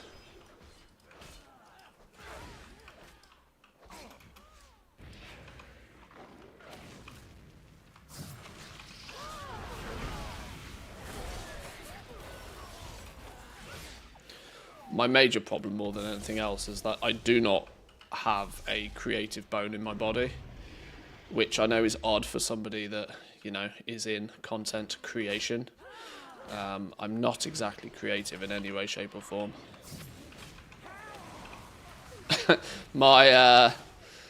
Historically, I'm just good at talking, which is probably why I feel quite comfortable streaming. And I've also, in my past history, done remarkably well at sales. But when it comes to the creative side of stuff, that's where my skills are much less. So the creative sort of curating of playlists or coming up with video ideas and stuff is definitely my weak suit.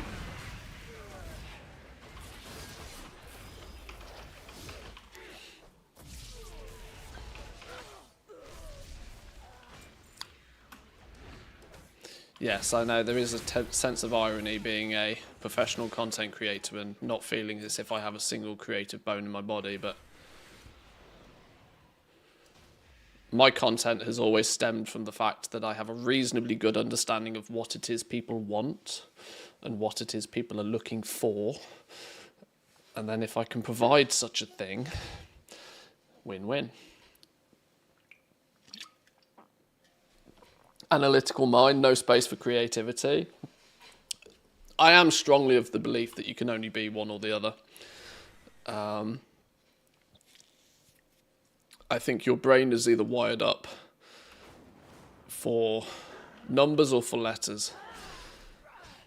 So you're either good with you're either creative or you're not really. I've always been far more number centric. I far more enjoy things like economics and sales, which is all very numbery.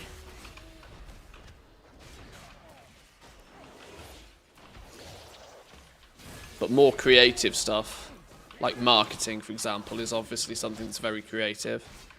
I have a weird interest in things like marketing, but I look at it from a very mathematical approach.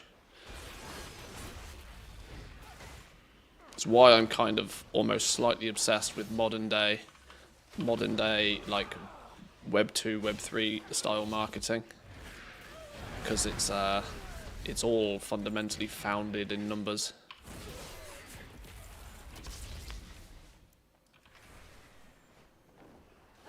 Everything has to be trackable, everything has to be, everything has to be sort of numberized. That's not a word, is it? I've made it up. It's a word now.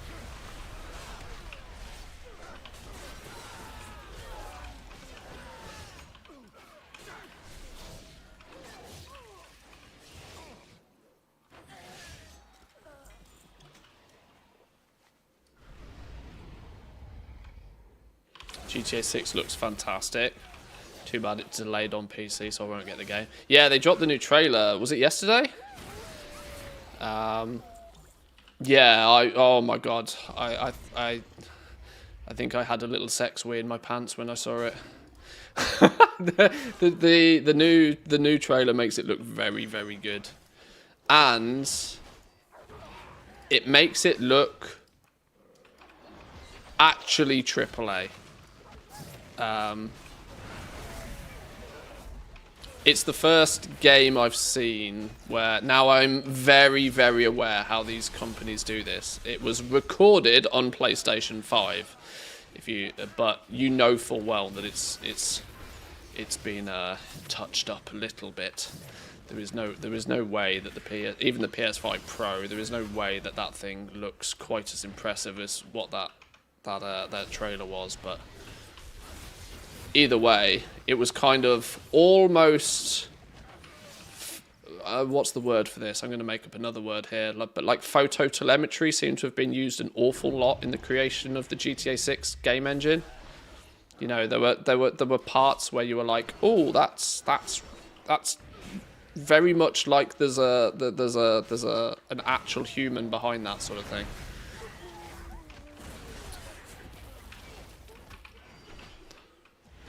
For reasons of which are probably copyright related, I'm not going to watch the trailer on stream, because we also stream on YouTube, and I don't know what Rockstar's policy on this sort of stuff is particularly.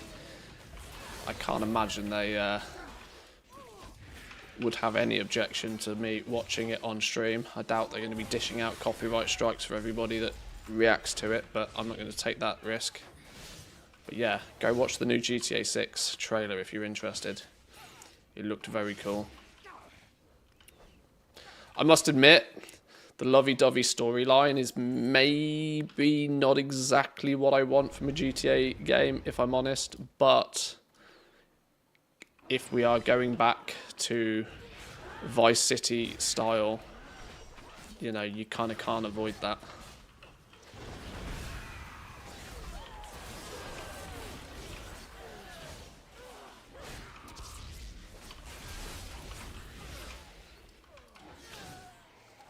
I'm sure there'll still be plenty of room for violence and action. Yeah, it is a bit of a bummer that GTA 6 has been delayed, though. It was meant to drop in fall, so I had my money on it coming out in like September, October time, but obviously clearly not.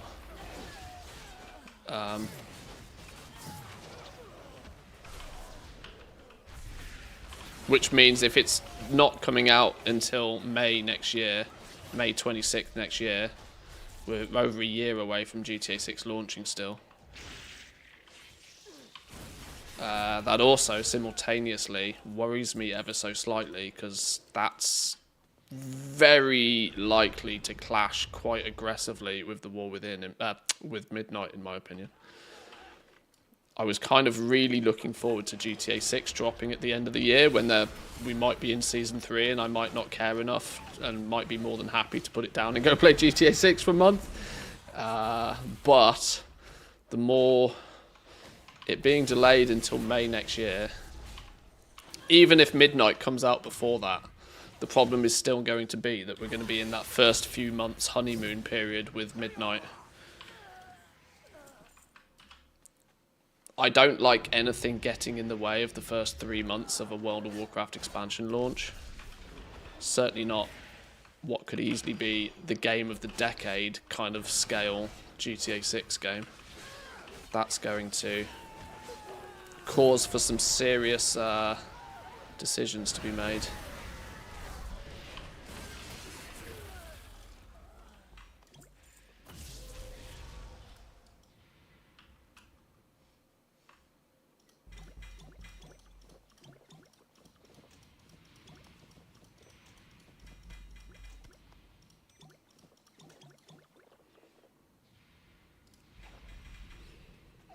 Battlefield 6 did that. Yeah, everybody's going to move date. Nobody wants to clash with GTA 6. The industry knows full well that the world will slow down when GTA 6 comes out. There's no denying. The interesting thing is that the people that are going to be most interested in GTA 6 are most likely to be people sort of in their 30s. Because they, you know, for starters, the last time... When did GTA 5 come out now? Like, over a decade ago? And more importantly, the nostalgia crew for GTA 6 are, you know, 30-plus-year-old millennials.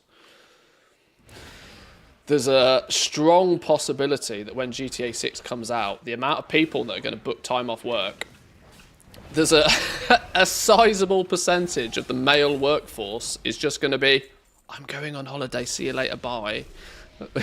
People will be taking paid, unpaid leave, left, right, and centre to play a video game, which the world is going to think is absolutely fucking bonkers.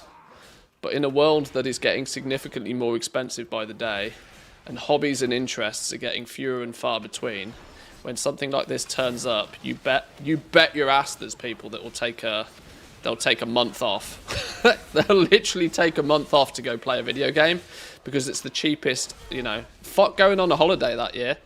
No. We ain't going. Sorry, love. We're not going. You know, put your suitcase away. We're not going to the Canary Isles this year. We're playing GTA 6, love. You know?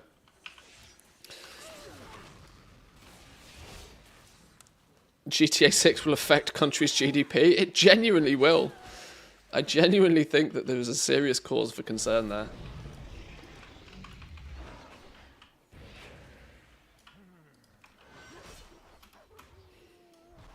And, more than anything, I'm absolutely 100% thankful that Rockstar makes so much fucking money that they can turn around and go, oh yeah, by the way, we're delaying it 6 months. Because they are probably one of the only game devs out there that are still not willing to release a game until it's actually ready. Blizzard had that title once upon a time, let's not forget. There was a period in history where Blizzard didn't release shit until it was done. Not so much anymore, hey. But Rockstar are still pretty certain that they'll release it when it's ready.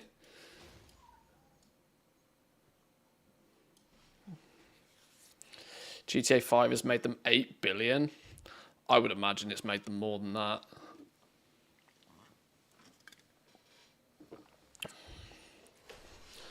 I would imagine it's doing a couple of billion a year just off the online. And it's always, when it comes to GTA, the mainstream news will be a shit show. Oh, of course, yeah, it'll be, once again, it'll be the scapegoat for why, you know, why bad things are happening, because kids played GTA. You're going to need to be 30 to 40 just to afford it. Well, I'm not going to lie, GTA 6 has already cost me the value of a PlayStation 5. And the game doesn't even come out for a year. In hindsight, I probably wouldn't have bought a PlayStation if I'd have, you know, I probably should have, in theory, waited for at least a release date before buying the flipping console to play it on. But, yeah, you live and you learn. Prices of PS5s will go up because of GTA. It will sell consoles. There is no question in my mind. There's a reason why they don't launch. They're not going to launch it on PC first. They're going to launch it on PlayStation. They're going to launch it on Xbox, because I can guarantee both Sony and Microsoft will have given them a lot of money. Here, have this briefcase of cash. Make it console exclusive. It doesn't even need to be one console exclusive. Just make it console exclusive, because that game will sell hardware. Those people who don't have a PlayStation or an Xbox right now, when GTA 6 comes closer to its launch, will buy a PlayStation or an Xbox.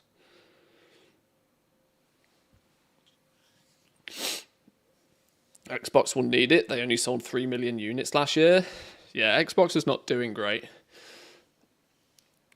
But Microsoft have just bought flipping Activision Blizzard, haven't they? So, and are frequently, I mean, it's not hard to see.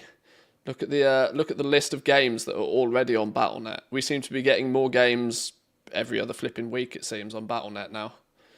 I told people when Microsoft bought Activision Blizzard, one of the biggest reasons why they wanted to pay that money to buy Activision Blizzard was simple. They have a platform that sells games. Steam was not for sale. Blizzard Activision was. Battle.net sells games.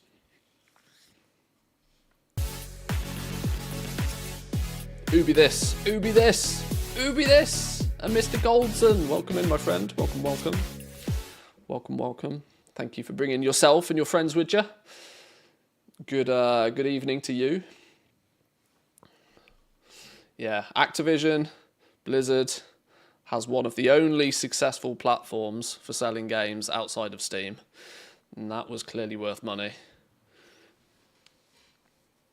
Money, money, money, money, money. I don't want to buy a PlayStation or an Xbox. Might wait for the game to come to PC. I wasn't willing to wait. Honest truth. Yes, I would totally agree with you. My PC is significantly more powerful than a PlayStation 5 by a significant margin, but that still didn't stop me buying a PS5 because there was no way I'm not playing GTA 6 when it launches, even now that we know it's going to be still a year away.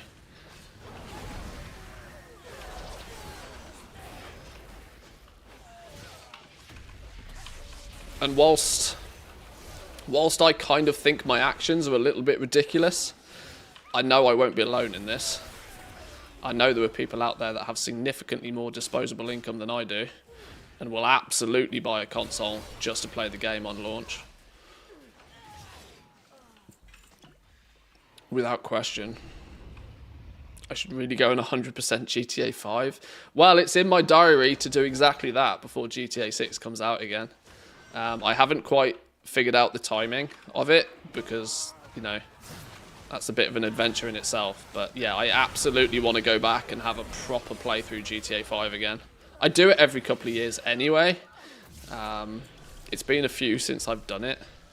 But throughout the I originally bought GTA 5 when it first came out, and I think that was the PlayStation 3. So I 100%ed it on the PlayStation 3 when it first came out. It then came out on PC, and I did it again. Now, I never owned a PlayStation 4. Never bothered. But when they released... I want to say... This was a long time ago though now. Because it came out on PC, and then it was a year or so later, they brought out like the first person enhanced version, PC version, I think. I'm trying to remember, it was a long time ago now. And then I went back and played it again. And actually just recently they've done the enhanced version where it's got all the fancy ray tracing and shit in it now. Which is kind of why I'm thinking that we could go and do a GTA 5 playthrough before too long.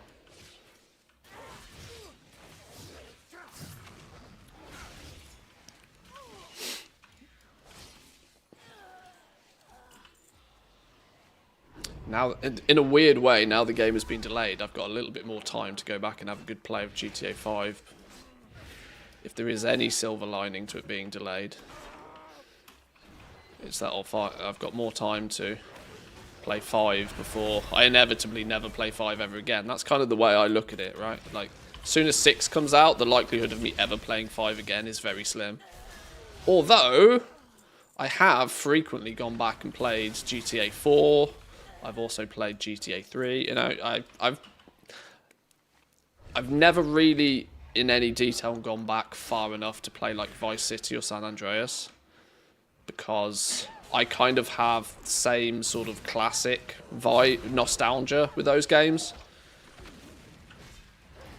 Like, I have such fond memories of wasting hundreds of hours flying around in my helicopter, collecting money from my strip joints in GTA Vice City back in the day, that I don't really want to break that nostalgia by going and playing a sort of hacked together revamp version of it today. Much to the same sort of reasons to why I don't really play Classic. Because I have, you know, I've been there, done that. I'd like to keep the nostalgia nostalgic.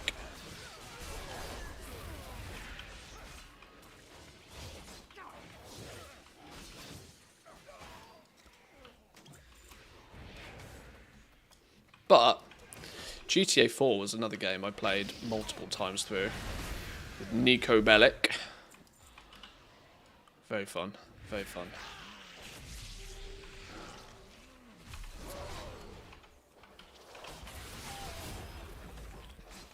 Loads of games I want 100% on Steam, but being a WoW ATT player, I lack the time. Yeah. Yeah, I can understand that for sure.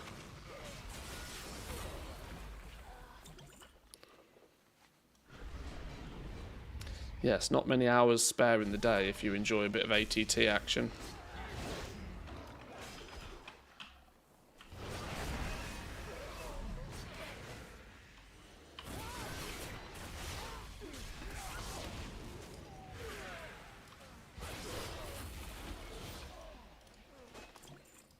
Oh, these damn dudes that throw spears.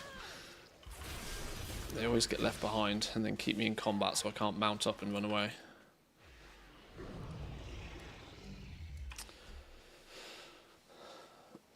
What's the name of the program that controls all your screens on Twitch? Is that not OBS? What you mean when I do like this? Or this? We're not ending, by the way. Why does my main screen not have a transition attached to it right now? Oh, it does have a transition attached to it. I mean, all of that's OBS. I'm going to assume you're referring to the fact that I've got multiple windows on screen, right? This is just windows snapping. The reason it looks quite detailed is because it's a 4K screen.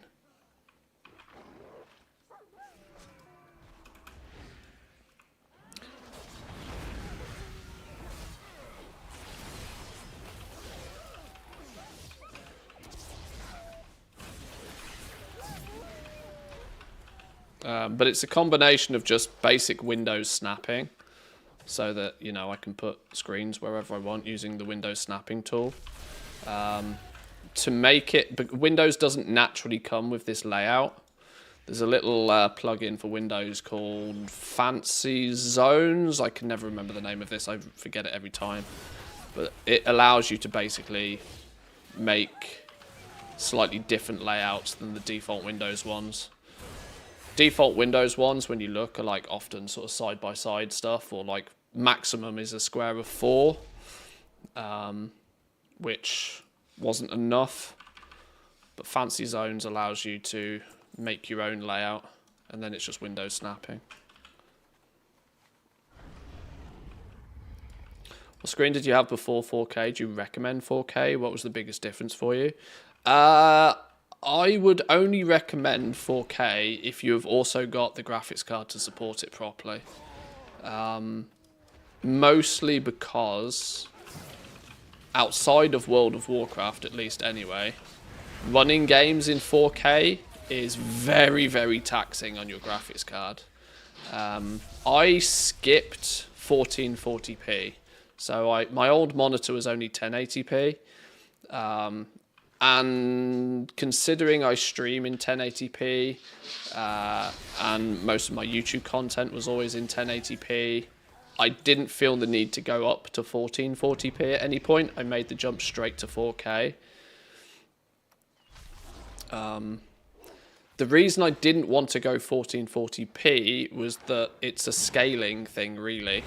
1440p isn't a nice multiplication of the 1080p resolution. It's a different scale completely. So 1440p on a 1080p monitor looks weird. It's all jaggedy and funny, which is why I don't like it. 4K is a natural multiplication of 1080p, which is why I skipped straight to 4K. You can watch 4K on a 1080p screen and it scales like quite naturally. 4 1080p's go into a 4K, so you just half the resolution and it scales quite nicely.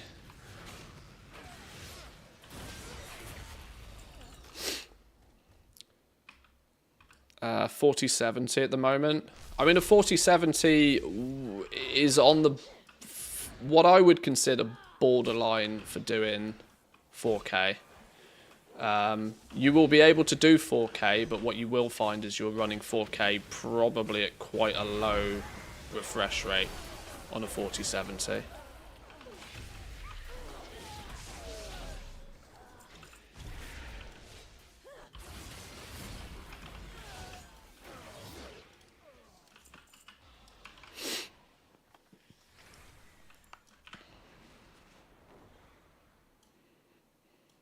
Now, of course, if you do get a 4K screen, you can fit a lot on it, like I've done here.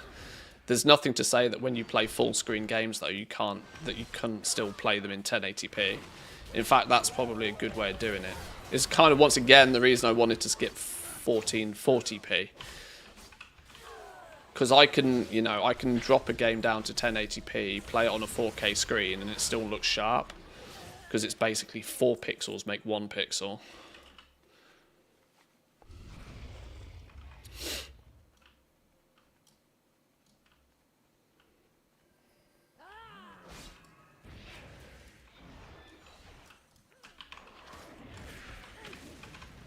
But yeah, if you've got the horsepower under the rig to do it, Absolutely. It makes games look beautiful.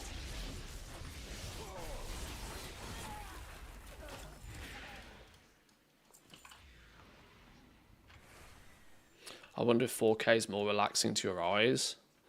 I would say probably higher frame rate is more important for like eye strain potentially than resolution.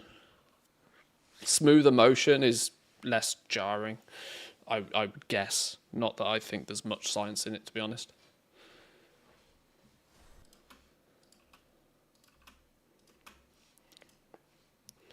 Yeah, I'd almost say you're better off dropping the resolution but bumping the frame rate.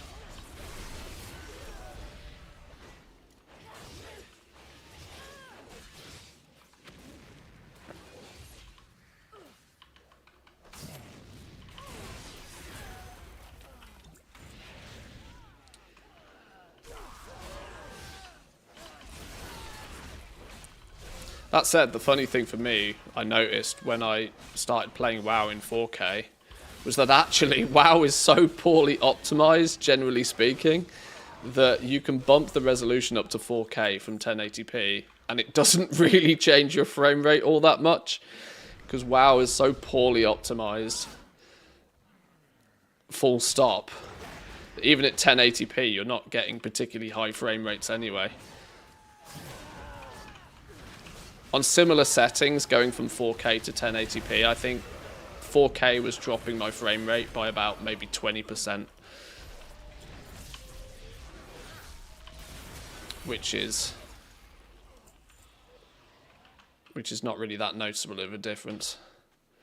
Which is kind of wild.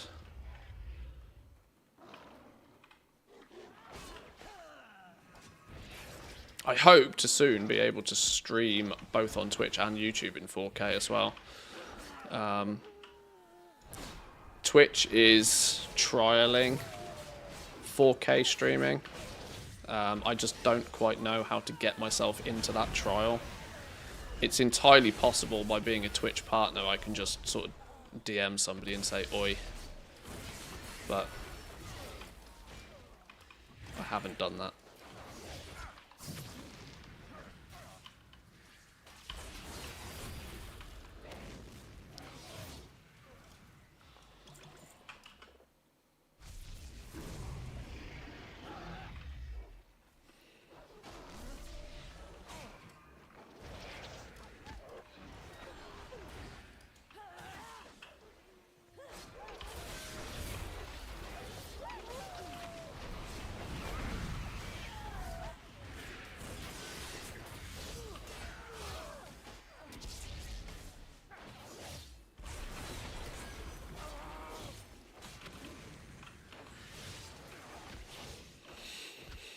You're not doing the high intensity stuff though, are you? It's when you get into fights with world bosses or raid bosses and you need the particle effects that your FPS really takes. Yeah, I mean that's my point there, right? That shows just that the WoW engine generally is so poorly optimized for performance anyway that you running it at a higher resolution doesn't actually add that much extra stress, because you were never getting CS:GO level frame rates at 1080p anyway. So moving up to 4K, you know, it's not that noticeable of a difference really.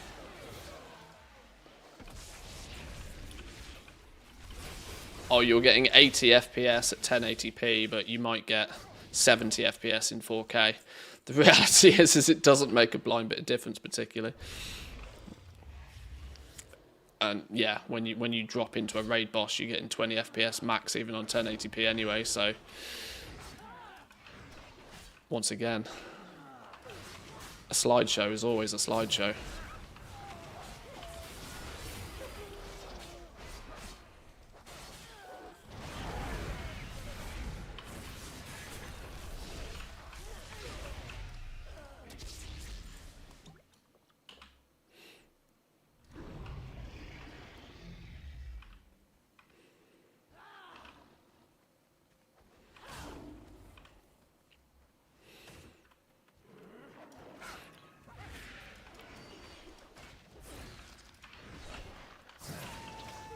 I mean, I've got my... It's going to be quite small on the stream, to be fair, but, like, I've got my frame rate in the bottom corner here. You can see just how much it fluctuates. It goes from, like, 150, 160. It's so rapidly changing as well. This is the thing. I can stand still and do nothing, and look how much my FPS changes when I'm realistically doing basically nothing on screen. Almost nothing is particularly changing. We're bouncing from 130 FPS up to 160. That's a huge variancy for when nothing is happening on screen.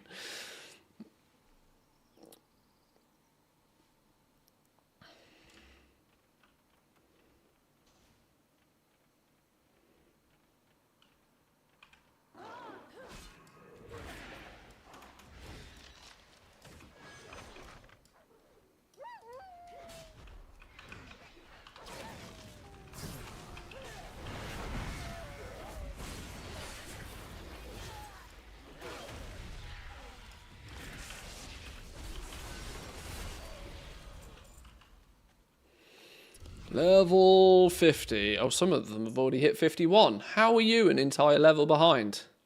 These three are all 51 already. How are you still only 50? How does that even happen? This like variancy in XP games. So this account is somehow about 35k XP behind the others. That's like a good 2 pulls of like, I don't know, something weird.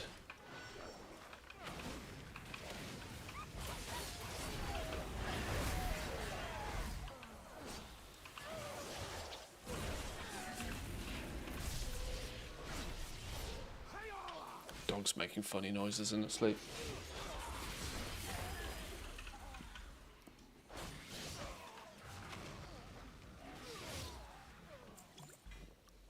Only the Legion dual crafting and mining left. Tired? Hey, you've been on that grind with those professions, man.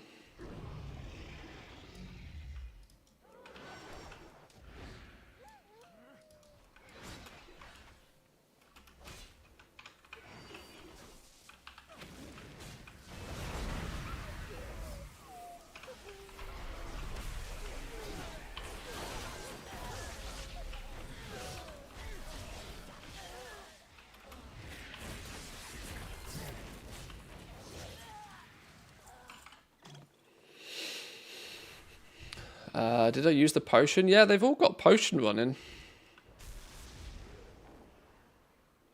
They just, for some reason, they seem to glitch out occasionally, and for one pull, one team won't get credit for it. Something. It's weird. It doesn't really make a huge difference, because by the time they ding level 70, they all balance out anyway, but because the XP required from 70 to 71 is so big of a jump. It goes from like 50k XP up to like 150k XP, so it's the equivalent of like 3 levels.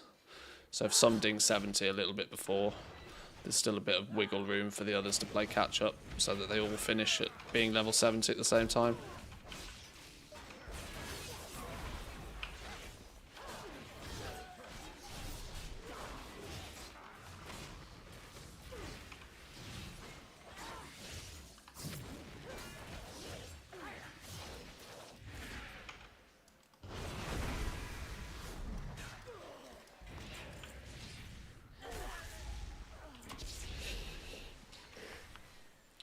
That settings guy I linked, he's playing WoW on 4K and complained about some Blizzard settings for 4K. Well, one thing I can quite easily tell already is that things like the UI features are almost clearly not designed for 4K in mind, which I think is batshit crazy. There is some odd and weird scaling sometimes. Like some elements seem to scale nicely, and then some just don't. And things start looking all out of place. When you go in the spell book, for example, a lot of the text in the spell book just kind of looks as if it's just not quite right.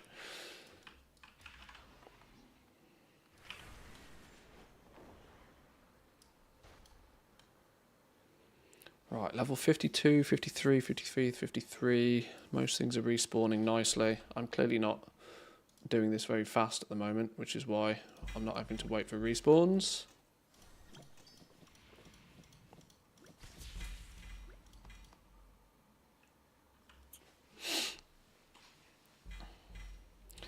Yeah, they're all pretty much within about 5 pixels of each other. So if it's a range thing, it should affect all of them, but I don't know.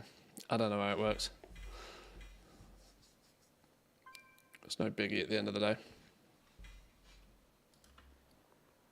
I can use one of these. These are fun. Be small potion. Zoom!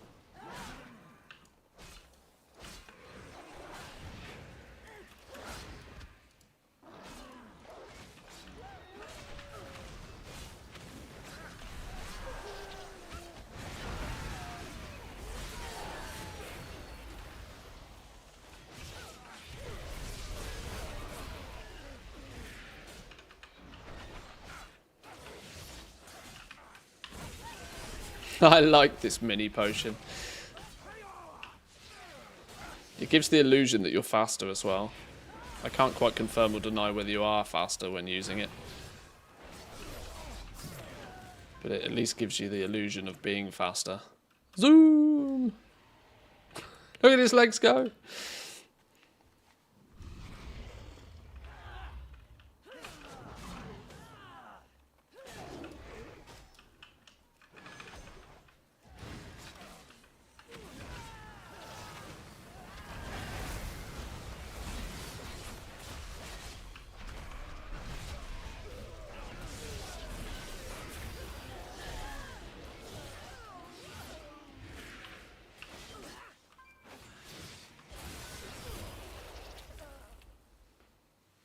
You can always just use steady flying, put the characters in the middle of your route.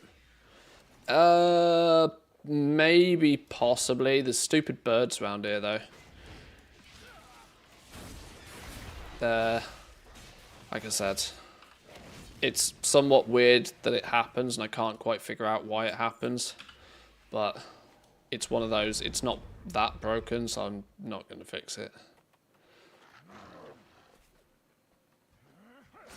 I'd have to find a spot where the birdies don't path and don't aggro them and do silly things. Or I'd then have to try and remember to kill the bird. Yes. Yeah, you're right. Once again, you're absolutely right.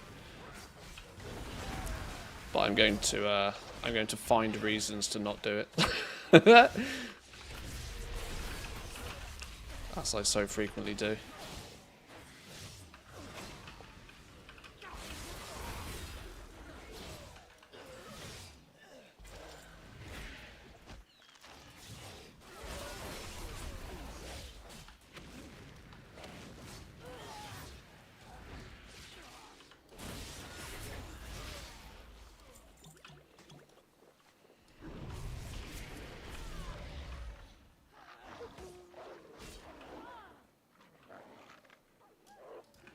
I rarely pull these two. Kind of forget they're there.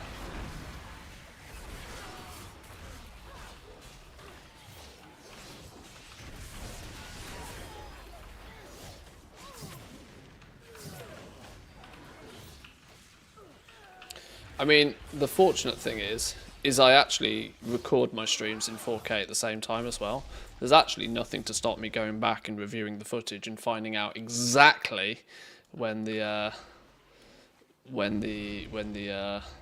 XP weirdness kicks in, so I can try and figure out what caused it. Obviously, when I'm killing things and I'm looking here, when I'm looking here, I'm not necessarily looking at what's exactly going on these guys at the same time. Now you can see your mistakes in 4K. Well, yeah, exactly. Literally caught in 4K.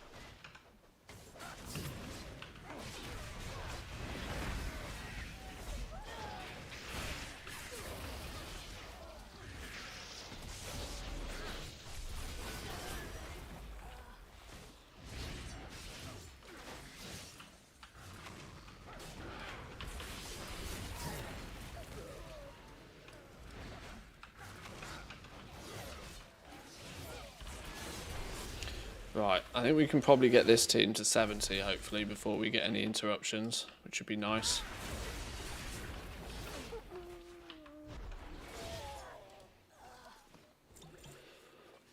Level so many characters from Classic through to Retail, huge groups, thousands of characters. And never ever will they all be on the same XP later on in the higher levels. It's just like that. Yeah, I'm pretty sure that it's the tag system in some way, shape, or form. Just has a heart attack momentarily and just doesn't assign experience to groups when it to mobs when it should. Like I said, I don't think it's really much of anything that I'm doing. I think it's just how the game does game things. Cook that spaghetti! Blizzard Spaghetti Code strikes again.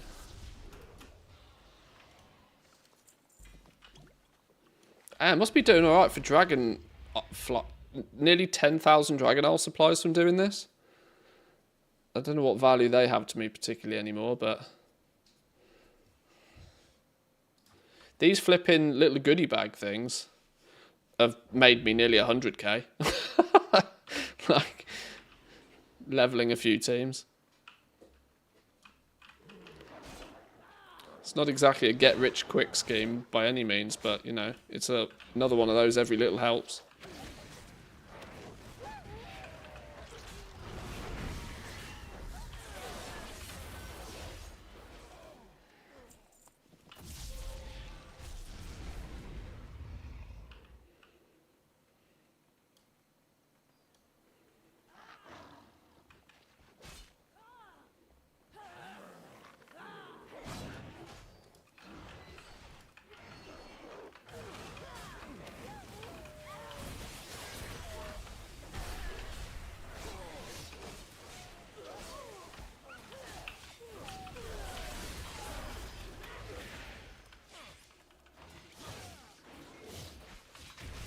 Why does my eye beam always come off cooldown when I'm fighting one mob? Refuse to use it on one mob. Can't waste such a fun ability on one mob. It's crazy talk.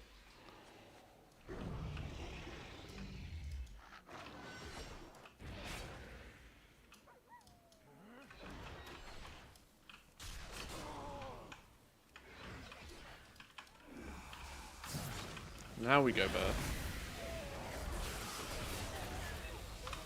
Another ability I don't actually use anywhere near as much as I think I should.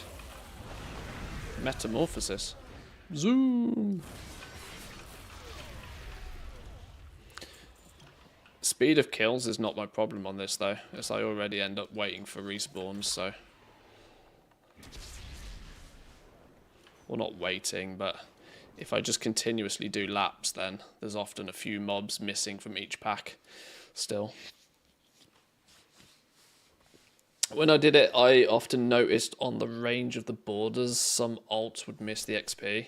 So I started to put down markers where it was okay for me to start killing.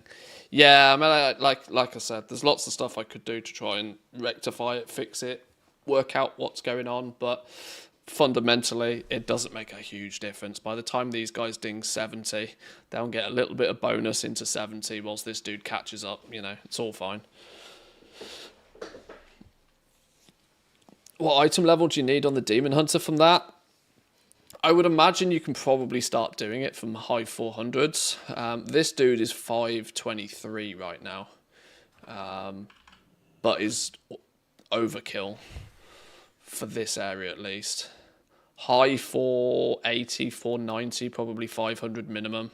Maybe, possibly. Before it's effective. I'm kind of lucky in terms of the fact that I didn't have to level up this Demon Hunter particularly much. All the gear he's wearing is 515 auction house gear. So I don't really have much means for comparison to how a 480 item level geared Demon Hunter would feel in comparison, but my guesstimation would be probably item level 500 to be comfortable doing this. but the more the better.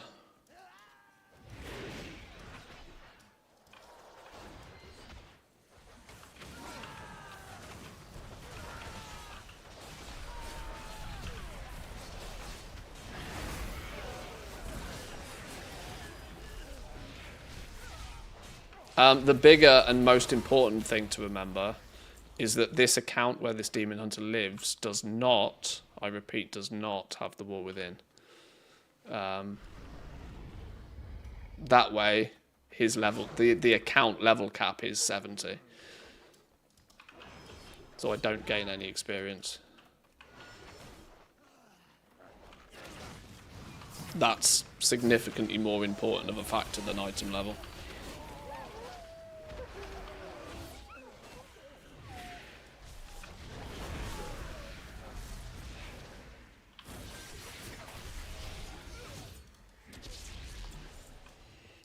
I did characters with mixed levels, just random guys that were random levels. If you just keep them sitting on that building at 70 whilst the others catch up, they eventually auto-hearth at 71 as they get kicked out of Chromie.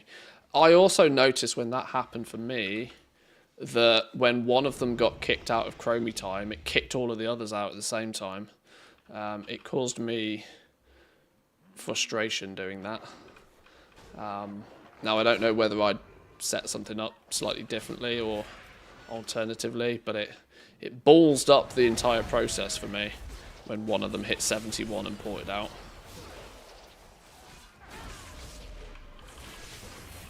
So I'm now actively cautious about letting any of them accidentally hit 71. When they get into the high 60s, I start keeping my eyes on them like a hawk. But like I said, I could have been doing something weird.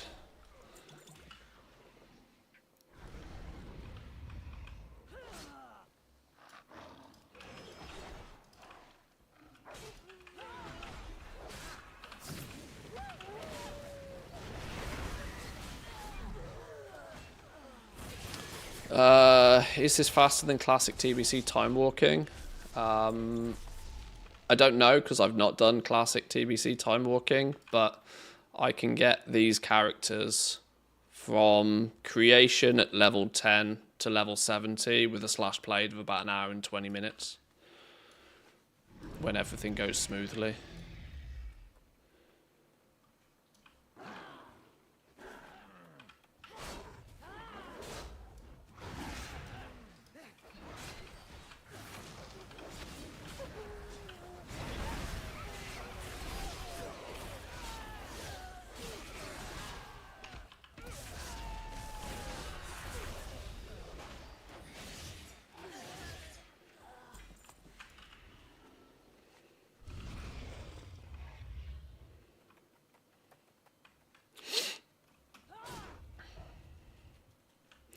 For 1 to 70, yes, but this can't do 70 to 80. Yeah, that's true. Yeah, this isn't a 70 to 80 thing. 70 is your upper limit for how far you can level this way.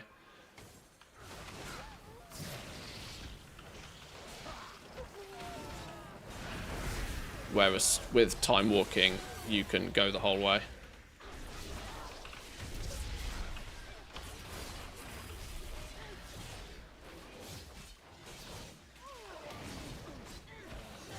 I am led to believe anyway, because like I said, I've not really done it.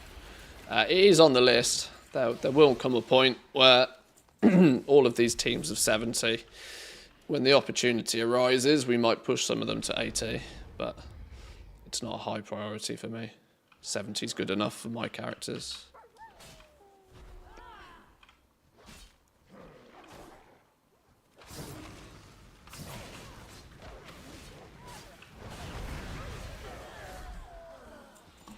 If I use them enough at level 70, they'll slowly but surely make their way to 80 anyway.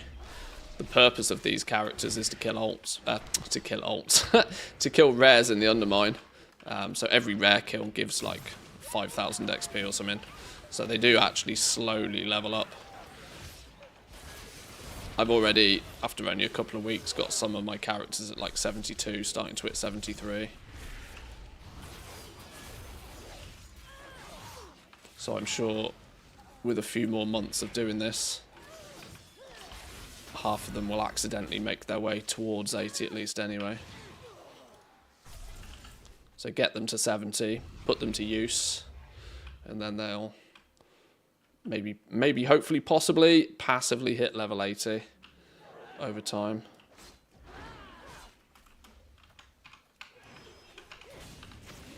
Although I'm quite aware that the XP gains get a little bit gross at the higher levels. But who knows, by the time pre-patch lands and they bump up the item level banding, taking them to 70, 80 by killing rares in the Undermine could be like a few days job. It might not take very long at all. As quick as it is to get them from like 50 to 70 now will be how long it takes you to get from 70 to 80 when we hit midnight pre-patch.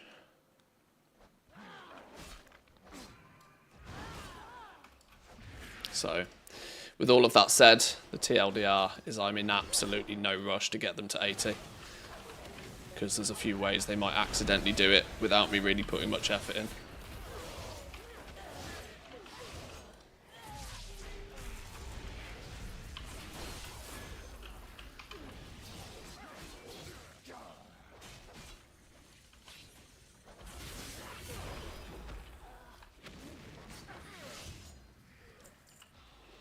Right, 65. These are nearly 66. I need to start paying a little bit of attention now.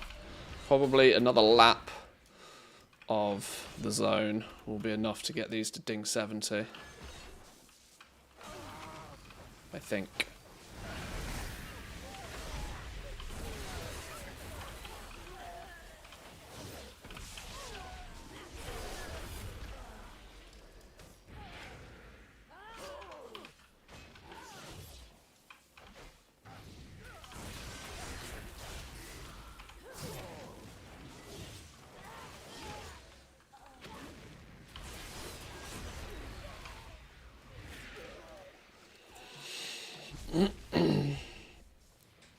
Did you farm the level up vials in a different way or just along the way? I end up with so many of these bags, these weathered mysterious satchels, by doing this that I've actually been 100% self-sufficient with the mysterious wisdom bottles. In the time it takes me to level up a team and consume 4, I've got at least 4 more. So I've never needed to worry about the potions.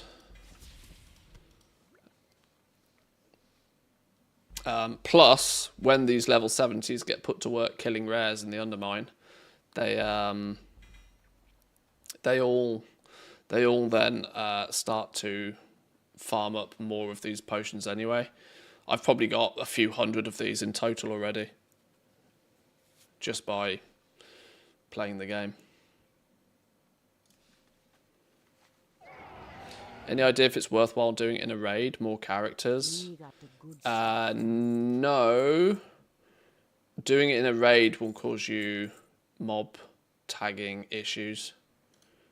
And it diminishes your XP gain. One of the reasons this works is because you're using party sync. So all of the mobs are equally scaled. And that these mobs all get XP equal to what an elite of their level would get you. So the TLDR is raid just nukes your XP gain. Spirits be with you, man. It's just how raid XP distribution works. So no, is the easy answer. I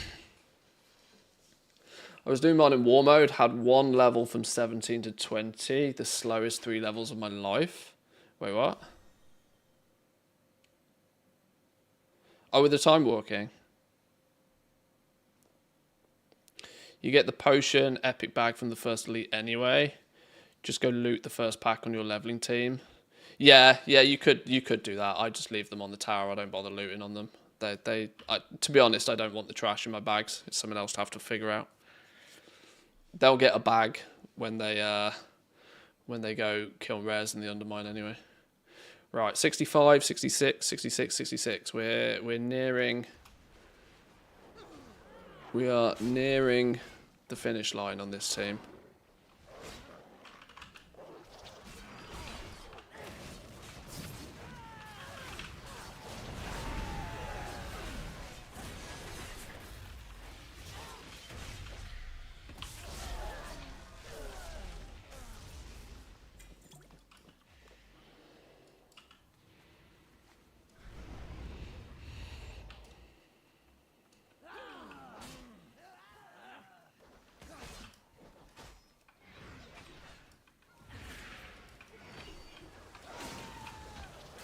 Wait, the doggo alarm's going off.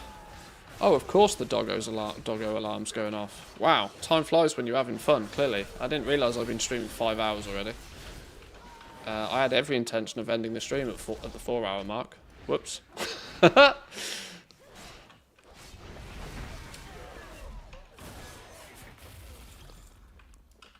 My stomach usually tells me it's hungry and it's time to finish the stream. Maybe that kind of monster distracted me from being hungry. Right, well we'll ding we'll ding level 70 on this team, and then I might have to go get some food. Oh, waste away.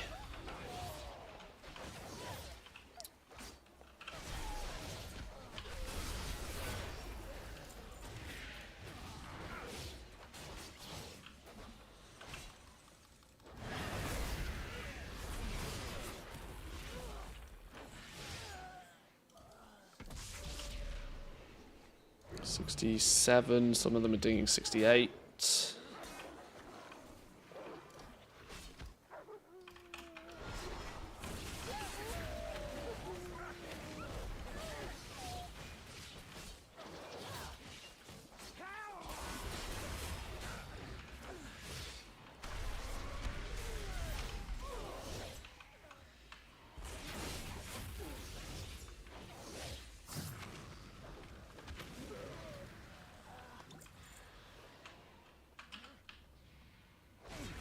Oh, I didn't mean to pull you. Let these lot.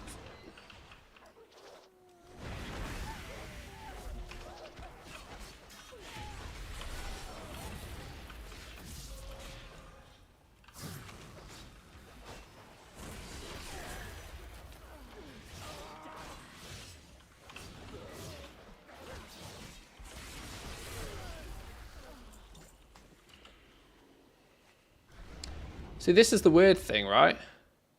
I just wonder if it's this week, Corey, you know. Because these are now 68. These are all now nearly exactly the same.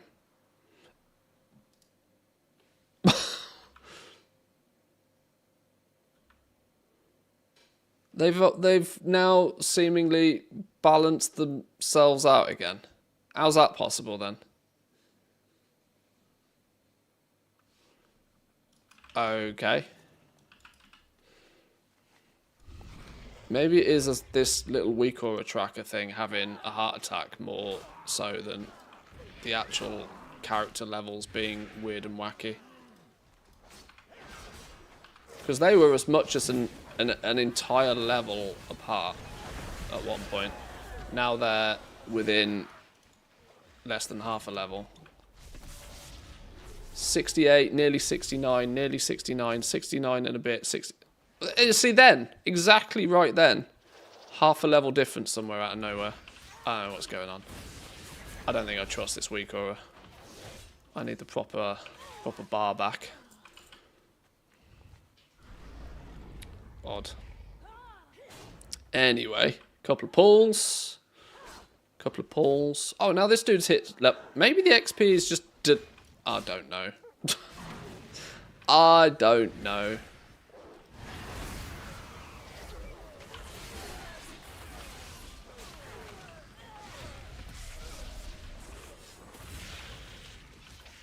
Keep killing things until they're all 70.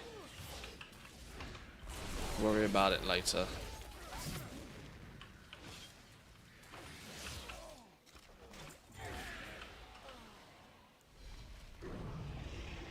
Right, skip that little dude. Let's get a big pull on the go to hit 70.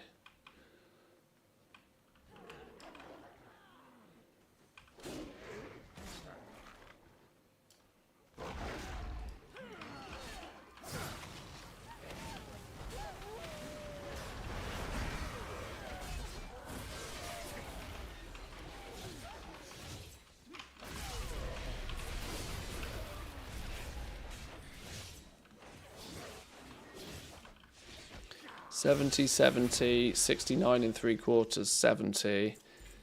Yeah, we need like 10 more thousand experience on this dude. And then they're all 70. See, it balanced out to be like 1 pull difference. Somehow.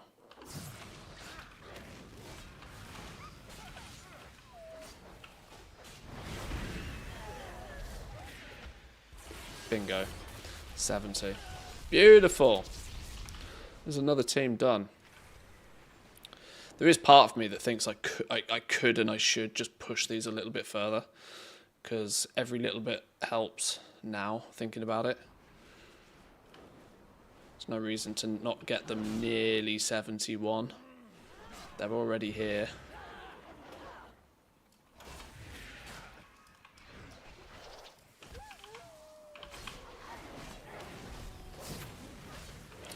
This might be a good time to test, because they're already level 70. If everything goes horribly wrong, it doesn't matter too much. Let's just keep pushing them until they hit 71, maybe, see what happens. Because that's when they'll get pulled out of Chromie time. Last time I did that, it broke everything. And I still had toons at like level 68 that then didn't qualify for Chromie time anymore. And it was pain.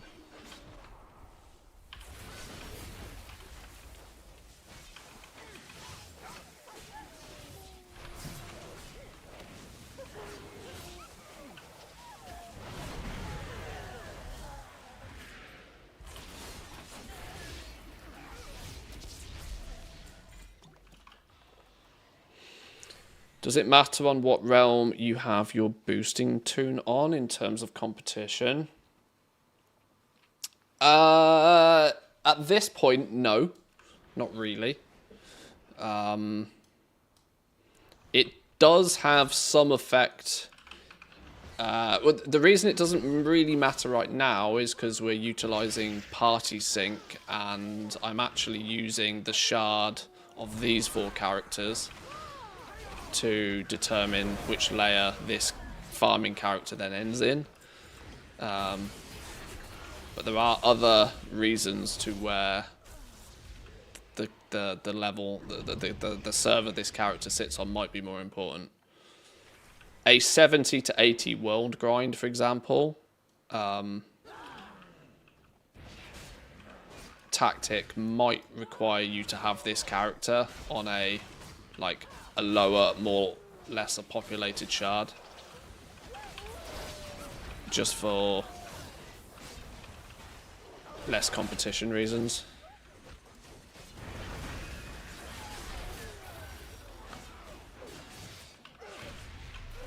For example, having your boosting toon on like a high pop server like Draenor is probably just not a good idea.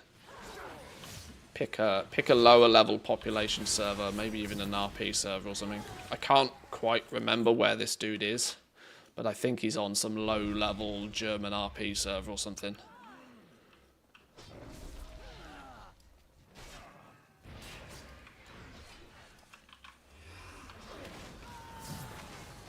Right, with this pull, let's see if some of these start being pulled automatically out of party sync and if it breaks everything when they hit 71.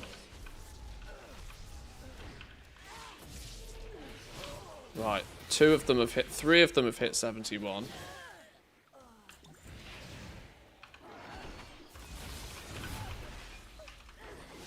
Yeah, now look at the XP they gain when they hit level like 71.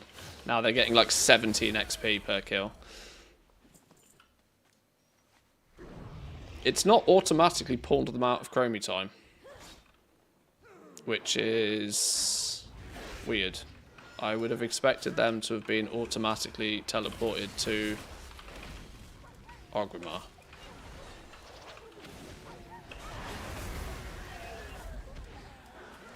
They are getting next to no experience though, which is kind of by design. Oh, there we go. There we go. It's sharded me off there now. It synced them funny and now it's porting them. That's what happened to me last time when one of them hit 71. If you can time it so they all do it at the same time though, that also works.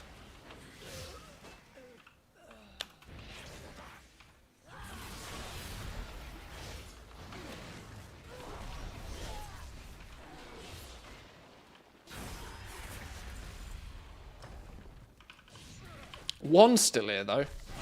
How did 3 of them get ported and this dude's still here chilling?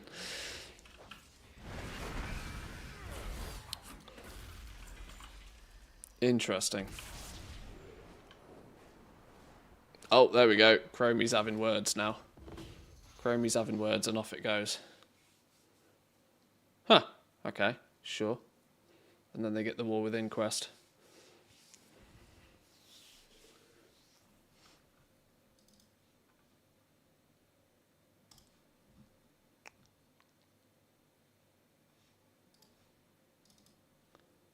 Alright, cool. Oh! Right, now I can log these guys out. These guys are ripe for being pulled in, summoned in.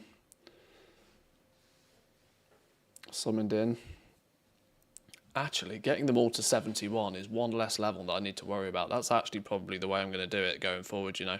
I think I'm going to push them all to 71, let them go back to Orgrimmar. One less level to worry about. Right, well, that was solid progress. We got 2 of these teams, one of these teams all the way, another one of these teams up to like level 50. I've got 2 teams here that are both like 47, 48, which are only like 20 levels each apart from being capped. Then those 4 teams that we set up on stream yesterday will be ready to be deployed into the field. That way they can, that will push my team number from, did I say 12 earlier, to like 16 optimized teams then. 16 optimized teams out of the 25 I want. We're getting there, we're getting there. This shows the realm name in game. Local equal blah blah blah blah blah blah blah. That might be handy to do in a weak aura. I might make a weak aura or find somebody to make me a weak aura that just slams up a massive great big text, "You are on this server." That could be quite helpful to have actually.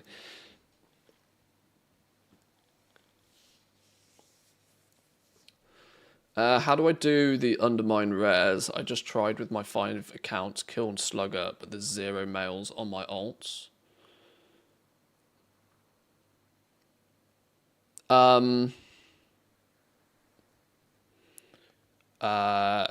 I need more info than that really to know, but for starters, it takes a while for the mail to turn up in your mailbox because it requires the loot to expire on the mob. So it's a rare item, which means there's probably I think I'm right in saying a 20-minute window before the mob will despawn and that character will no longer be able to loot it. And at that point, the mail will go to your mailbox. It's not instant.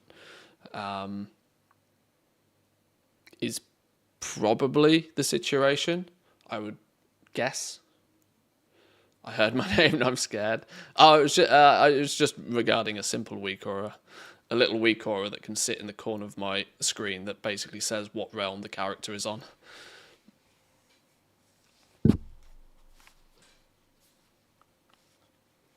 Mail can take up to 24 hours. Yeah, the mob looting rules are probably, I think I'm right when I say 20 minutes. But it's yeah, it can weirdly take a while for stuff to turn up.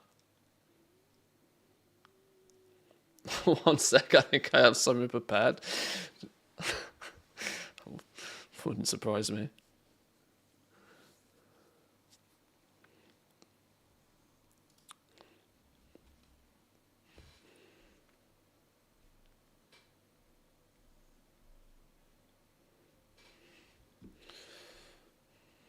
Just for when these accounts are on, it's an easy way to see where they are.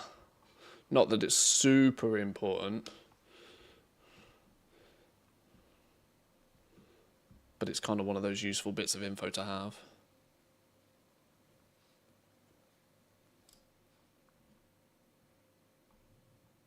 Literally just called Realm.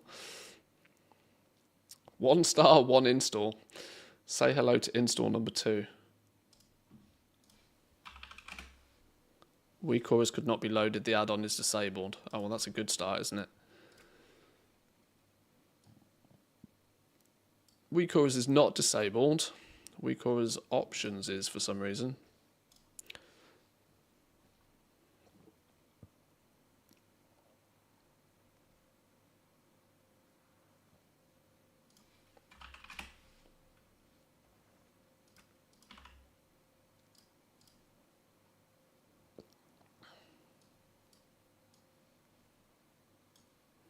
Ta-da!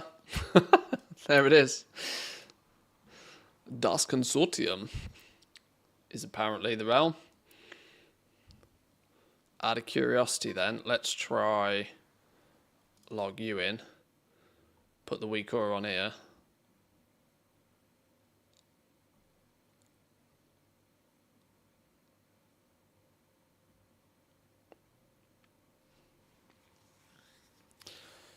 Do each of your undermined teams have a dedicated killer or one for each team? I just use my main hunter for all of them.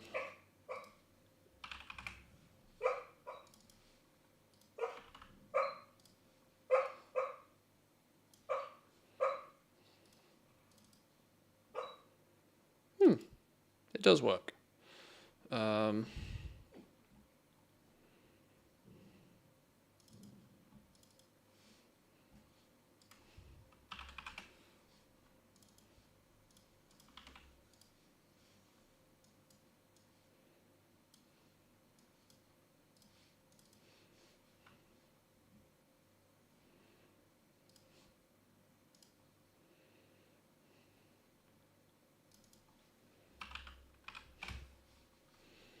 The fact you literally just had that, boom, here you go, is actually astounding, by the way.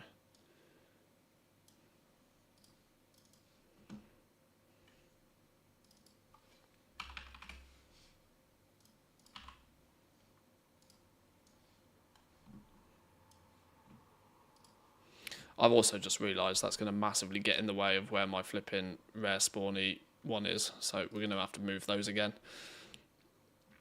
For example, when we go onto any of these characters, that's going to get right in the way, isn't it?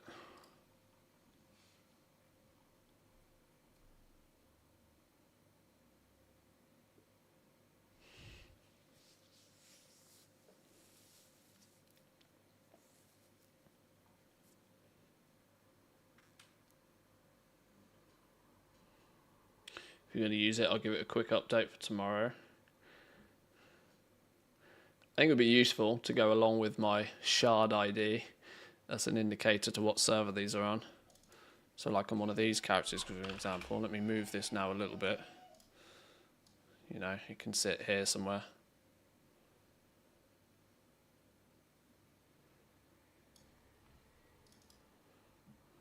Oh, scale's funny.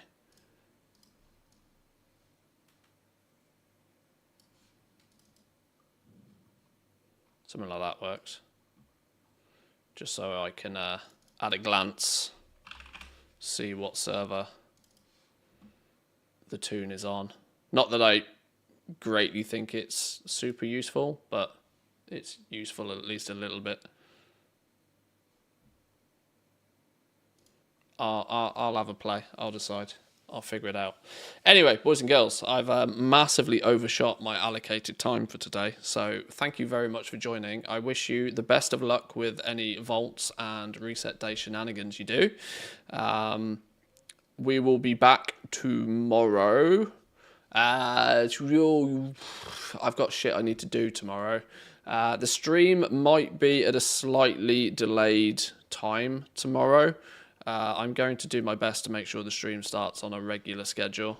But yeah, be prepared for it to maybe be slightly delayed tomorrow. But yeah, thank you all once again for joining. I appreciate the company whilst we blast through this. It's a weird one at the moment because it's very focused on goal making, but it absolutely doesn't feel like it. So I'm kind of quite glad that I'm still able to provide some entertainment for you during this process. It's weird to see me out in the world doing more farmy sort of stuff, but it's all with the mindset of being able to make lots of gold. So it's on topic, at least in somewhat shape or form. But enjoy your day. Thank you for stopping by once again. I usually struggle at this time of the day to find anyone to throw you to, unless, of course, there is somebody online that we can that can be suggested. Who's online right now? My follow list is very small at this time of the day. It's not a huge amount. I mean, we could send you over to Bear. I have no idea what she's doing. Absolutely no idea what she's doing. Mr. GM's also just come online by the looks of things. I tell you what, boys and girls, I will let you go in the direction that you prefer. Enjoy the rest of your day. Thank you for stopping by. Come say hi on the Discord, and I'll see you all tomorrow. Have a good one. Peace. 69 followers, by the way. Giddy.